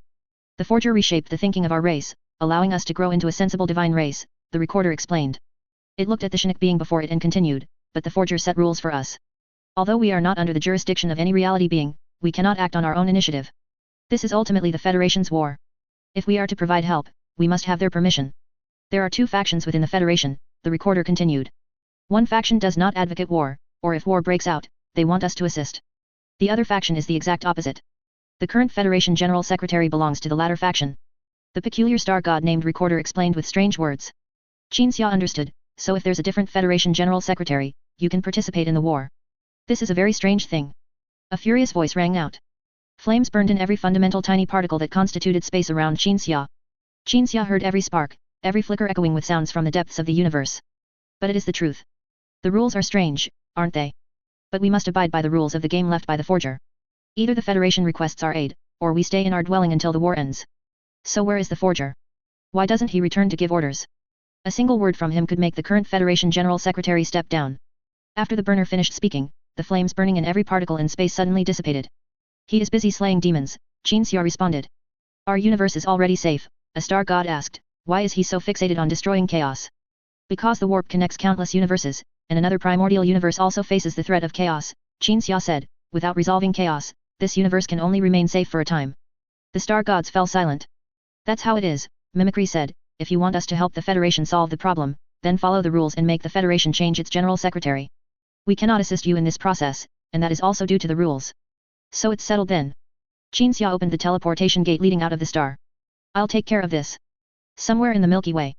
At the very core of a luxurious starship. The current Federation General Secretary sat on a sofa, holding a glass of wine. His secretary stood before him. General Secretary, 2 matters have affected your approval ratings. Speak. First, you did not go to the Tylon star system for your inauguration ceremony when you took office. Representatives of various member races of the Federation believe you disrespect the authority of Tylon's Lord. What? No. I have never disrespected the authority of Tylon's Lord. I grew up in the Tylon star system, and I listened to stories of that legendary leader since I was a child. The General Secretary scanned the room. The room was adorned with portraits, figurines, and memorabilia of Tylon's Lord. It took me half my life to collect the complete set of war memorabilia. The General Secretary raised his right hand, pointing with his left hand at the watch on his right wrist, the Golden Expedition Watch, limited edition, only 3 in total. I only had the power to acquire this watch from a collector named Trazen the Infinite after I became General Secretary. That bony, iron-shelled Trazen the Infinite made me trade my own clone for it. Anyway, I disrespect the authority of Tylon's Lord? Nonsense. Besides, didn't I publicly explain that I intended to hold the empowerment ceremony after the humanitarianism counterattack war, and then I would go to the Tylon star system with honor? Was this not publicized? After listening to the General Secretary's words, the Secretary nodded. So this matter only caused a slight fluctuation in your approval ratings. After you issued your declaration, your support results began to rise. And the second matter is your refusal to use implants. People believe you are a natural human ideologist. And a natural human ideologist named Belisarius Call is using your name to promote his ideology. After hearing the Secretary's words, the General Secretary lowered his head and remained silent for 2 seconds. That is true, the General Secretary nodded. From now on, put some makeup on me. Add something that looks like a brain-computer interface to my head. A pure human body is the privilege of those in high positions, because we don't have to compromise with modifications for convenience. How could I actually get an implant? The Secretary finished his report, closed the file, and then brought up a private matter not part of the public report. The Voyager 1 colony is under Zerg attack, the Secretary whispered. The propaganda agency is compiling relevant information. It will become a tool for you to mobilize public opinion and reclaim some power from the war agency during your next public speech. Excellent. The General Secretary smiled. But, the person in charge of the propaganda agency opposes your doing so. Then dismiss him and arrange an incident for him to die. For example, like an anti-gravity device failing during a black hole trip or something. Isn't it simple to make him die? But perhaps we can reclaim the war agency's power in other ways, rather than using public opinion to force the war agency to cede power. Are you kidding? I'm not Tylon's lord, am I? How do I have the prestige to make them hand over power to me? I even have to rely on inciting war to gain prestige from a war. Back then, Tylon's lord could make people run off to fight the Golden Crusade and support the Empire everywhere with just a word or two. But that also depends on who is telling them to do it. The General Secretary said, standing up and impatiently taking a sip of his wine. The Secretary knew this was a sign to leave, so he turned and departed. The General Secretary sat back on the sofa, thinking and chuckling. So the people of Voyager 1 will become sacrifices in your power struggle, just like that, without understanding why. A faint voice drifted into the General Secretary's ear. The General Secretary instinctively turned to look, and his entire body froze. He saw a man in black armor sitting in a chair in the corner of the room, legs crossed, a sword resting on his lap, and a double-headed eagle scepter held in his hand. The air seemed to solidify. The silence lasted a full 2 minutes. Suddenly, the sound of a wine glass falling and shattering on the floor broke the silence. Followed by trembling words. You've returned. The General Secretary's face showed a fawning expression, but then it shifted to bewilderment and fear. He wanted to use flattery to smooth things over, but considering what he had just said, he then realized that he could never be forgiven, so his expression changed from fawning to fear and bewilderment. Then he trembled all over, reaching out to press his heart and rub his throat, opening his mouth as if to say something, but all words were stuck in his throat. The overly intense physiological reaction prevented him from even speaking. It should be said, you are a very talented man. Upon hearing this, the General Secretary's reaction softened somewhat, and he was then able to utter AI. You ended the Krim War in your youth and vindicated the Krim people. You achieved a leap in the living standards of all Federation member races. Your predecessor completed the integration of the Empire and the Federation. He was as talented as you, but also as insidious. You have done much, but these are not enough to spare you from punishment. The General Secretary's expression became fearful again. But then, Tylon's lord in his eyes did nothing but silently watch him. That gaze held no anger, only indifference. Yet, this calm and ordinary presence possessed a terrifying power in the General Secretary's eyes, making him think of many things in an instant. Then, the violent thumping of his heart broke everything that had appeared in the General Secretary's mind. The thumping grew louder and louder, until it drowned out the music in the room, drowned out the friction sounds of bones trembling. Until the sound of his heart beating drowned out everything. The General Secretary desperately clutched his throat, but his pale fingers quickly fell limp, and he collapsed to the floor. Qin Xia stood up from the chair, looking at the corpse with some disbelief. After probing with Shinix, he found that the person was dead. No way, Qin Xia was a bit stunned. He ran a hand through his hair, thought for a moment, then teleported out of the luxurious ship and returned to the communications ship in the star system. You killed him? Angron asked. No, Qin Xia slowly shook his head, he scared himself to death. Holy cow, Angron was startled. Start the ship, Qin Xia said, we'll gather some more technology, then leave this universe. What about the fourth, fifth trial? The trial of self-discipline and persistence was completed when I dispersed the swarm will. Chapter 659, Chaos Theory. Another primordial universe. Qin Xia and Angron returned fully loaded, entering Kamarak via the webway. Kamarak was now jointly occupied by humans and Eldar, divided into 2 different administrative zones. AI had already been deployed here, and the human side of the city was quite prosperous. Hundreds of billions of people from the harsh environment worlds under the 500 worlds of Ultramar had gathered here. The communication vessel docked at Kamaraka's port. The custodes and Terran scientists, whom Qin Xia had contacted in advance, immediately began to research and deploy the various technologies they had brought back. As Qin Xia was preparing to go with Angron to find the Emperor suddenly teleported into the communication vessel's bridge with Magnus. Extremely urgent, Magnus said immediately after leaving the teleportation portal opened by the Emperor. Qin Xia looked at the Emperor in confusion, the latter was silent, his face grim. Seeing the Emperor's expression, Qin Xia thought that 11 had led the Chaos Heavenly Soldiers in a counterattack, or that the webway had been blown apart by someone else, or that Kyle Boer had not died and had regained control of Mars. However, Angron, who was beside him, had already sensed Magnus' thoughts, and his tense expression vanished in an instant. Your Human Historical Research Institute and Malkador's intelligence agency have carried out joint operations, Magnus said. Qin Xia nodded, indicating he knew about it. They launched another joint operation, this time finding 11's shrine to the Chaos Gods and his manuscript on a world at the edge of the Eye of Terror. The manuscript was brought back by a silent sister, and I studied it. You'll never guess what I deduced from it. Magnus said, taking a book from behind his waist. That was his notebook, recording everything he had analyzed and perceived from 11's manuscript. The manuscript itself was corrupted by chaos information, and to curb the chaos corruption, every page of the notebook was written in the blood of a silent sister.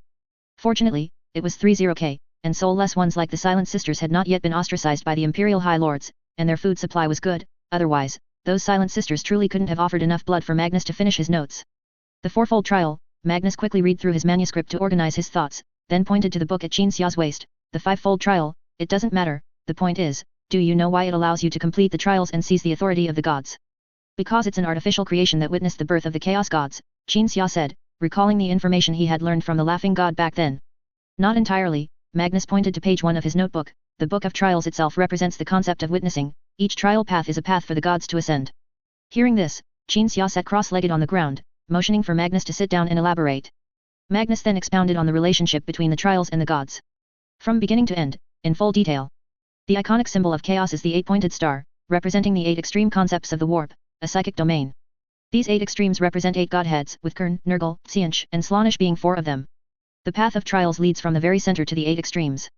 For example, the godhead of Kern represents the extreme of mindless slaughter. Its trial content, from the initial valiant lord to the current brutal executioner, and from initially only needing to fight enemies alone to now having a skulls for the skull throne style, is precisely a manifestation of increasingly approaching the extreme. Another example, Slaanesh. Have you completed the self-imposed obsession? Magnus asked when he mentioned Slaanesh, gesturing for Qin Xia to take out the trial and look at it. If my reasoning is correct, then the new trial will be even more extreme than seeking nothing but perfection. Qin Xia took out the trial and opened the page. I am the answer, so what is the question? Brutal executioner, only slaughter. Foolish compassion, a compassionate person walks through a plague-ridden world, with only a desire to save, but the end is nothing more than watching others die in pain, and dying of the plague themselves. Only for the masterpiece, exhausting one's life's blood, even one's soul, an object or a deed becomes synonymous with the martyr who died for it. All things return to the end. From achieving perfection in something to integrating one's entire being into a creation or action, Qin Xia closed the trial. It is indeed as you said. Magnus laughed, glanced at the emperor, then looked at Qin Xia. Qin Xia followed the Primarch's line of thought and, after a moment, suddenly realized what Magnus wanted to explain. Are you trying to say that the trial is a path of increasingly extreme deviation, rather than a series of tasks that must be completed? So, as long as one can predict the direction of the subsequent trials, one can increasingly approach the extreme, achieving something similar to... Qin Xia hesitated before finding the precise words, achieving something similar to skipping levels in a game. Magnus smiled and nodded, several times. But the trial only has 1 page, Qin Xia patted the Book of Trials at his waist. So I previously thought it was a series of tasks that had to be completed, but now that you say that. This involves the special nature of the trial, Magnus pointed to the Book of Trials. It is a form of witness, not some super entity that controls the path to godhood. Magnus paused, then explained why he was so certain. 11's manuscript recorded 4 past events, which were also the reasons why the 4 gods became gods. This involved basic warp knowledge. The warp is vaster and more expansive than the reality universe, but its vastness stems from it being a spiritual space without certainty, where everything is influenced by the psychic projections of sentient beings in reality. The Chaos Gods are gods, but they are not transcendent beings that existed before the birth of sentient beings in reality. Their existence is rooted in the actions, thoughts, and strong psychic projections of sentient beings in reality. In short, the birth of the gods could not have happened without the participation of sentient beings in reality. Slaanesh can attest to this, Magnus added. It was created, or awakened, by the depraved actions of the Eldar. In any case, its current mischief is absolutely inseparable from sentient beings in reality. Qin Xia continued to listen to the Primarch's narration. The manuscript recorded the past events of the gods. Kern was a sentient being from a primordial universe. He was full of courage, a sense of justice, and was powerful and brave. He could not tolerate any bullying of the weak, nor could he endure cowardly acts, and he was cynical. He single-handedly fought enemies many times his number, upholding justice for the weak. Then, he went further and further down this path, eventually achieving unprecedented feats in courage and combat. His actions and their causal influence stirred up waves in the warp, granting him even greater power. But after that, Kern was gradually influenced by the extreme power representing mindless slaughter in the warp, becoming twisted, from a valiant lord and wrathful incarnation to, step by step, being twisted into only slaughter, where skulls are taken regardless of origin. He ultimately ascended to godhood, becoming a god, completely twisted by the warp. This was the truth 11 saw in the Eternal Well. So, Kern was once a sentient being in reality, and he ascended to become Kern. Qin Xia said. No, Kern existed first, then this sentient being and his experiences. Because his actions and experiences resonated with the godhead, he became Kern, Magnus explained, glancing at the emperor. Similar to the relationship between the Black King and its candidates, the godhead exists first, then a sentient being performs actions consistent with the godhead and then ascends. Qin Xia also looked at the emperor. The emperor stood expressionless, nodding in agreement. Nurgle is the same principle. Magnus then spoke of Nurgle. Nurgle was a compassionate physician. His civilization and his race, like the Necron's predecessors, the Citan, were born to suffer from illness and fragility. Nurgle used his medical skills to save lives until he discovered many diseases that his medical skills could not cure, so he began to develop into mysticism. More and more people were saved by him, and then the godhead in the warp resonated with him due to his actions and the psychic projections of those he saved, gradually leading him to godhood. Qin Xia realized something upon hearing this. If the Horus heresy had happened normally, and the emperor ultimately chose to accept the Black King's power to fight Horus, he would have ascended. Kern and Nurgle must have encountered similar super troubles, forced to compromise with even more terrifying and powerful forces, but unfortunately, they didn't have their own Erebus. No one stopped them. Like Gurn and Nurgle, Xianch was also a sentient being in reality. He was born in a dimension and universe of only eternity. His race maintained a system for millions of years. He was the only one in this race who desired change, so he began to study forbidden knowledge that might lead to systemic change, and eventually, he achieved change. As for Slaanesh, it was roughly similar. This is why the gods unconsciously give positive influences to sentient beings in reality. Magnus said. The sudden burst of courage from cowards on the battlefield, the knowledge suddenly gained by the ignorant and backward. These positive influences represent the benevolent part of the godhead. It's impossible to describe an entire godhead with good and evil, because all our subjective actions or influences, whether good or evil, are contained within the godhead. But ultimately, everything will be twisted, becoming extreme, possessing the characteristic feature of the warp, which is extremity. At this point, Magnus waited for Qin Xia's reaction. Seeing the latter nod in agreement, he continued, in short, this is why I say the Book of Trials is merely a witness. It represents something done by the chosen ones of godheads like Gurn, Nurgle, and Xianch, rather than an inevitable path from the center of the chaos eight-pointed star to the eight extremes. So, in the stage where the gods were still sentient beings, did they shape the godhead, or did the godhead choose them? Magnus suddenly habitually delved into a deep discussion of theory. I think, in fact, it cannot be said how the gods were in their sentient stage, rather, the godhead chose them, using their deeds and influence in reality to strengthen its own power. Instead of saying they were four ascendants, it's more accurate to say they were four puppets. Because in the end, even their self-awareness was submerged in the godhead, or twisted. As if realizing he was thinking too deeply, Magnus quickly brought the conversation back on track. Whether it was the war in heaven that led to the birth of chaos, or some other reason, everything in the warp has existed in the past, present, and future since its inception. Every sentient being in reality is inevitably influenced by the psychic space at birth, because the soul originates from the warp. The Eldar call that place the Sea of Souls for a reason. The four ascendants I spoke of must also have performed their various actions under its influence. In such a situation, only a soul unaffected by the warp can break the deadlock. This is why you can complete the trials, and why you can complete the trials without being twisted. Chapter 660, The Balance of Authority. Magnus finally handed the notebook to Qin Xia. Qin Xia opened the pages and saw 5 directions for completing the trial recorded within. He only needed to perform actions in these 5 directions, without having to retrace the path of the god's ascension, to seize power. The Black King's trial is solely about the end, giving a sense of profound simplicity.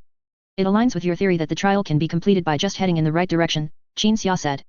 Magnus nodded. I also gained some inspiration from the Black King's trial.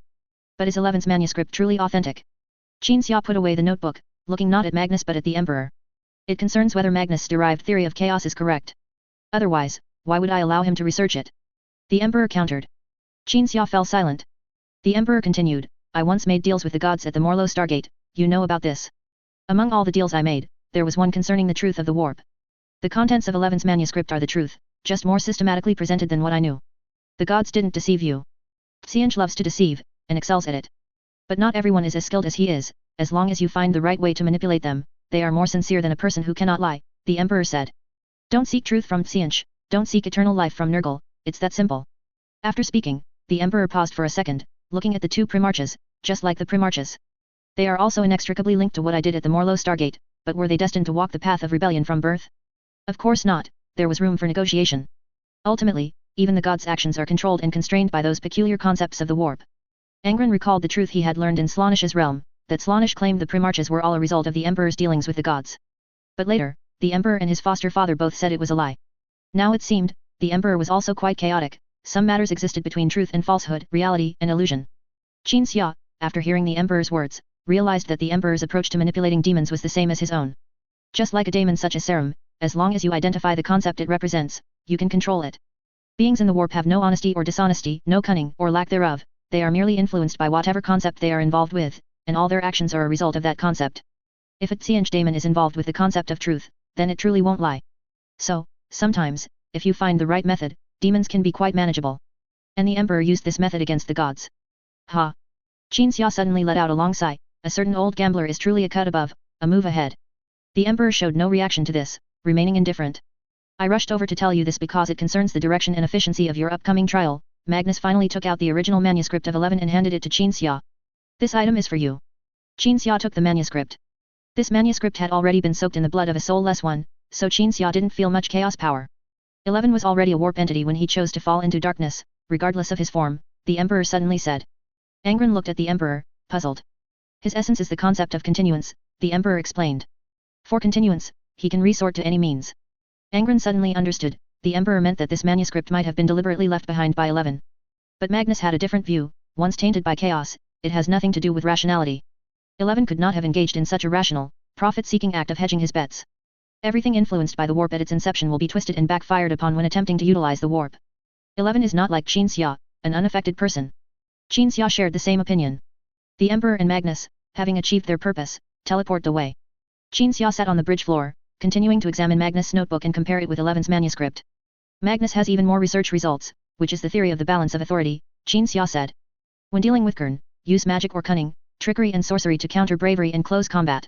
When dealing with Nurgle, use change, because change counters eternity. And when dealing with Xianch, use bravery and eternity, because brute force breaks all spells. So, they all balance each other out. Yes, Angron, it's about mutual balance. Authority is different from contradiction, it's about using what it lacks against what it possesses. Angron pondered, watching his foster father stand up from the floor and hang Magnus' notebook and 11's manuscript at his waist. Now his foster father had 4 books on him, the Emperor's book, the Fivefold Trial, the notebook and the manuscript. Plus the ancient technological artifacts, alien black technology, and some mementos from major battles and planet-changing events. These items also clearly had warp psychic projection bonuses. Qin Xia picked up the Fivefold Trial from his waist and opened its pages. A pile of trial contents had already transformed in Qin Xia's eyes. Mindless slaughter, Gurn kill.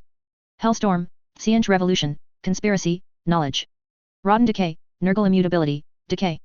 Ecstatic perception, Slaanesh extremity, the most intense sensory stimulation. And representing the Black King's destruction and end, that is destruction. To seize authority, one must act in these 4 major directions, reaching the absolute extreme. For example, the kill of mindless slaughter means killing until the entire universe collapses, and the stars tremble. It was not about seizing various concepts along the trial projects, but directly seizing power from the divine personality and divine position themselves. Qin Xia already had a target in mind.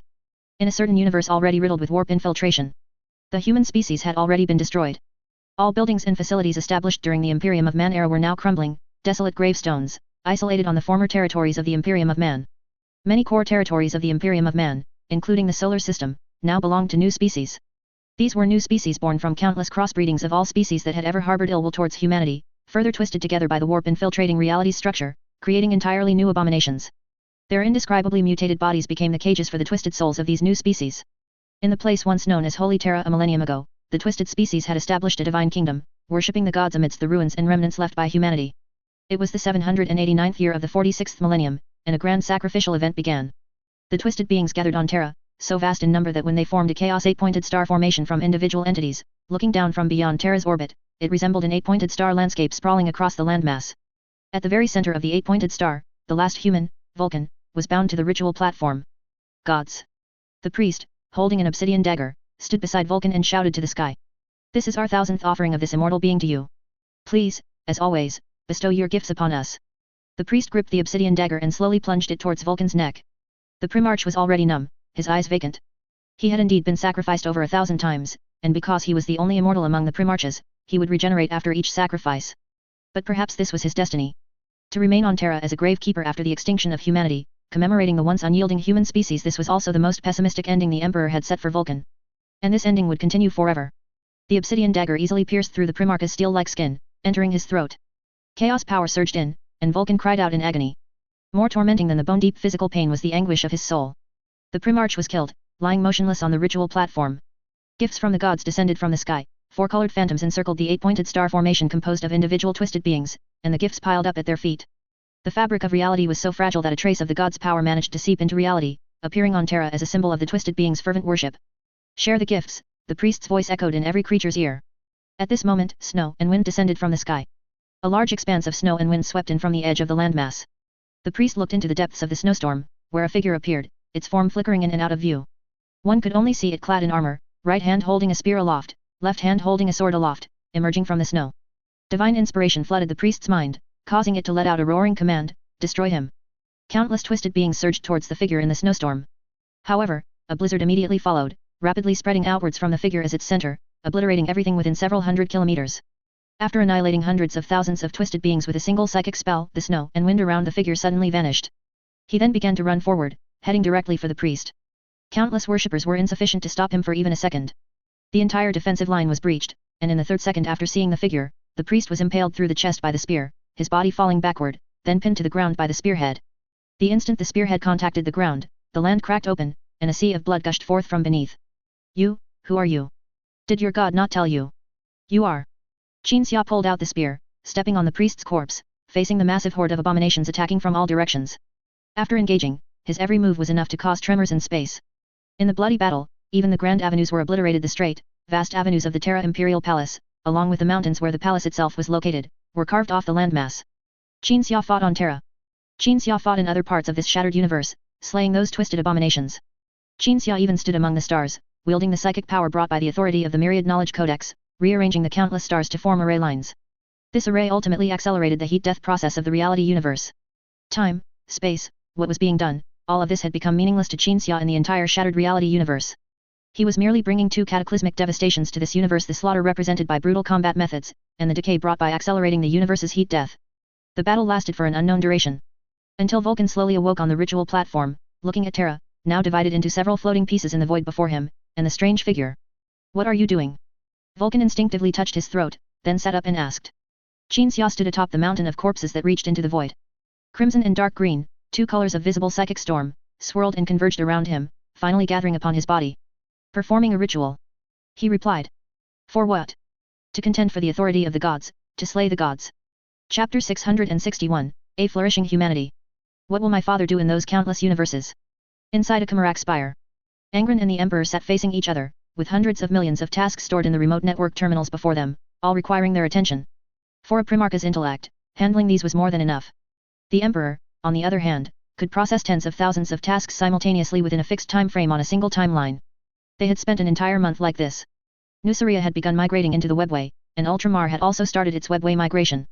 With the webway routes crisscrossing everywhere, and the Eldar guarding those routes using arc worlds to help humanity migrate, webway cities were established one after another, and the volume of arduous tasks increased. While working, they would often chat. "Your father," the Emperor mused, "is likely destroying one irredeemable universe after another, using Magnus' theory to extract the power of the Chaos Gods, including the Black King, Kern, and Nurgle.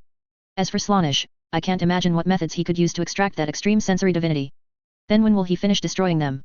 Angron sighed softly. "In a second. Don't forget there is no time in the warp. Even if there is time in other universes, it doesn't matter. He can return immediately, appear immediately." "That's quite good then." The conversation between the Emperor and the Primarch fell silent. After an unknown amount of time, and an unknown number of tasks processed, Angron spoke again. "Is there a way for humans to achieve immortality? I mean mortals." The Emperor temporarily set aside his work, his sharp gaze penetrating Angron's eyes, delving deep into the Primarch's heart, and discerning his thoughts. "Even if the body can be immortal, the soul cannot. A soul residing in a physical vessel consumes its life force, and after a certain period, it must eventually return to the warp." Angron also put down his work, listening intently to his creator's explanation. "There is only one way to make your gladiators' companions immortal, and that is to enhance and modify them." Seeing that the Emperor had divined his desire to make his gladiators' brothers and sisters immortal, Angron neither refuted nor concealed it. "For example, Kleist and Tisius and the other ladies, if they are transformed into custodes, they can have a considerably long lifespan. I have asked them, and they are also willing to become stronger. Your psychic ability is indeed very special. It allows you to unite a group of people into a solid block in a very short time, and establish extremely strong bonds after empathy. Except for Onamaus and Crom Arch, who have independent thoughts, the other drifters are merely grass in the wind. They have no ambitions, no opinions, and their greatest wish is to stay with you forever, to fight, drink, confide, and empathize forever."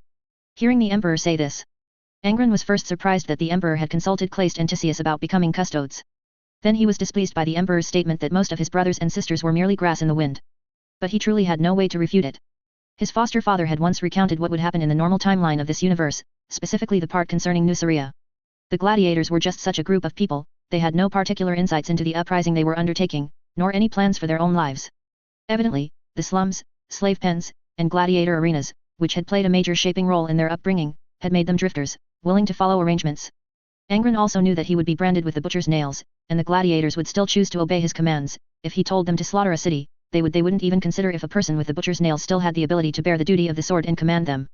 Just as now, without the butcher's nails, if he asked the gladiators to fight alongside him, they would do so until they decayed or died. "I feel like my empathy ability has harmed them." Angron lowered his head, his voice deep. "Otherwise, they might have been shaped into independent individuals, with their own lives, but I really want them to be with me forever. Even if you didn't have empathy, and didn't know them, they would merely find another master to drift along with." The Emperor said softly, "Onamaus and Crom Arch were also empathized by you. Why did they choose their own paths? No need to comfort me. I will deal with negative emotions myself." Comfort. 12. I never comfort anyone. I merely state facts coldly. Even when Erebus left, I offered no words of persuasion or retention, let alone for you. A cold sun. No wonder if you were to sit on the golden throne, you would become that kind of cold god. I haven't sat on the golden throne yet, those terrible things haven't happened. After a few exchanges, their conversation again fell silent. Until an unknown amount of time had passed. The Emperor, for unknown reasons or emotions, was the first to break the silence. After humanity rises, I still need to do another thing, a research project, which will consume a very, very long time for me. If I cannot, anyway, I know the taste of loneliness. 12. I hope you have people who will accompany you as steadfastly as those gladiators, people who will never betray or abandon you for any reason. They can accompany you through millennium after millennium.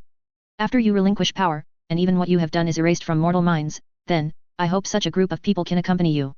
Upon hearing these 3 sentences, Angron jolted, looking at the Emperor in surprise. The Primarch didn't ask anything, though. These 3 sentences sounded very human. Did the Emperor even have humanity? The answer, of course, was yes. Angron recalled his foster father once saying that in the normal timeline, the Emperor would abandon his humanity to deal with Horus, preventing himself from being soft at a critical moment.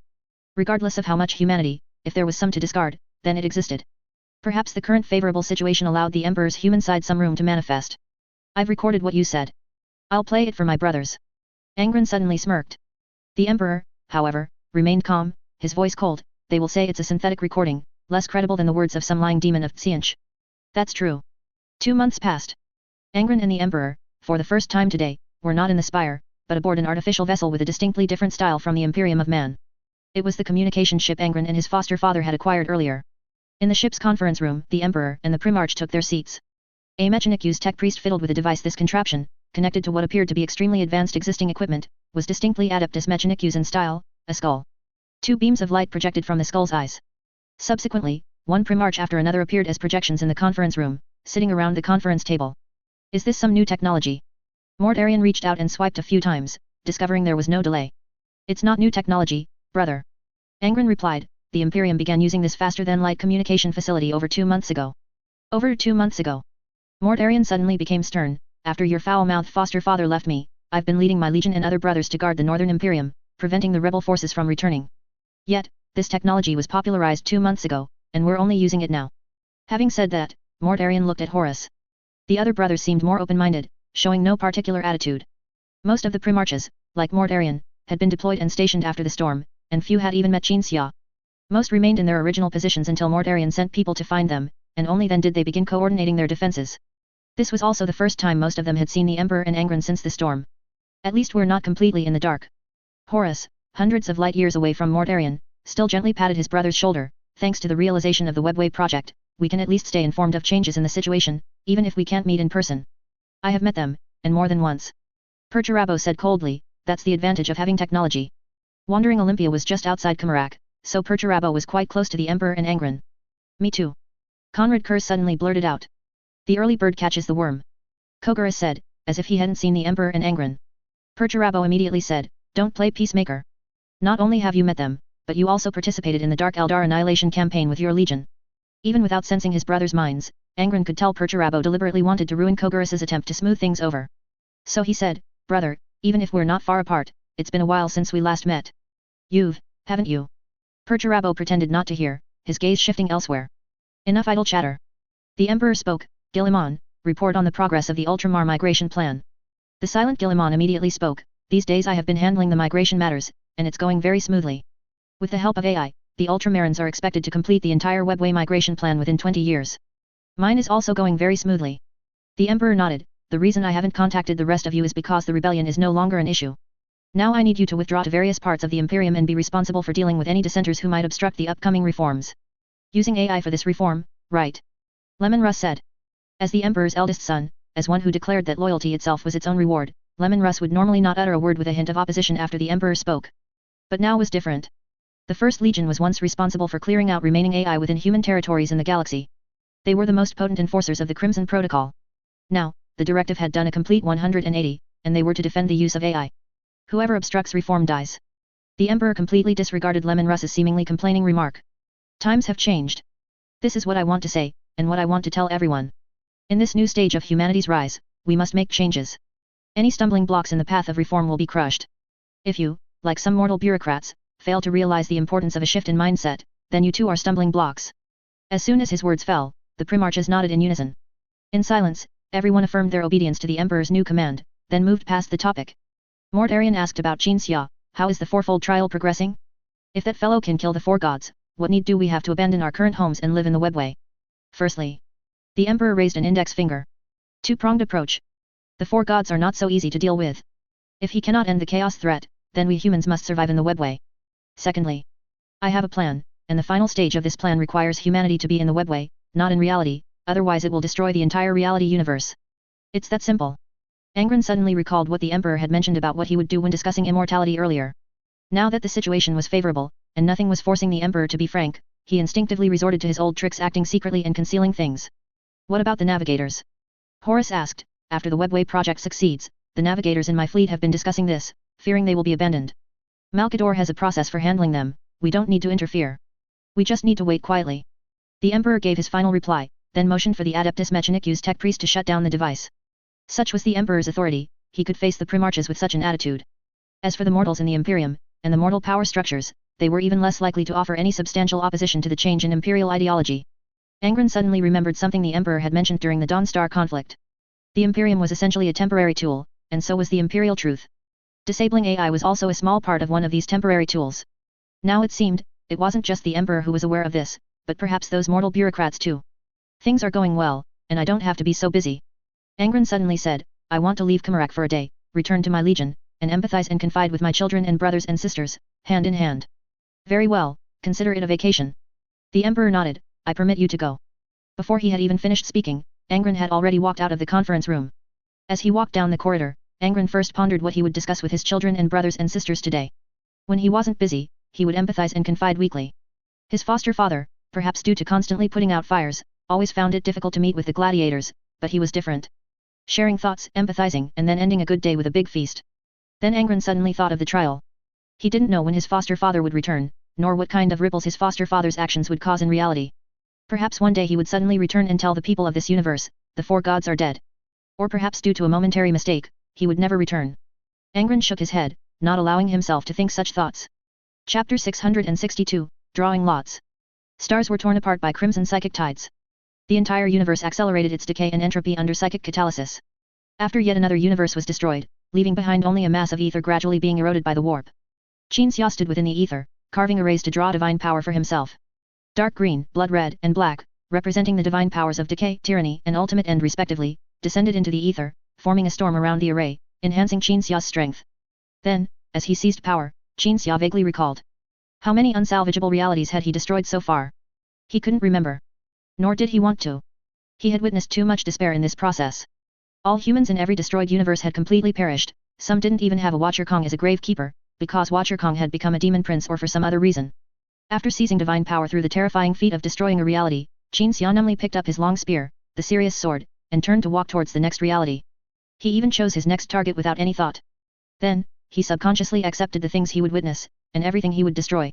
As he opened the portal, Qin Xia numbly took out a photograph. The photo was taken on the victory day of the Nukria Uprising War, a group photo with Angron, with the gladiators, with the rebellion soldiers, and with the freemen. Qin Xia held the camera at the time and didn't include himself. Whenever he destroyed a reality, Qin Xia would take out the photo and look at it. Initially, he wanted this action to remind himself of the past, experiences, before, and so on. But later, he just looked at the photo for the sake of looking at it. When destroying one reality after another became the past and before, the events in this photo became too distant. Plus, he had killed too many twisted versions of Angron.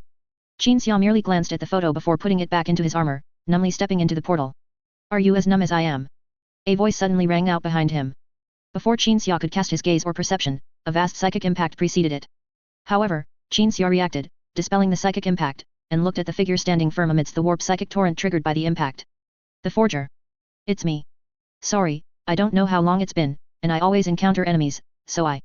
Qin Xia looked at the forger. The latter silently shook his head and stepped forward. He reshaped the ether with his peculiar power of reality.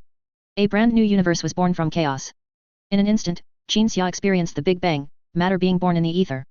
On a newly formed planet, the forger took Qin Xia to a volcanic wasteland in a single step. The two sat side by side on a rock. I knew you would be the same as me, the forger slowly began.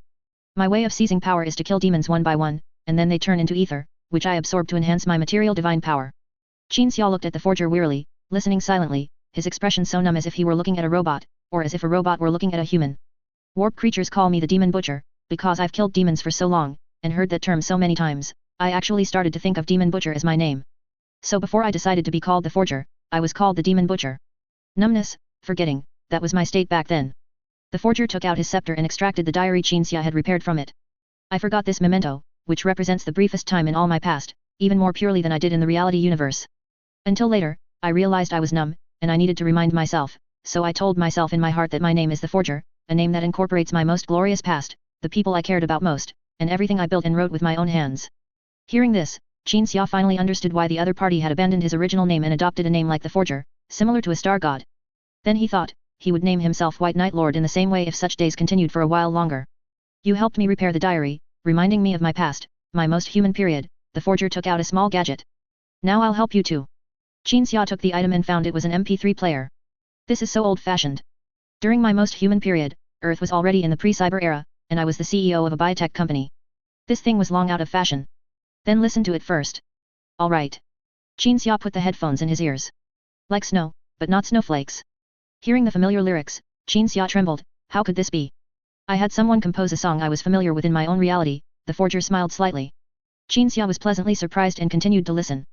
Whose mud doll by the shore, unloved, unconcerned, just like a reed. The expression on Qinxia's face gradually turned mournful. After being held captive by the song for nearly 2 minutes, Qinxia took off his headphones. This thing is too damaging to me, because when I was young, I was like a reed, unloved and unconcerned. Sorry. I didn't know you were. It's okay. It's okay. Qinxia returned the MP3 player to the Forger and wiped the corner of his eye. The Forger spoke, you're fine. When people are sad, they are not afraid of being alone with no one to confide in, what they fear is someone asking that one question. Qinxia immediately turned away, covering his face, his body trembling slightly. I miss Angron. The Forger was silent for a moment, then patted Qinxia's shoulder, and asked, do you think we have a chance against the Chaos Gods now? Now. Qinxia was stunned for a moment but still thought seriously. After careful consideration, he nodded, there's definitely a chance. Dealing with the Chaos Gods isn't a pure test of strength, but about finding the right method, but your power is different. It's enough if you think you have a chance. The Forger extended his hand. He clenched his fist, and a coin appeared in his palm. The sooner we complete the task we're undertaking, the sooner we can return to our respective realities. Are we flipping a coin to decide who faces which god? Qinxia asked. Yes. Do you think you're ready? I'm ready.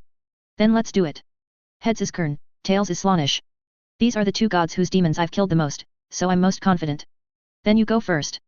Qinxia looked at the Forger's hand and made a gesture of invitation. The Forger tossed the coin. The coin landed on the ground, tails up.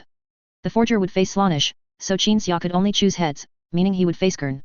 I feel Slaanesh is harder to deal with, Qinxia said. Otherwise. The Forger stood up, having help is already a better outcome than I could have imagined, so it's fine. As long as you feel confident against Kern, then we'll split up now. Qinxia pondered.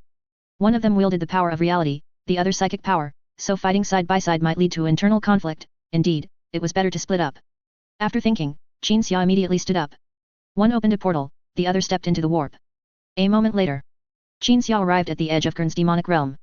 At this moment, he suddenly realized that the divine realm in the warp was quite concrete, just like the scene he had seen when fighting alongside Watcher Kong during the Isha rescue operation. While he was pondering, a black portal suddenly opened. A Watchers holding a book emerged from the passage between reality and the warp. He came closer, slowly raised his head, and looked at Qinxia. Even though the Watcher's species is highly homogenized, the book in his hand revealed his identity, Watcher Kong, holding the Book of Demons. How did you get here? Qinxia was pleasantly surprised. I thought you'd think I brought too few helpers, Kong said. But I can't help it, after all, only you and I are immune to the influence of the Chaos Gods. Everyone else, unlike Uslan, who is equipped with Old One creations all over, would be corrupted upon entering the demonic realm. Your helpers. Qinxia caught the wording in Kang's first sentence. At this moment, more portals opened. More Watchers appeared. There were tens of thousands of them. The Watchers walked out in rows, hands tucked into their sleeves, appearing profound and gloomy, the darkness under their hoods all directed at Qinxia. We are anti-chaos bioweapons shaped by the old ones, Kong said. Of course, we cannot be absent at this time. Qinxia scanned the Watchers. The Watchers all nodded in unison. You still have helpers. A sea of blood unfolded in the warp. Serum, a Kern greater demon born from Kern but rebelling against Kern, gradually stepped out of the sea of blood. Serum held a two-handed axe, and on his back were countless weapons, all forged by him. Every weapon created by this weapon demon would be a divine artifact if placed in reality. Serum, because you ran away last time, I didn't think of calling you, Qinxia said. The Kern greater demon gazed at the blood god's demonic realm. His infinitely tall body, combined with the mobile armory of 88,888,888 weapons on his back, made him appear exceptionally mighty. Serum leaned on his giant axe, narrowing his eyes. His robust chest, burning with the fire of a forge, heaved violently, like bellows. Actually, the greater demon slowly began, I just brought helpers. Sams, the undivided chaos demon, emerged from the sea of blood, taking down the two-handed axe and Saram's armory from his back. The expression of admiration on Qin Xia's face instantly vanished, and he no longer looked at Saram, but at Sams. You don't have a reason to fight Gurn, do you? I am the Black King's herald of the end, Sams said softly. I will help whoever holds the Black King's divine power. Qin Xia was momentarily dazed, surprised that Sams was actually a Black King demon. Initially, this was just a guess. I'm returning to the Eye of Terror in the reality universe, Saram turned around. I just want to live outside the Blood God's control. Get lost. Qin Xia roared. Saram entered the sea of blood and disappeared. Qin Xia turned around, facing Gurn's demonic realm. The Watchers had materialized the warp as much as possible. This meant that even if Gurn had a home field advantage in the upcoming battle, the fight would still proceed in a way that involved cause and effect. Without us, you'd have to go in alone, Kong said. At most, with Sams, who no one expected to come. Not necessarily, don't forget that I could shape my own demons when I underwent the fourfold trial. Qin Xia waved his hand lightly. A massive number of demons were shaped. From their forms, they appeared to be of all shapes and sizes, and their materialized weapons also differed, because they came from the different authorities Qin Xia had seized. Qin Xia turned and advanced. The Watchers and the demons followed behind.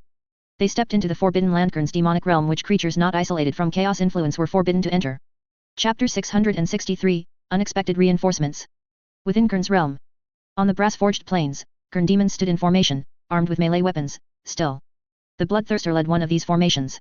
The Watchers had created a more tangible combat environment, but this was, after all, Gurn's realm, and Gurn's influence was not only present but also deeply ingrained. Even the form of combat had to cater to the host. That meant the most brutal melee combat. Behind the countless formations, Gurn sat upon his brass throne. The Blood God watched the would-be god's lair. Behind Qin Xia was a formation composed of Watchers. He had gained the ability to create his own demons during the fourfold trial, and after seizing authority using Magnus' theory, he could create even more numerous and powerful demons. The God-Slayer's side had 3 to the power of 3 formations, with 333 demons in each formation. Gurn, on the other hand, did not have 8 to the power of 8 formations. Clearly, he had lost some of his authority, and too many Gurn greater demons had been annihilated. Qin Xia couldn't even find Scarbrand among the Gurn greater demons leading the formations. Gurn, however, saw Scarbrand among the God-Slayer's formations. The authority to create Scarbrand had been taken away. There was no verbal exchange. The Blood God raised his hand. All formations began to advance. Qin Xia raised his long spear, and the formations behind him, excluding the Watchers, also advanced. Sams, the largest in size, was positioned even further ahead of all the powerful demons leading the formations. Gurn demons rubbed their hands, eager for battle. As the formations slowly advanced, Bloodthirsters restlessly paced on the flanks of their formations, roaring and clamoring for battle. Both sides were closing in on each other. As they advanced, Qin Xia had an idea. 9 battle formations suddenly halted, and all the demons within them unleashed their unique abilities. A massive number of psychic spells were hurled at the opposing Gurn demon army, a barrage of destruction.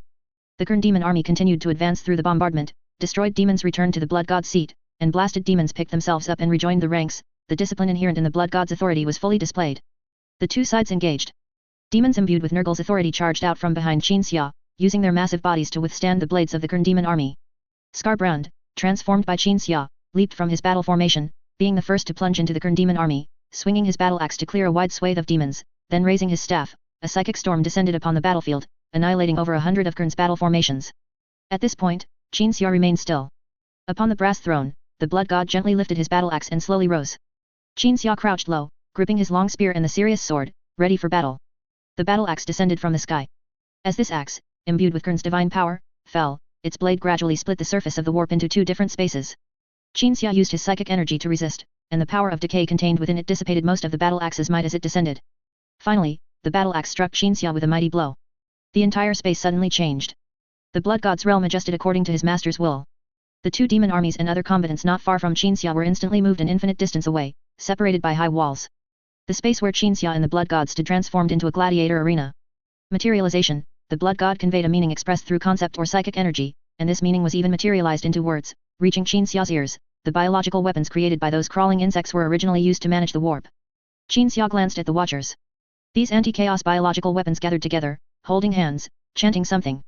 Their control over psychic energy was so meticulous it was astonishing, a level Qin Xia had only recently been able to match. Such a large number of Watchers appearing materialized all the abstract elements of the warp into a scene. They will die, the Blood God said. A demon army suddenly appeared, accompanied by a sea of blood surging from the brass ground, and charged towards the Watchers. This suddenly appearing demon army was materialized as cavalry, and the concept of speed they carried allowed them to approach the Watchers at an astonishing pace.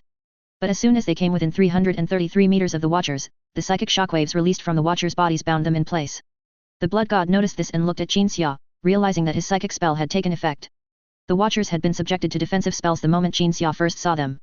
However, the Blood God had already anticipated this situation. A greater demon named Cabanha, holding a battle banner carrying the concept of breakthrough, leaped from the cavalry formation. But just as he was about to land on the Watchers, who were fully focused on maintaining the materialization, a blood-red, burning figure appeared from nowhere and tackled Cabanha aside. My concept contains resistance. The sudden reinforcement roared at Qin Xia, who was in the gladiator arena, and brought his battle axe down hard on Cabanha's head. That was Serum. Cabanha's head was severed. The role of the Watchers was once again demonstrated. They not only materialized everything but also maintained the operation of causality. Because Cabanha was killed, he could not immediately jump back into the fight. Life and death, cause and effect, were all bestowed by the Watchers. Qin Xia could also do these things, but he had put all his energy elsewhere. The gladiator arena began to change. Buildings, terrain, everything twisted and transformed. Magic circles formed by strange symbols emerged around Qin Xia and the Blood God, encompassing both of them. The Blood God swiftly swung his raised battle axe, Qin Xia's figure blurred, then reappeared outside the magic circle. Psychic spells rained down from the sky. These were not materialized psychic spells like lightning, fire, or telekinesis, but the purest form of psychic spell, directly using psychic energy to cause an effect. The power of destruction and ending was applied to Kern, causing his armor to shatter. Those armors were formed by the concept of defense and war, they were gradually disintegrating, and after being materialized, they became gradually shattering armor. Kern tried to break through the magic circle, but then snow and wind began to spread from 9 directions outside the realm, and within the snow and wind, the outlines of magic circles appeared, each directly affecting Kern's realm. Ending was gradually disintegrating Kern's realm, a domain composed of the Blood God's essence. Change, on the other hand, was prompting Kern's realm to undergo a series of twisted evolutionary phenomena, making the Blood God's power inscrutable and uncertain at this time. They were all created by Qin Xia after he entered the realm, quietly putting all his energy elsewhere. His plan was to suppress Kern with change and psychic spells, then gradually disintegrate Kern with the ending contained within the Black King's divinity. There was no difference between the disintegration of the realm and the disintegration of Kern's essence. Do you think I would really rush into your realm, be bound by you, and fight you like 2 gladiators? Qin Xia clasped his hands together, an ether hurricane rising around him due to the psychic energy mobilization. Then wouldn't I have completed the Myriad Knowledge Codex trial for nothing? Kern leaned on his battle axe, his eyes blood red. If it were truly a blade-to-blade fight like gladiators, the Blood God was certain he could chop this madman into pieces within 2 rounds. However, no matter how powerful a single divinity was, it was difficult to contend with the countermeasures of other divine authorities. All the power Qin Xia had accumulated to date, all his myriad skills, ultimately had a weakness that could be exploited against a divinity of mindless slaughter. Qin Xia had been doing this dishonorable thing since his time in the Nuceria gladiator arena. Just wear him down, Qin Xia thought. He hadn't, after all, seized all of the Black King's authority, the power of ending wasn't strong enough, so he could only slowly wear Kern down until he was completely annihilated and twisted. Fortunately, this process only required wearing him down. Qin Xia could even spare some energy to check on the forger's situation. The forger's situation was much simpler. He wielded 2 long swords, wildly hacking at demons in Slaanish's realm, occasionally slashing at Slaanish when he tried to stop him. Demons are the essence of a god, a part of a god. Killing a demon is equivalent to inflicting a small amount of damage on the god. And the forger was not fighting alone. While the primarchs and mortals of the Infinite City could not participate in the god-slaying war, pure warp entities could. The souls of the forger's deceased followers, as well as psychic constructs that looked like satellites, and countless demon iron men, could assist in battle just like Qin Xia's demons. Just as the situation seemed to be going smoothly, an unexpected change occurred. Slaanish's demon army suddenly appeared outside Kern's realm. These demons charged directly towards the various magic circles Qin Xia had created, destroying one of them in the blink of an eye. A portion of the ending and twisting power applied to the Blood God dissipated, and he immediately roared, striking an axe blow towards Slaanish's realm. The forger was sent flying, and most of his souls and demon iron men were annihilated.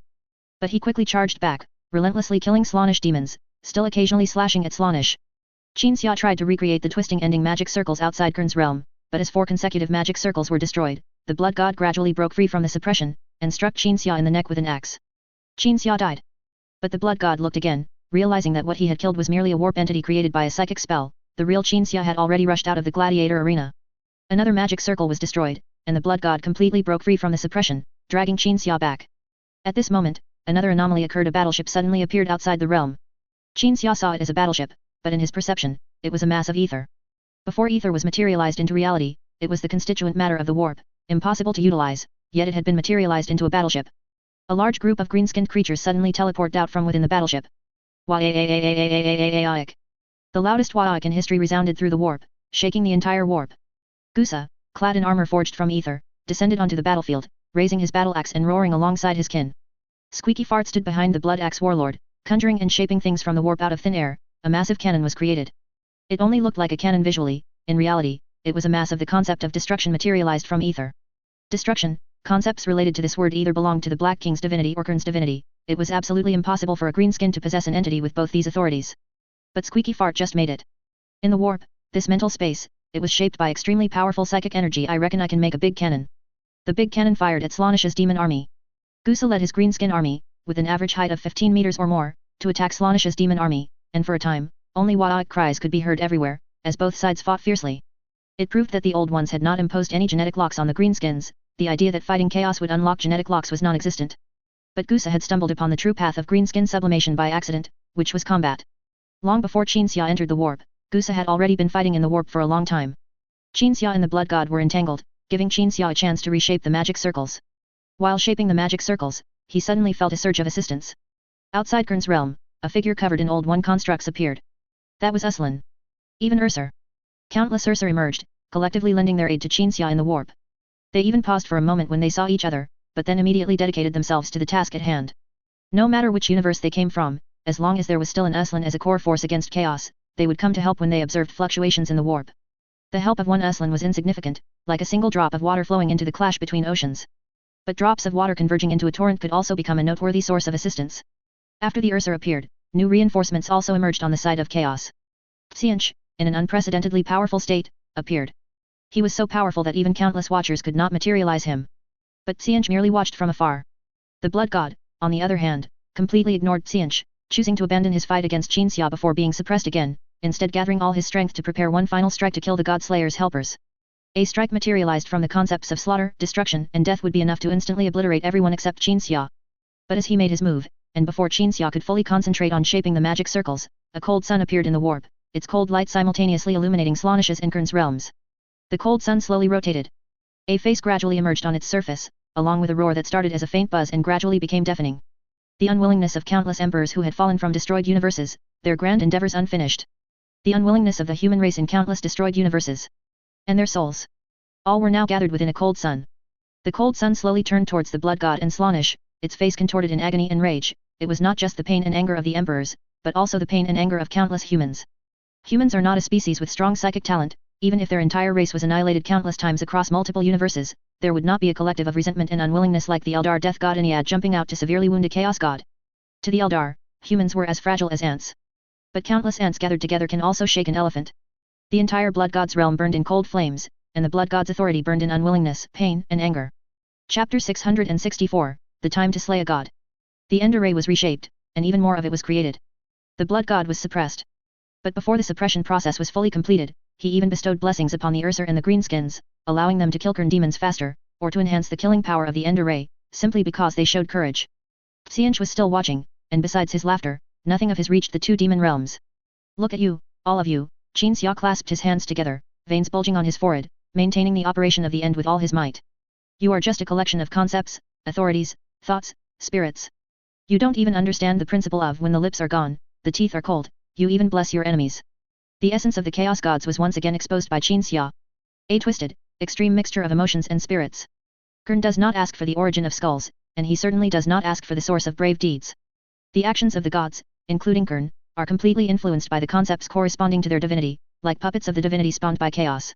Are you truly the divinity of killing without intention, or a real living being favored for your extreme bravery? Qinxia continued, did the divinity shape you, or did you shape the divinity?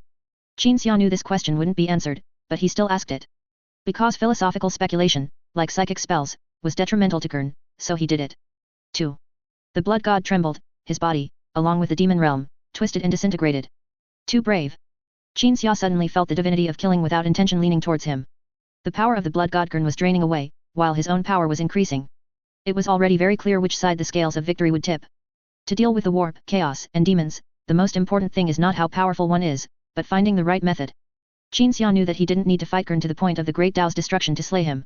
You will one day become the new Kern, the Blood God said. Even a composite of me and my brothers and sisters.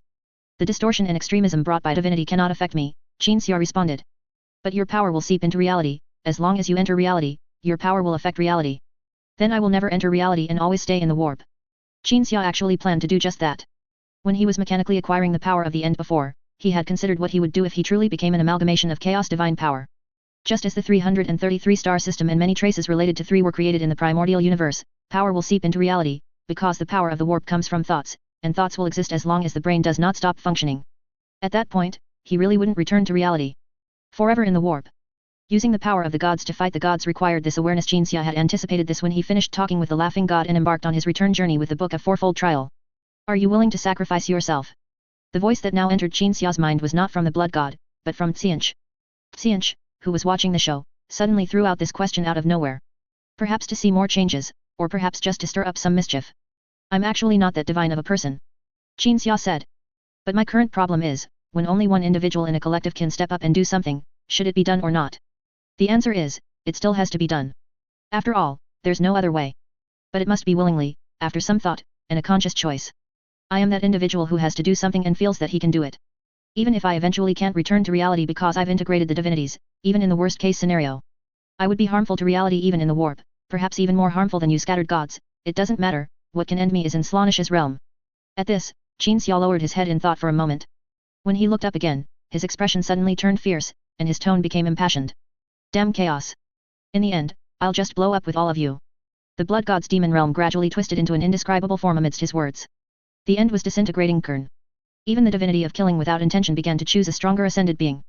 Chaos, like the gods it spawned, was so extreme that it only cared about extremity, not distinguishing between friend and foe.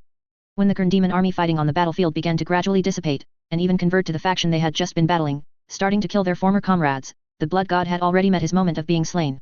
Jinxia spent a little more time until Kern's demon realm began to disappear. The blood god was also no longer traceable. The cold sun, roaring and screaming in the sky, gradually fell silent. The watchers, holding their materialized forms, looked up ahead, and the void shadow beneath their hoods could even be interpreted as surprise and joy. The last Kern demon to be struck down suddenly turned into a white light and joined the demon army Jinxia had created. The blood god was completely ended. Everything seemed to stand still. Gusa held his breath, gripping his battle axe. The Urser stopped breathing, their pupils trembling. Finally, Xianch's wild laughter broke the momentary stillness. We have slain a god. Uslan raised his arm and embraced the Urser beside him. Gusa's body swelled to more than half the size of a god king titan, raising his equally swollen battle axe, and let out a cheer. Jinxia raised his long spear and the serious sword, and the ripples sweeping through the entire surface and deep layers of the warp spread out with his action. Suddenly, a cannonball flew over, breaking the celebratory atmosphere. It was Serum. This great demon was holding a cannon. Resist. Serum murmured, resist. Jinxia suddenly realized that if Serum resisted Kern when he was a Kern demon, then as a demon of one of his own authorities, he would naturally resist him as well. A great demon who once belonged to Kern went up and chopped off Serum's head with an axe, sending him to be reborn somewhere in the warp. At this moment, the two demon factions had swapped sides. There's still a battle to be fought. Jinxia opened a portal to Slaanish's realm. But as the Urser were about to enter, Jinxia raised his hand to stop them. You've done enough, Uslan, Urser. The Urser hesitated for a moment, then nodded silently. Jinxia stepped into the portal, teleporting to Slaanish's realm. When he came out of the portal, he suddenly found that the battle here had already ended. Slaanish's realm had disappeared, replaced by a semi-reality composed of ether. This meant that the rate of causal events here was different from the battlefield on Kern's side. A long time might have passed here. The forger leaned on his sword, watching the souls depart, then turned to Jinxia. Is it resolved? Jinxia nodded. The forger walked to a corpse and used his sword to cut out the corpse's spine. Jinxia was startled to find that it was Slaanish's corpse. This chaos god had actually been beaten into a physical form. What do you plan to do with Slaanish's spine? Make a weapon. It has that use. Jinxia thought for a moment. Although Kern was completely annihilated, the death of the god had left traces, and something could also be extracted from Kern's corpse. So he found a way to extract the traces of the god's death. It was Kern's head. I still need some time to prepare, and then we can proceed to the next step. The forger picked up the head, smiled, and left through a portal. Chapter 665, Snowballing. Kern and Slaanish have fallen.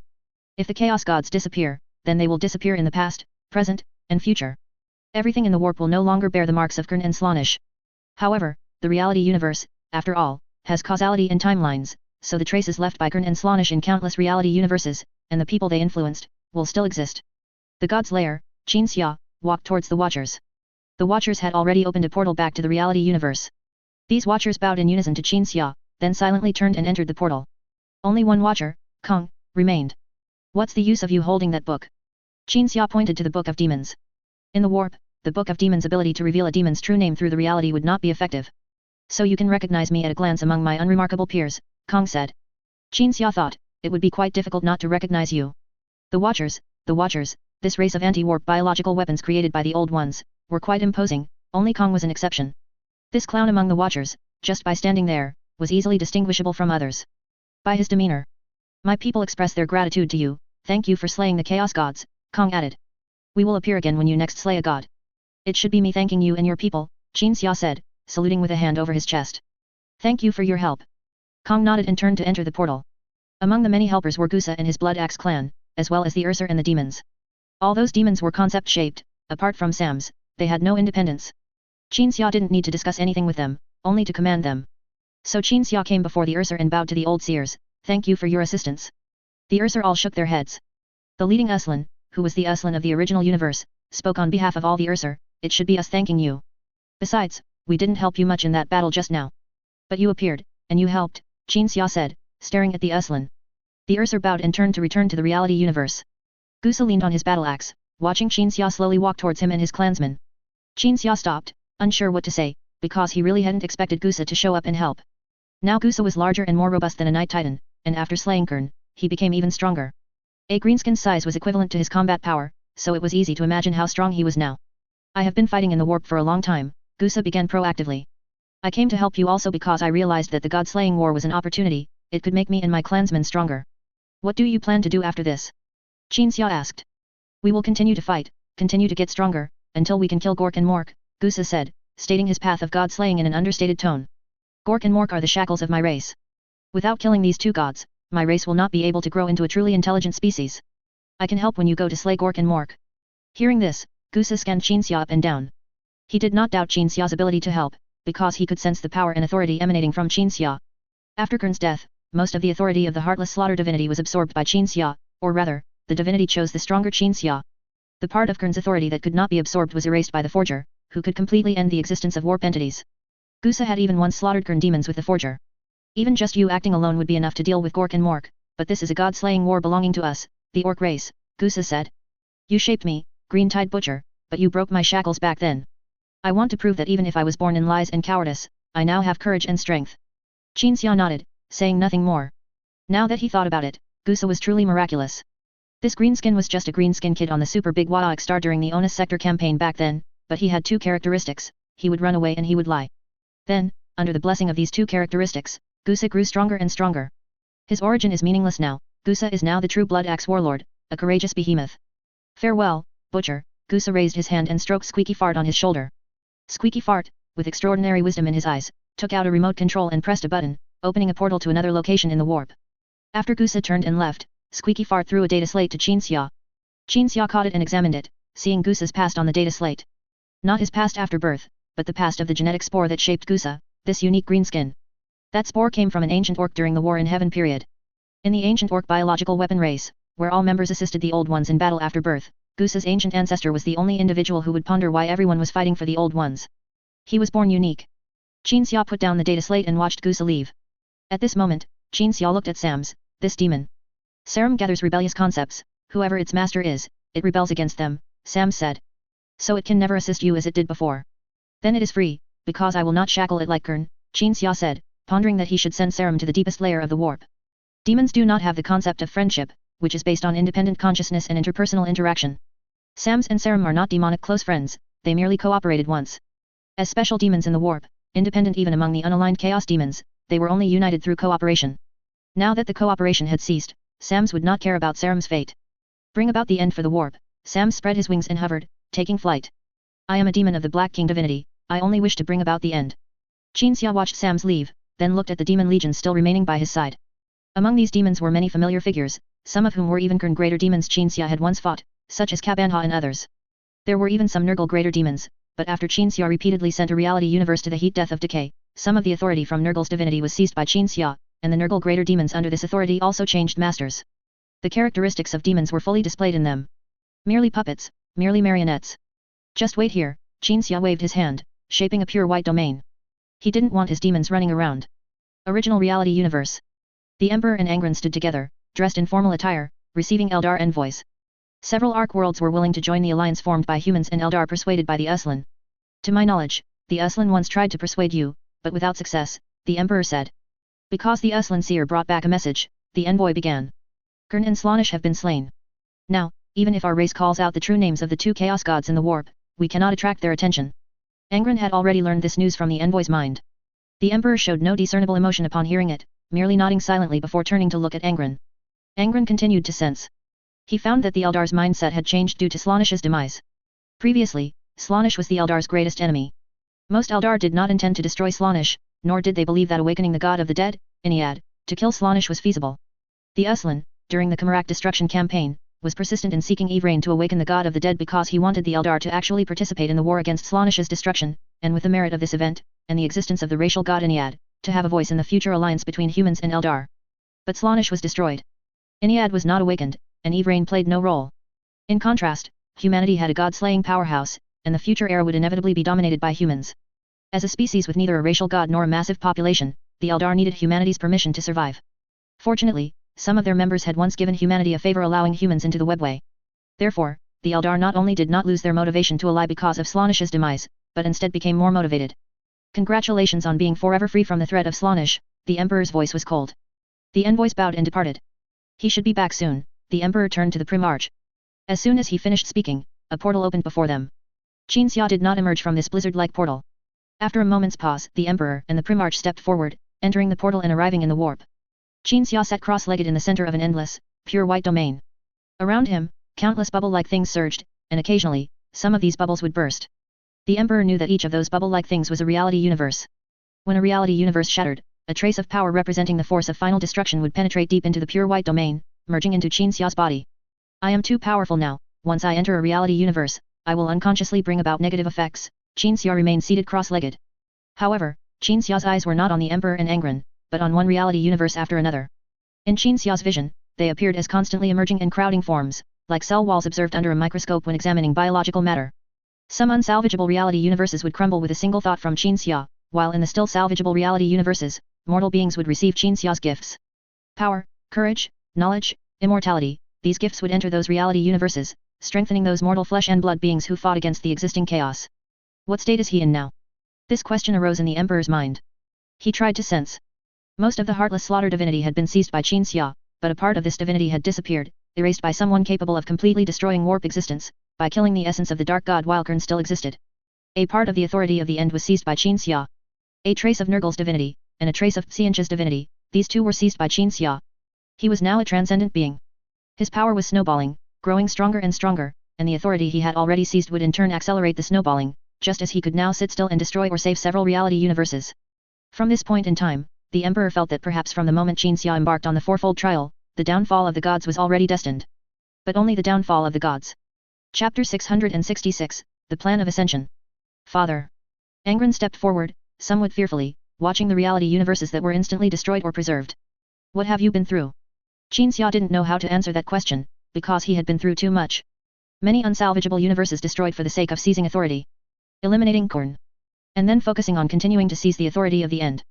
Perhaps Qin Xia was sitting here facing his adopted son and the Emperor at this moment, but in his perception, he was experiencing countless things in one reality after another. Witnessing the joys and sorrows of mortals, absorbing their mental projections, and manipulating the web of fate on the veil with various methods of interference. Finally, Qin Xia stopped, the light in his eyes dissipated, and he stood up from the ground. I can now restore the souls of the Olina sisters, Qin Xia said, not by merging them, but by using the power of the warp to mend their souls, making them completely two independent existences. You have become an entity with many authorities combined. You can already be called the gods. The Emperor stepped forward to Angron's side, and yet you only want to mend the souls of two mortals. Because I want to, Qin Xia replied. The Emperor nodded thoughtfully after hearing this. That means you are still you, and not a new chaos gods. Qin Xia looked at Angron. I can't take you to explore one reality universe after another, as I promised before, like in another original universe, because as soon as I enter a universe, my power will permeate that universe. Angron shook his head. What do you plan to do next? The Emperor asked. Continue to eliminate the gods. Qin Xia stated his long-made plan, Nurgle, Xianche. I will eliminate them. The Emperor thought for a moment. Nurgle aside for now. Xianche was probably the most powerful chaos gods right now. Because of the series of changes Qin Xia initiated, because the destiny of every original reality universe was changed. But no matter how powerful, it could still be eliminated, just like dealing with Kern, as long as the right path was found and the right methods were used. And after eliminating Xianche, Qin Xia would undoubtedly become a new, multifaceted god. But at least this god would not be twisted by chaos. After thinking, the Emperor asked, by what means? The purest martial combat. Qin Xia was very frank. I used magic against Kern, so against Xianch, I will use martial force. That shouldn't be too difficult, after all, you now possess most of Kern's divine authority, the Emperor said. If the gods are completely eliminated, what will you do? Qin Xia asked. Perhaps humanity won't have to live in the webway, and the original universe can become a truly civilized, rational, and materialistic universe, like another original universe. The Emperor recalled Angron mentioning another original universe. There, the species of the galaxy formed the Galactic Federation, and various species cooperated hand in hand in the face of common interests. And rationality and prosperity had descended upon humanity long before the Federation was established. Our universe will not have a Galactic Federation, only an alliance of Yildari and humanity. The Emperor also suddenly became frank at this moment. Humanity must all migrate to the webway, because only there can I complete my plan to uplift the entire race. Ascension, becoming a transcendent entity capable of freely entering and exiting the reality universe and the warp. As Qin Xia looked puzzled, the Emperor also sat down cross-legged and explained his plan in detail. The webway was far more than just a simple faster-than-light highway. It was a part extracted from the warp by the old ones, independent of the reality universe and the warp. Humanity would undergo a ritual there to ascend to a psychic race. Thousands or tens of thousands of years after humanity had completely migrated to the webway, the Emperor needed time to make full preparations. The Yildari would be a tool. This bioweapon race, shaped by the old ones, incorporated most of the old ones' biological black technology, and the Emperor would study the Yildari. Humanity would first evolve into a species similar to the Yildari, and then collectively ascend. The mental power generated during ascension would destroy an original universe, so ascension must never take place in the reality universe space, but rather in the webway. And performing this process in the warp would lead to the already twisted warp in turn affecting humanity's ascension. At that time, humanity might turn into something akin to demons or harmless warp creatures, so performing ascension in the pure warp was even less advisable. Humanity must ascend in the webway, the Emperor said, and after this endeavor is completed, we will become a brand new species, an era where everyone is an emperor will arrive. Since Angron could not perceive the Emperor against his will, he only now learned of the Emperor's plan. It turned out that the migration of humanity to the webway was merely one step in a larger plan. The new human political entity using AI was also just a tool. The Emperor's so-called retirement was to find time to research the specific methods for human evolution and ascension. Psychic ascension, Qin Xia murmured a phrase, this is indeed a good method. At that time, whether to use AI, and how to develop and prosper in the galaxy, will not matter, because humanity will become a brand new species, a species whose individuals are like gods. This new species will be named, Ether Humanity, the Emperor said, the body of every individual will be composed of ether, and by utilizing the characteristics of the warp, our species will be unprecedentedly powerful and usher in eternal existence and prosperity. Qin Xia thought it was quite good. It was just that no matter how powerful he became, he couldn't use his power to make humanity ascend. Using various authorities from the warp to make humanity stronger, like gods, was indeed possible. But that would be equivalent to turning humanity into Great Demon Qin, and the only difference from Slaanish's relationship with the Yildari was that a god would elevate mortals to demons, rather than eating their souls as snacks. This matter still had to be completed by the Emperor. So, eliminate Xianch and Nurgle, the Emperor stood up, gazing at Qin Xia, ensure they cannot tamper with humanity's ascension process. Qin Xia nodded. The Emperor turned around, looked at Qin Xia, backed away to the portal, nodded firmly, and then turned and retreated into reality. Father, Angron slowly began. Qin Xia knew what his adopted son wanted to say, so he directly answered the Primarch's unspoken question, don't worry that we won't be able to meet again after I seized Xianch's authority. Upon hearing this, a hint of relief appeared on Angron's face. I just really don't want to work with the Emperor anymore, which is why I said I absolutely couldn't return to reality. I can project a part of myself into reality. In the future, a part of me will take you, your brothers and sisters, and everyone we cherish, on a journey to explore countless reality universes. At this moment, from countless destroyed and saved realities, I have seen some very interesting ones, and I will take you there in the future. As Qin Xia spoke, he unfastened all items from his armor's waist, except for the Book of Trials, and gave them to Angron.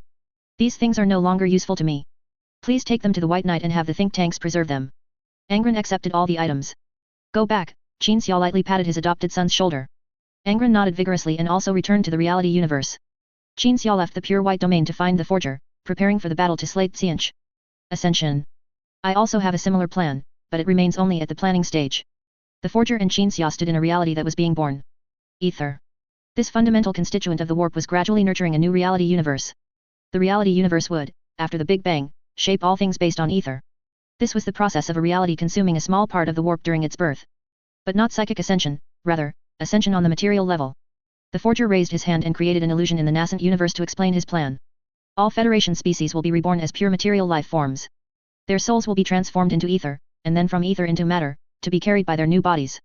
Materially ascended human individuals will become more powerful than star gods. They can, like me, come to a certain place in the warp, wave their hand, and catalyze ether into a reality universe. Saying this, the forger waved his arm. Ether was rapidly catalyzed. Within a black sphere composed of a hazy reality, a violent explosion occurred, and a reality universe was born, with the void ether forming real matter. Material ascension, quite fitting for the nature of your power, Qin Xia said.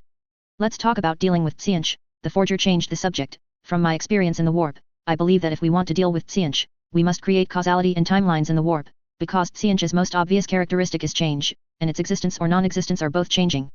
We need things like time and causality that can anchor change. This is not difficult. Qin Xia raised his hand, taking himself and the forger away from the nascent reality and into the warp. The forger knew what Qin Xia wanted to do. One used his immensely powerful strength in the warp to guide ether. The other utilized the ether guided by the first person. Time and causality were born in the warp. However, rather than a timeline, it was more like an event line. Events would henceforth be strung together and, through the transition of each event, produce a flow of causality that almost corresponded to reality. This will also be very helpful for us to eliminate Nurgle. The forger put down his hand. The most I've slaughtered in the warp are Nurgle demons and Slaanesh demons. I can deal with Nurgle by myself. As for Xianch, we can tackle him together. Qin Xia stated his method for dealing with Xianch. I will continue to annihilate some unsalvageable realities, seize most of the authority of the end, and then, combined with Kern's mindless slaughtering divinity, eliminate Xianch in the most head-on manner. I like head-on approaches, the forger nodded. Chapter 667, The Final Battle. Changes swept across Nurgle's domain. Eternity and decay were both altered by change, and Nurgle's power was diminished to its extreme. Even the power of corruption was overshadowed by the Black King's authority of ultimate destruction. After completing these tasks with the power he controlled, Qin Xia withdrew his gaze from Nurgle's domain. However, Qin Xia did not idle. Instead, he seized the time seizing causality to accomplish the most pressing task, seizing authority, within an extremely short segment of the event line. Countless bubbles surged into the snowy white domain, converging around Qin Xia in a storm. These were all reality universes. The original universe, to prevent the complete destruction of reality, once created a branch universe, and this branch universe, as the first, was also original. Thereafter, the original branch universe created countless more branches. Those who understood these matters would realize that the battle taking place in the reality universe was not just a battle between humans and demons, nor just a battle between real beings and warp creatures, but rather a battle between the reality universe and the warp.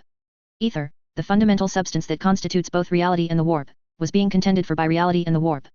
One side devoured ether to form reality, while the other devoured reality to transform matter into ether. Now, Qin Xia seemed to be siding with the latter in this battle between reality and illusion. In an instant, many reality universes were permeated, destroyed, and disintegrated by Qin Xia's power, ultimately turning into a void of ether, which was then devoured by the warp. But these were all desperate universes beyond salvation, where species capable of resisting chaos, including humans, had already vanished. As for those universes that could still be saved, they received salvation. Warriors fighting for humanity received blessings. Even non-human beings who fought against chaos could receive Qin Xia's blessing.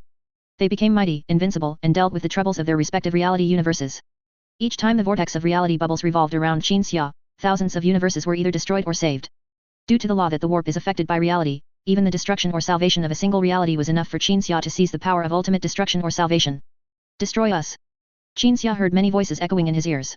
These voices reverberated within some reality bubbles. This was the dying cry of a reality universe as well as it was destroyed. In those utterly unsalvageable universes, the universe itself would tear open its protective reality membrane and veil to allow Qin Xia's power to penetrate the veil more quickly and forcefully, destroying the entire reality.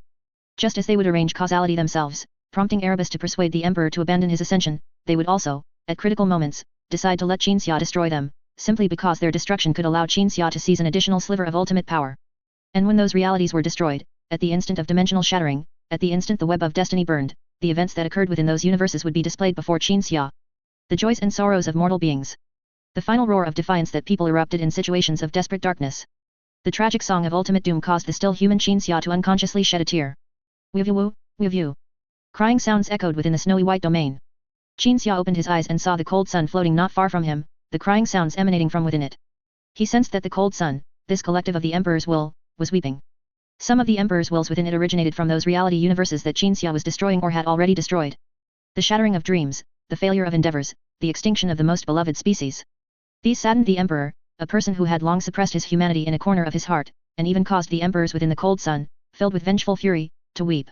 After the weeping came the roaring. Screams of agony from being tortured on the golden throne. Roars of rage at watching dreams shatter. The cold sun drifted away from Qin Xia, entering Nurgle's domain, freely venting its anger and resentment. Qin Xia wiped the corners of his eyes and continued to focus on destruction or salvation. An unknown amount of time passed. An unknown amount of causality flowed by.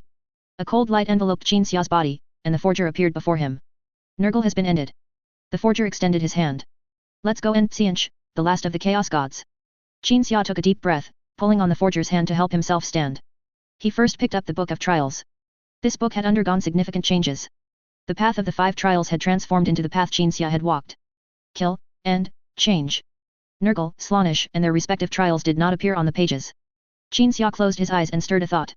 The artifact that recorded the ascension of the gods gradually withered in ultimate destruction, its existence easily erased by a single thought from Qin Xia. From now on, no mortal being would ascend to godhood by means of this artifact. Qin Xia was sensing the forger. The forger was now also boundlessly powerful, every gesture, every thought, was enough to cause ether to transform into matter. He had gained strength by slaying demons. When a demon died, what it transformed into would strengthen the forger. He, too, was snowballing. Wait a moment. Qin Xia raised his spear high. This weapon, forged for him by the Primarch, instantly merged all authority and concepts of lethal damage from the authority of uncaring slaughter. Then he raised the serious sword. This sword was then imbued with the concept of ultimate destruction. Having completed all necessary preparations, Qin Xia, holding the spear and sword, took a step. Let's go bring ultimate destruction to Xianch. Xianch's realm. After the causality of going and arriving occurred, the god of change, in an ethereal, shifting blue form, was perched above the crystal domain. Countless demons resided at the feet of the Lord of Change. After the deity and his slaves waited in silence, three presences appeared in their eyes. One was a cold Sunday. One was a material god wielding two swords. One was a god of the supreme heaven, holding a spear and a sword. The three presences stepped into Xianch's realm. Countless demons surged towards them, then were incinerated by the cold sun, or blocked by the demonic army summoned by Qin Xia. Even if the emperor's wills and the demonic army did not act, those Xianchen demons would have no possibility whatsoever of obstructing the two god-level presences in the coming war. Ants have no right to obstruct gods. We are facing a Xianch who is infinitely more powerful. Qin Xia glanced at the forger beside him. The forger clearly understood the gravity of the situation. Regardless of Xianch's previous power level, it was now many times stronger than before. Qin Xia and the forger, two presences destined to bring about change, as well as the rapid, unearned ultimate destruction or salvation of numerous reality universes, these would strengthen Qin Xia, and also strengthen Xianch. I understand. The forger nodded slowly. Qin Xia nodded, staring at Xianch, then slowly took a few steps, deftly plunging his spear and sword into the ground, and then raised both hands. His arms moved horizontally to his sides, fully extended, then Qin Xia took a deep breath and gently closed his eyes. When his eyes opened again, two kinds of flames, crimson and black, erupted from his eye sockets, and then his palms met. With a crisp clap, the entire warp surged. The surface of the warp was converging, while the deep layers of the warp were, conversely, separating. These two diametrically opposed effects also took hold in Xianch's realm and on Xianch itself. The domain was forcibly aggregated to less than the size of a biological cell. Xianch, on the other hand, was pulled apart, divided into two distinct presences. This was Nurgle's power, mastered by Qin Xia, taking effect. Eternity, decay. Those Nurgle authorities not completely extinguished by the forger now divided Xianch's many authorities and essence into two parts. One part of Xianch remained on the surface of the warp, while the other part was forcibly pushed into the deep layers of the warp. The compressed domain was annihilated by a single sword strike from the forger. Then, Xianch's most powerful part, the one located in the deep layers of the warp, was teleported to Qin Xia to be dealt with. The other part was the responsibility of the forger. Deep warp. With a single thought, Qin Xia created an eternally unchanging domain. Ether, the fundamental substance that constitutes reality in the warp, was easily molded like clay due to Qin Xia's immense power, transforming into a gladiator arena. It was the Deshia arena of Nuceria. The two gods stood at the center of the gladiator arena. Nurgle's authority even gave Xianch a fixed form, a bizarre body that was entirely blue, and even when materialized, could only be described as having long, strange legs and arms, and a vast, heavy torso. What was the point of that just now? Xianch squatted on the ground, and a derivative of the concept of language, something akin to words, emanated from its body. Nurgle's authority can only prevent me from changing. As for splitting into two, I'd rather use my strongest power to deal with you specifically. Even just being able to materialize you is enough, let alone splitting you into two. Qin Xia gripped his spear and sword, pacing around Xianch. Xianch extended its grotesquely long arm and pointed at Qin Xia.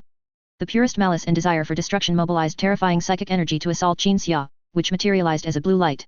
Qin Xia raised his arm to block. Xianch's power shattered his vambrace, but the skin beneath the vambrace remained completely unharmed. Qin Xia, with his brawny arms exposed, shot two crimson beams of light from his helmet towards the shattered vambrace fragments. These fragments, due to the experiences of their user, were imbued with overly powerful various influences. Nothing in the warp could obstruct the descent of these fragments, not even the veil of the reality universe, and the fragments fell into the reality universe, but not because there were reality universes in the deep warp or further down, but because of the concept of return. They were, after all, born from the reality universe. But even such powerful armor could not withstand a single blow from Xianch. It was not as good as Qin Xia's original body's defense. The only reason this armor could be shattered by me is that you didn't intend for the armor to withstand my attack just now. Xianch stroked its chin. Let me guess. Oh. This is your gift to the mortal ants of reality. Qin Xia did not answer, still pacing around Xianch, his bare arms extending from the torso of his heavy armor, muscles delineating lines of exertion as his hands tightly gripped the spear and sword. Chapter 668, so-called salvation. Steadfast. Xianch whispered softly. The Lord of Change sensed that Qinxia was fully focused on maintaining the various influences he had imposed upon him. In the supreme heaven of the warp, full concentration was more important than anything else in this spiritual domain. Qinxia charged towards Xianch. In the conceptual understanding of the warp, approach was materialized as the shortening of the linear distance between two gods. The spear, imbued with the power of unintentional slaughter, thrust towards Xianch. The concept of defense was mobilized by Xianch, and the spear stopped before him. Qinxia had anticipated this outcome and swiftly swung his sword. The end obliterated the invocation of the concept of defense, leaving an eternally unhealable wound on Xianch. Even the numerous concepts and authorities that formed this god of change gradually withered under the influence of the end, though the process of withering was extremely slow. In another clash, Xianch was once again wounded by the serious sword, while his attack instantly repelled Qinxia. The armor on Qinxia's body shattered, and the fragments once again fell into the reality universe. However, even after taking a direct hit from Xianch, Qinxia's upper body remained completely unscathed. This was the defensive power belonging to Nurgle's authority. The forger had intentionally left behind a trace of Nurgle's authority when annihilating Nurgle, so that Qinxia could use Nurgle's authority to do more in the subsequent battles. When materialized, it was Qinxia striking Xianch, and Xianch waving his hand to repel Qinxia. The two gods clashed again. The end and slaughter, these two authorities successively destroyed a trace of change within Xianch's authority. Qinxia was once again repelled by Xianch, and as his gaze shifted, he saw that the surroundings had turned into a desert. Xianch used more power to break through Nurgle's eternal shackles. Even though he had been at a disadvantage in the recent clash, he could at least achieve a breakthrough in the causal event for that one instant. And it was this instant that allowed Xianch to change the form of the surrounding environment. Nuceria sandworms suddenly burrowed out of the ground. The sandworms landed, and near their landing spot was a group of humans. An Angron stood not far away, watching silently.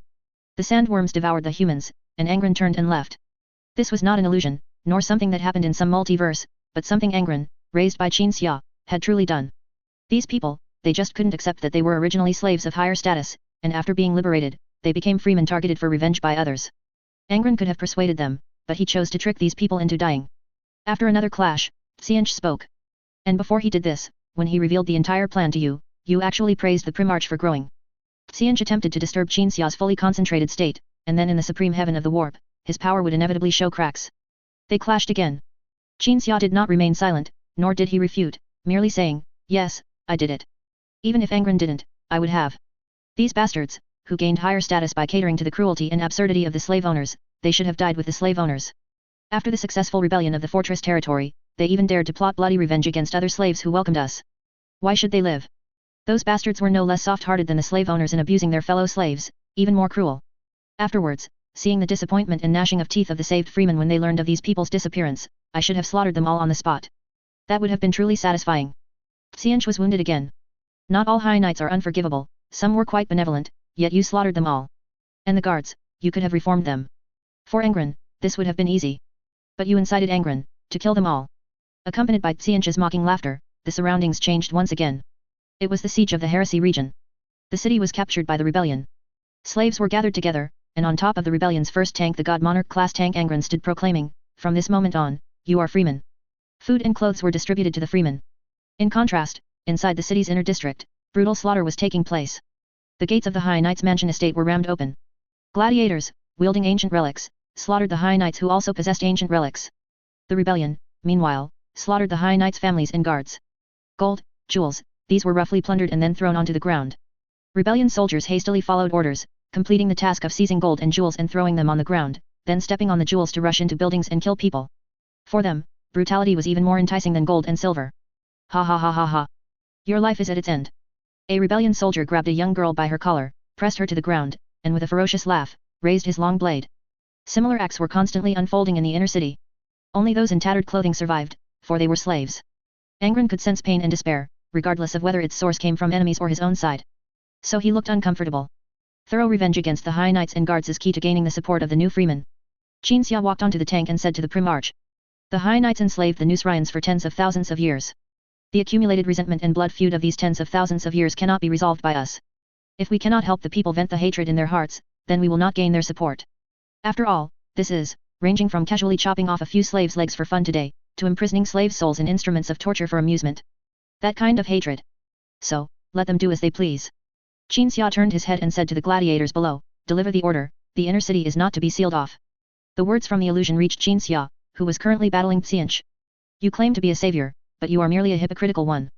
Many who could have been redeemed and reformed were killed by the atrocities you condoned." Xianch continued to mock. But Qin Xia's will did not waver in the slightest. After leaving another wound on Xianch, Qin Xia said, sin will not be washed away by the regret produced by biological instinct at the point of death. But ultimately, I indeed wanted them to die, and that is the most crucial point. You can go to various reality universes for salvation, you can choose to seize the authorities of the gods and remain in the warp forever for salvation. Xianch said, but you are unwilling to save some people who still have the possibility of being redeemed for salvation. Yes. Qin Xia clashed with Xianch once again. So you are a hypocritical savior. How so? Qin Xia paced around Xianch, his spear point aimed at him. I saved Nusaria, and I saved the slaves who would have died under the cruel enslavement of the High Knights. I saved countless people in the Imperium. They would have been tortured to death in the Dark Rule 10,000 years later, or died in rebellions, but I changed the course of events, and they were able to survive. Even if I were to take a step back and say, never mind that I genuinely harbor a desire for salvation, and that I am a person with the personality traits of a white knight, even if I were utterly wicked, malicious, and despicable in character, based on my actions, I am still a genuine savior. Xianch could not perceive the slightest wavering in Qin Xia's will. Yet, in his words, Qin Xia admitted to having done controversial things. This kind of conceptual strong-arming response made Xianch completely abandon the idea of shaking Qin Xia's will. The Lord of Change fell silent. Perhaps because he realized that nothing he said would work, or perhaps because the part of his authority that remained on the surface of the warp, carrying temptation, had been severed by the forger. In any case, he became completely silent. The confrontation between Qin Xia and Xianch transformed into the purest and most complete power struggle. The wounds previously inflicted on Xianch by the end and slaughter authorities deepened and worsened as the causal events flowed. But Xianch could still unleash astonishing power. The Lord of Change offered no resistance, accumulating power, and finally, in an instant, broke through the various shackles Qin Xia had imposed on it. After this event occurred, its body was no longer materialized, but a blurry blue mass. Immensely vast. So vast that the deep regions of the warp paled in comparison. Qin Xia tried to impose shackles again, but as Xianch gradually materialized again, its form in a state of a solidified blue mass, Xianch's attack descended upon him. To withstand this attack, Qin Xia closed his eyes, and after a few seconds, transformed into a form similar to Xianch. This form broke through the limitations of a human shape. It appeared as a warp entity composed of green, blue, purple, red, and black, without a specific outline, only a storm-like form. Each color on the form represented the authority of a godhead. The proportion of each color also indicated the extent of the authority Qin Xia wielded. The largest areas of this form were crimson and black. The battle between the two sides was no longer concrete or materialized. It looked like two storms confronting each other. They did nothing, and they did everything. Multiple concepts and authorities clashed with each other. The battle even spread beyond the warp. In the reality universe, two colored storms raged within the Eye of Terror, fighting each other. Demons and mutated chaos species trembled in the clash of the two gods. This confrontation even stirred up warp storms that spread beyond the veil of countless reality universes, making the warp's surface, which must be traversed during warp travel, impassable due to the raging storms. Some ships in the reality universe were destroyed during warp travel, while others were saved. And this destruction and salvation were also extensions of the conflict between the two gods. Those reality universes with fragile reality membranes and veils were directly destroyed by the aftermath of this struggle. The reality universes still undergoing the Great Crusade were forced to halt due to the sudden raging warp storms, and the Emperor's grand dream in those universes was once again shattered. And the most profound and obvious impact this battle would leave on countless reality universes was that the Eye of Terror, this warp rift, would tear into two parts, white and blue. In the observations of reality universe astronomers, they would appear as two giants fighting each other. In those universes where warp influence was too profound, and thus contained extremely powerful psychers. Mad and bold psychers attempted to observe the cause of the upheaval, but they would scream and die after witnessing it all. Due to their immensely powerful psychic talent, the psychic shock generated upon their death would spread across several star systems. Countless weaker psychers from other races would shed blood and tears amidst the psychic shock unleashed by the powerful psychers, and write down twisted texts revealing minute details of this divine war. What was the outcome of this divine conflict? Only in one of the countless realities, a universe where the Eldar held dominance and were undergoing a revival, Uslan, who had become an emperor-like figure, survived after witnessing the entire event and left behind a prophecy. Change is defeated. Chapter 669, God. The abstract, non-concrete battle continued for a while. Then Qin Xia suddenly converged, forming his original appearance. And Xianch was forcibly materialized into its previous physical form. The battlefield shifted from the deep layers of the warp to the surface. Upon realizing it had materialized, Xianch surveyed its surroundings, seeing the forger staring menacingly, but unable to see its other part. This indicated that its other part had been annihilated by the entity capable of obliterating warp entities. A Xianch that has grown many times stronger is nothing more than this. The forger leaned on his sword, turning to look at Qin Xia, who walked past him. If he hadn't grown many times stronger, the god-slaying war would have ended after I wielded the end once. Qin Xia stood beside the forger. At this moment, his upper body armor was shattered, leaving only his helmet and lower body armor. Those shattered fragments flowed into many universes worth saving, becoming anchors that suppressed psychic shocks and stabilized reality. Those fragments were regarded as miracles, preserved in those realities, and people coincidentally living near the fragments in those realities would consider them divine artifacts. Around the fragments, the beings of reality launched a struggle, with ambitious individuals attempting to seize the fragments and integrate them into their weapons and armor. But the fragments would choose their own envoys and become a part of them, bestowing unparalleled psychic power, enabling them to bring an end to an age of chaos in a reality universe. End it. Qin Xia raised his spear and longsword. The forger tightened his grip on his twin swords and slowly nodded. The cold sun in the sky roared. In the cold light, two godlike beings walked towards the materialized Xianch. The sun's flames had already enveloped Xianch. Qin Xia and the forger exchanged a glance, then attacked the Lord of Change from left and right. Qin Xia severed Xianch's legs with one sword strike, then plunged his spearhead downwards, pinning Xianch to the ground. The forger swung his twin swords repeatedly, severing Xianch's arms. During this process, the shattered limbs and splashing liquid were all materialized expressions of authority and concepts being stripped away. Qin Xia grasped the spear shaft and moved behind Xianch, raising his serious sword high and plunging it into Xianch's back. The forger grabbed Xianch's head, pouring in material lightning and fire. The Lord of Change was no longer able to resist. One part of it was annihilated by the end. One part was destroyed by the power of matter. Finally, Qin Xia pulled out the serious sword, forcefully punched through Xianch's body, pulled out a crystal from its heart, and crushed it. Blue power gathered around Qin Xia and surged into his body. Xianch's authority now belonged to Qin Xia. And the divinity of Hellstorm reselected its master, or rather, chose the existence that could represent it. Xianch's realm suddenly vanished, replaced by a blizzard. Praise my god! A two-headed demon suddenly appeared before Qin Xia. It was Carlos, who had been Qin-ified. Now it was no longer a Xianch demon, along with the authority it represented, it now belonged to Qin Xia. Qin Xia looked at the forger. The forger met his gaze, then nodded, slaying Carlos, who already belonged to Qin Xia, with a single sword strike. It's over. Qin Xia looked up, rubbed his face, and took a deep breath. The forger put away his twin swords, finally. I originally thought I would have to spend hundreds of billions of years in the reality universe to kill the chaos gods one by one. The two fell silent. They looked at each other. The two who met by chance in the warp said nothing more, as if they had conveyed what they wanted to say with their eyes. They looked at each other for a moment, then shook hands. The forger slowly turned around. Qin Xia proactively opened a portal for him to return to reality. The former smiled slightly and silently walked into the portal. After the portal closed, Qin Xia did not return to his reality universe, he could only stare at the cold sun. Now, he was already an amalgamation of 4 gods. If the Black King, who had ascended, also counted as a god, then he was an amalgamation of 5 gods. If he were to return to the reality universe, it would undoubtedly cause an unimaginable catastrophe in reality. That would be equivalent to 5 chaos gods passing through the veil and descending upon reality. Even the veil of the reality universe, due to its characteristics, could not stop Qin Xia, who still had a physical form. At this moment, a figure suddenly appeared before Qin Xia. It was 11. After a long absence, he had been warped into a demon by the warp. You have walked another path of existence. 11 slowly spoke, but you have become a new chaos god. Qin Xia didn't even raise his spear or point his sword at 11. Because for him now, the suddenly appearing 11 was merely an ant, he didn't even need a single thought to erase this existence. 11 just staying in front of him was enduring unimaginable torment. If he stayed a little longer, 11's soul and essence would be annihilated by the end. Don't tell me you are taking a circuitous route to save people by sacrificing yourself. Qin Xia said. His voice echoed in the warp, bringing torment to 11 and countless psyker in the reality universes. No, I just chose a path that seemed sustainable at the time. I had no other thoughts. I don't regret it, and if I had to do it again now, I would still choose this. 11 said. The Primarch did not leave, and added, I am here now to choose death. Let me wither under your influence. Qin Xia averted his gaze, allowing 11 to wither under the devouring power of the end. What about the Eternal Well? 11 asked. It was a part of Xianch. It was probably cut away by someone. Qin Xia replied. Then you probably won't know the true origin of the Emperor. Upon hearing this, Qin Xia's gaze returned to 11. The Emperor, he was just a human born on the Anatolian Peninsula, not even an immortal. 11 looked at his hands as he spoke. His structure was being consumed by the end. He was a person with a desire to save. In the first phase of his life, he created humanity's first city-state civilization with the beautiful wish of building a utopia.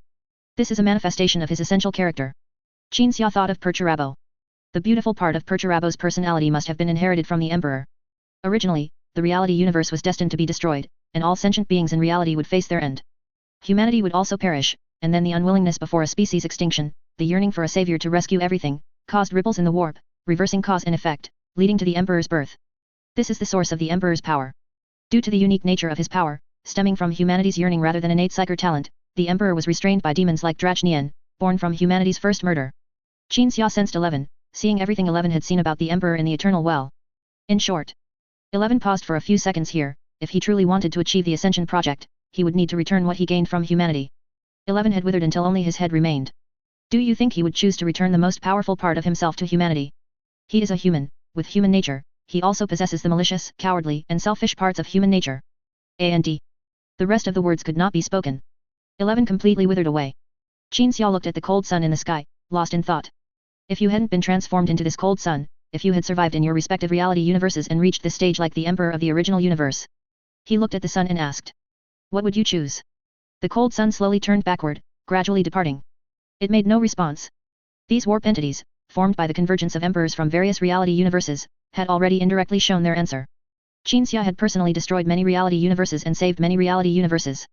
In no reality universe was there an emperor who failed in his endeavor and yet did not sit on the golden throne for the sake of humanity. In countless reality universes, countless beings would have countless choices and states. But the emperor only had 2 choices and states. 1. Sitting on the golden throne, becoming part of the cold sun. 2. Not sitting on the golden throne, because his endeavor succeeded. Whatever choice the emperor of the original universe made, it had little to do with Qin Xia. Unfortunately, Qin Xia could never return to the reality universe. Fortunately, when he sensed 11 just now, he perceived a method for shaping a physical body. 11 had used this method to allow greater demons to descend into the reality universe. Qin Xia could also use this method to create a body, allowing his weakest thread of existence to be contained within this body. Chapter 670, Aftermath. Faith and Nu were wandering. Just like the vast majority of individuals in their respective races, they wandered, searching. To quell disasters, to resolve conflicts. To heal wounds. And what they sought were the places where such misfortunes originated. We are going to a place called Angron. So? What's there to mention? We've been to countless places like that. Angron has fragments. Fragments? Oh. What are we waiting for? Faith and Nu wandered an extremely long distance in the warp. Hand in hand, the two of them arrived at a place like a bubble. Faith reached out, and they were accepted by the veil, automatically passing through it into the reality universe. First, let's do the proper business. War was raging in this reality universe. Powerful species from multiple extragalactic star systems gathered in the Milky Way, waging terrible wars on countless planets within the Milky Way. Fleets of multiple species converged at the center of the Milky Way, and the war they waged tore apart the heavens. The beings on many worlds were utterly annihilated just by the ripple effects of these warring weapons. On one of these battlefield planets, the two of them descended. The warring armies immediately noticed 2 strange existences. Faith appeared golden. He looked like a mass of energy with hands and feet. And Nu appeared as, having no color, nor any describable form, only appearing as a blur in the eyes of the warring armies. Stop fighting. Faith spoke. His voice echoed through countless dimensions of the reality universe. The communication devices, ears, and various unimaginable technological devices existing in various dimensions of all warring parties received the word stop fighting at the same instant. Even this voice was automatically translated into countless languages so that those who heard it could understand. What kind of existence was this? Every creature was pondering this matter. What kind of existence could do such a thing without any implements? This act alone was awe-inspiring. But after a brief thought, a war machine aimed at Faith's body and fired. The energy attack ceased the moment it was discharged, then turned into countless particles, dissipating into the air. I warned you. Faith looked at the officer who gave the order to fire. According to regulations, I will target you and execute a disciplinary action. As soon as his voice fell, the officer who gave the order to fire turned into a puddle of quicksand. The warring armies witnessed this scene and slowly lowered their weapons. Their weapons, their tools of war, also turned into quicksand in an instant. To be precise, this was actually a substance that was gradually decomposing. It would eventually be broken down into the smallest particles in the reality universe, then reintegrated as part of this universe. Nu. Faith mentioned his companion.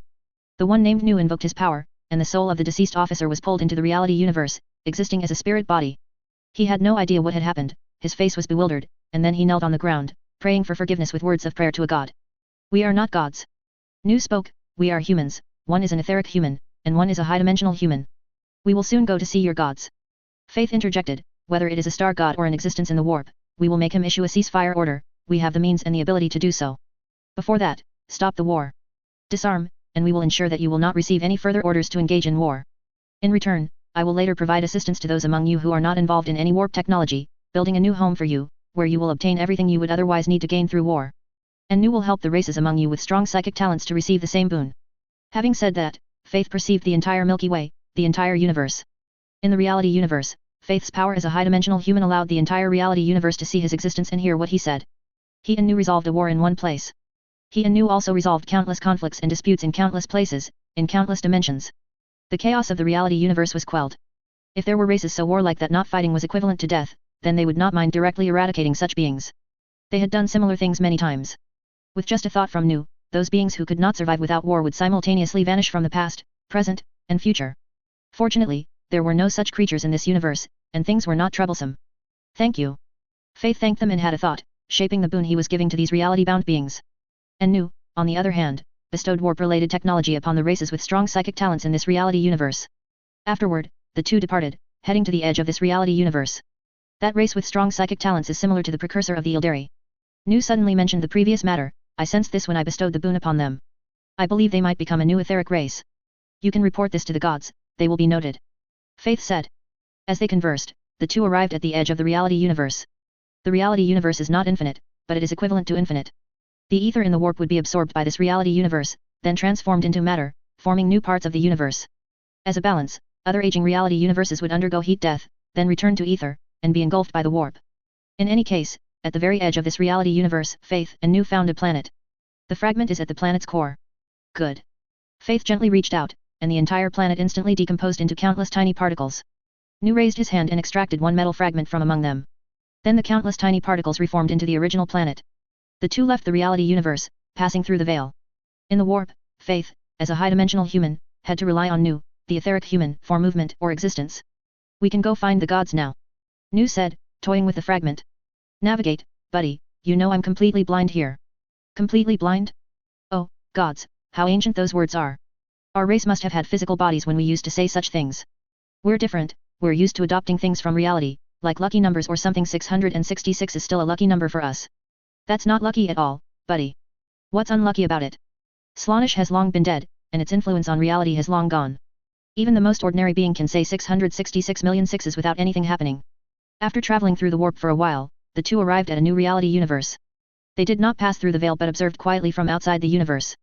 In this reality, the existence known as the Primarchs from ancient history, and the existence that the 12th Primarch regarded as his brothers and sisters, were with a man holding a spear and a longsword. They were adventuring in this reality universe, witnessing countless interesting things. Look, Faith. I see him, the mortal body of your gods, and his companions. Every time, I come to look, because it's truly hard to imagine that in ancient history, our race once existed in such a form, that we went through so much, that we were once so fragile that we had to walk on solid ground. Don't get sentimental, buddy, we're not here to find the mortal shell of the gods. The two continued onward. In the warp, they quickly arrived at a place where psychic energy was extremely turbulent. 8 colors of energy formed an incredibly vast warp phenomenon. In Faith's visual ability, which forcibly materialized everything, he would see a storm formed by 8 converging colors, and the eye of the storm was where they needed to go. They passed through the storm and entered its eye. Nu held up the fragment. Gods. I found your remnant. The storm suddenly converged, forming a face. The face smiled, looking down at the two small beings. Faith knew he was the gods. The gods in the mouth of the etheric humans sounded like a large group of gods, but in reality, it only referred to one existence. A fragment of my armor. The gods smiled and took the fragment from Nu's hand. All right, as per old custom, whoever finds a fragment of my armor will receive a boon. My dear friend and partner and I came together. Nu replied with a smile. So, great, benevolent, omnipotent gods, could you make the boon into 2 portions? Even if it's just one boon divided equally. The gods looked at Faith. Logically, you high-dimensional humans should go find the forger, and the matter of finding fragments to make a wish to me is something I promised to the etheric humans. But all right, tell me what you want. Gods. Faith bowed. I want to know the fate of the emperors of the 2 original universes. You know, their traces of existence have disappeared. And you? The gods looked at Nu.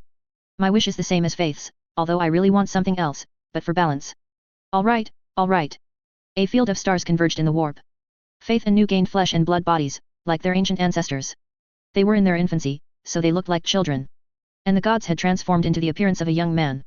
The gods slowly spoke. Faith, the emperor of your original universe merged into the cold sun, which is the collective of the emperor's will. His humanity became the dominant force of that cold Sunday. Then the forger asked me for help to separate the emperor's wills, and he then shaped reality-bound bodies to contain the emperors. And in the original universe where the etheric humans were born, the emperor ultimately took all the children who were willing to leave with him into the infinite city, living there. The other emperor's wills separated from the cold sun were also the same, father and sons reunited in the infinite city. The gods finished speaking. My emperor in that original universe is probably going to grow old alone, right? Nu laughed. Besides Horus, who would want to stay with him? Not necessarily, he changed later, the gods said. The wish was granted. Everything returned to its original state. Faith and Nu were no longer children, and the gods were no longer a young man. Thank you, gods. Nu bowed. Go do what you need to do. The gods said, because talking to you, I was AFK for a while during my adventure with my adopted son, he must be getting anxious. Warhammer, Angron Rearing Manual concludes.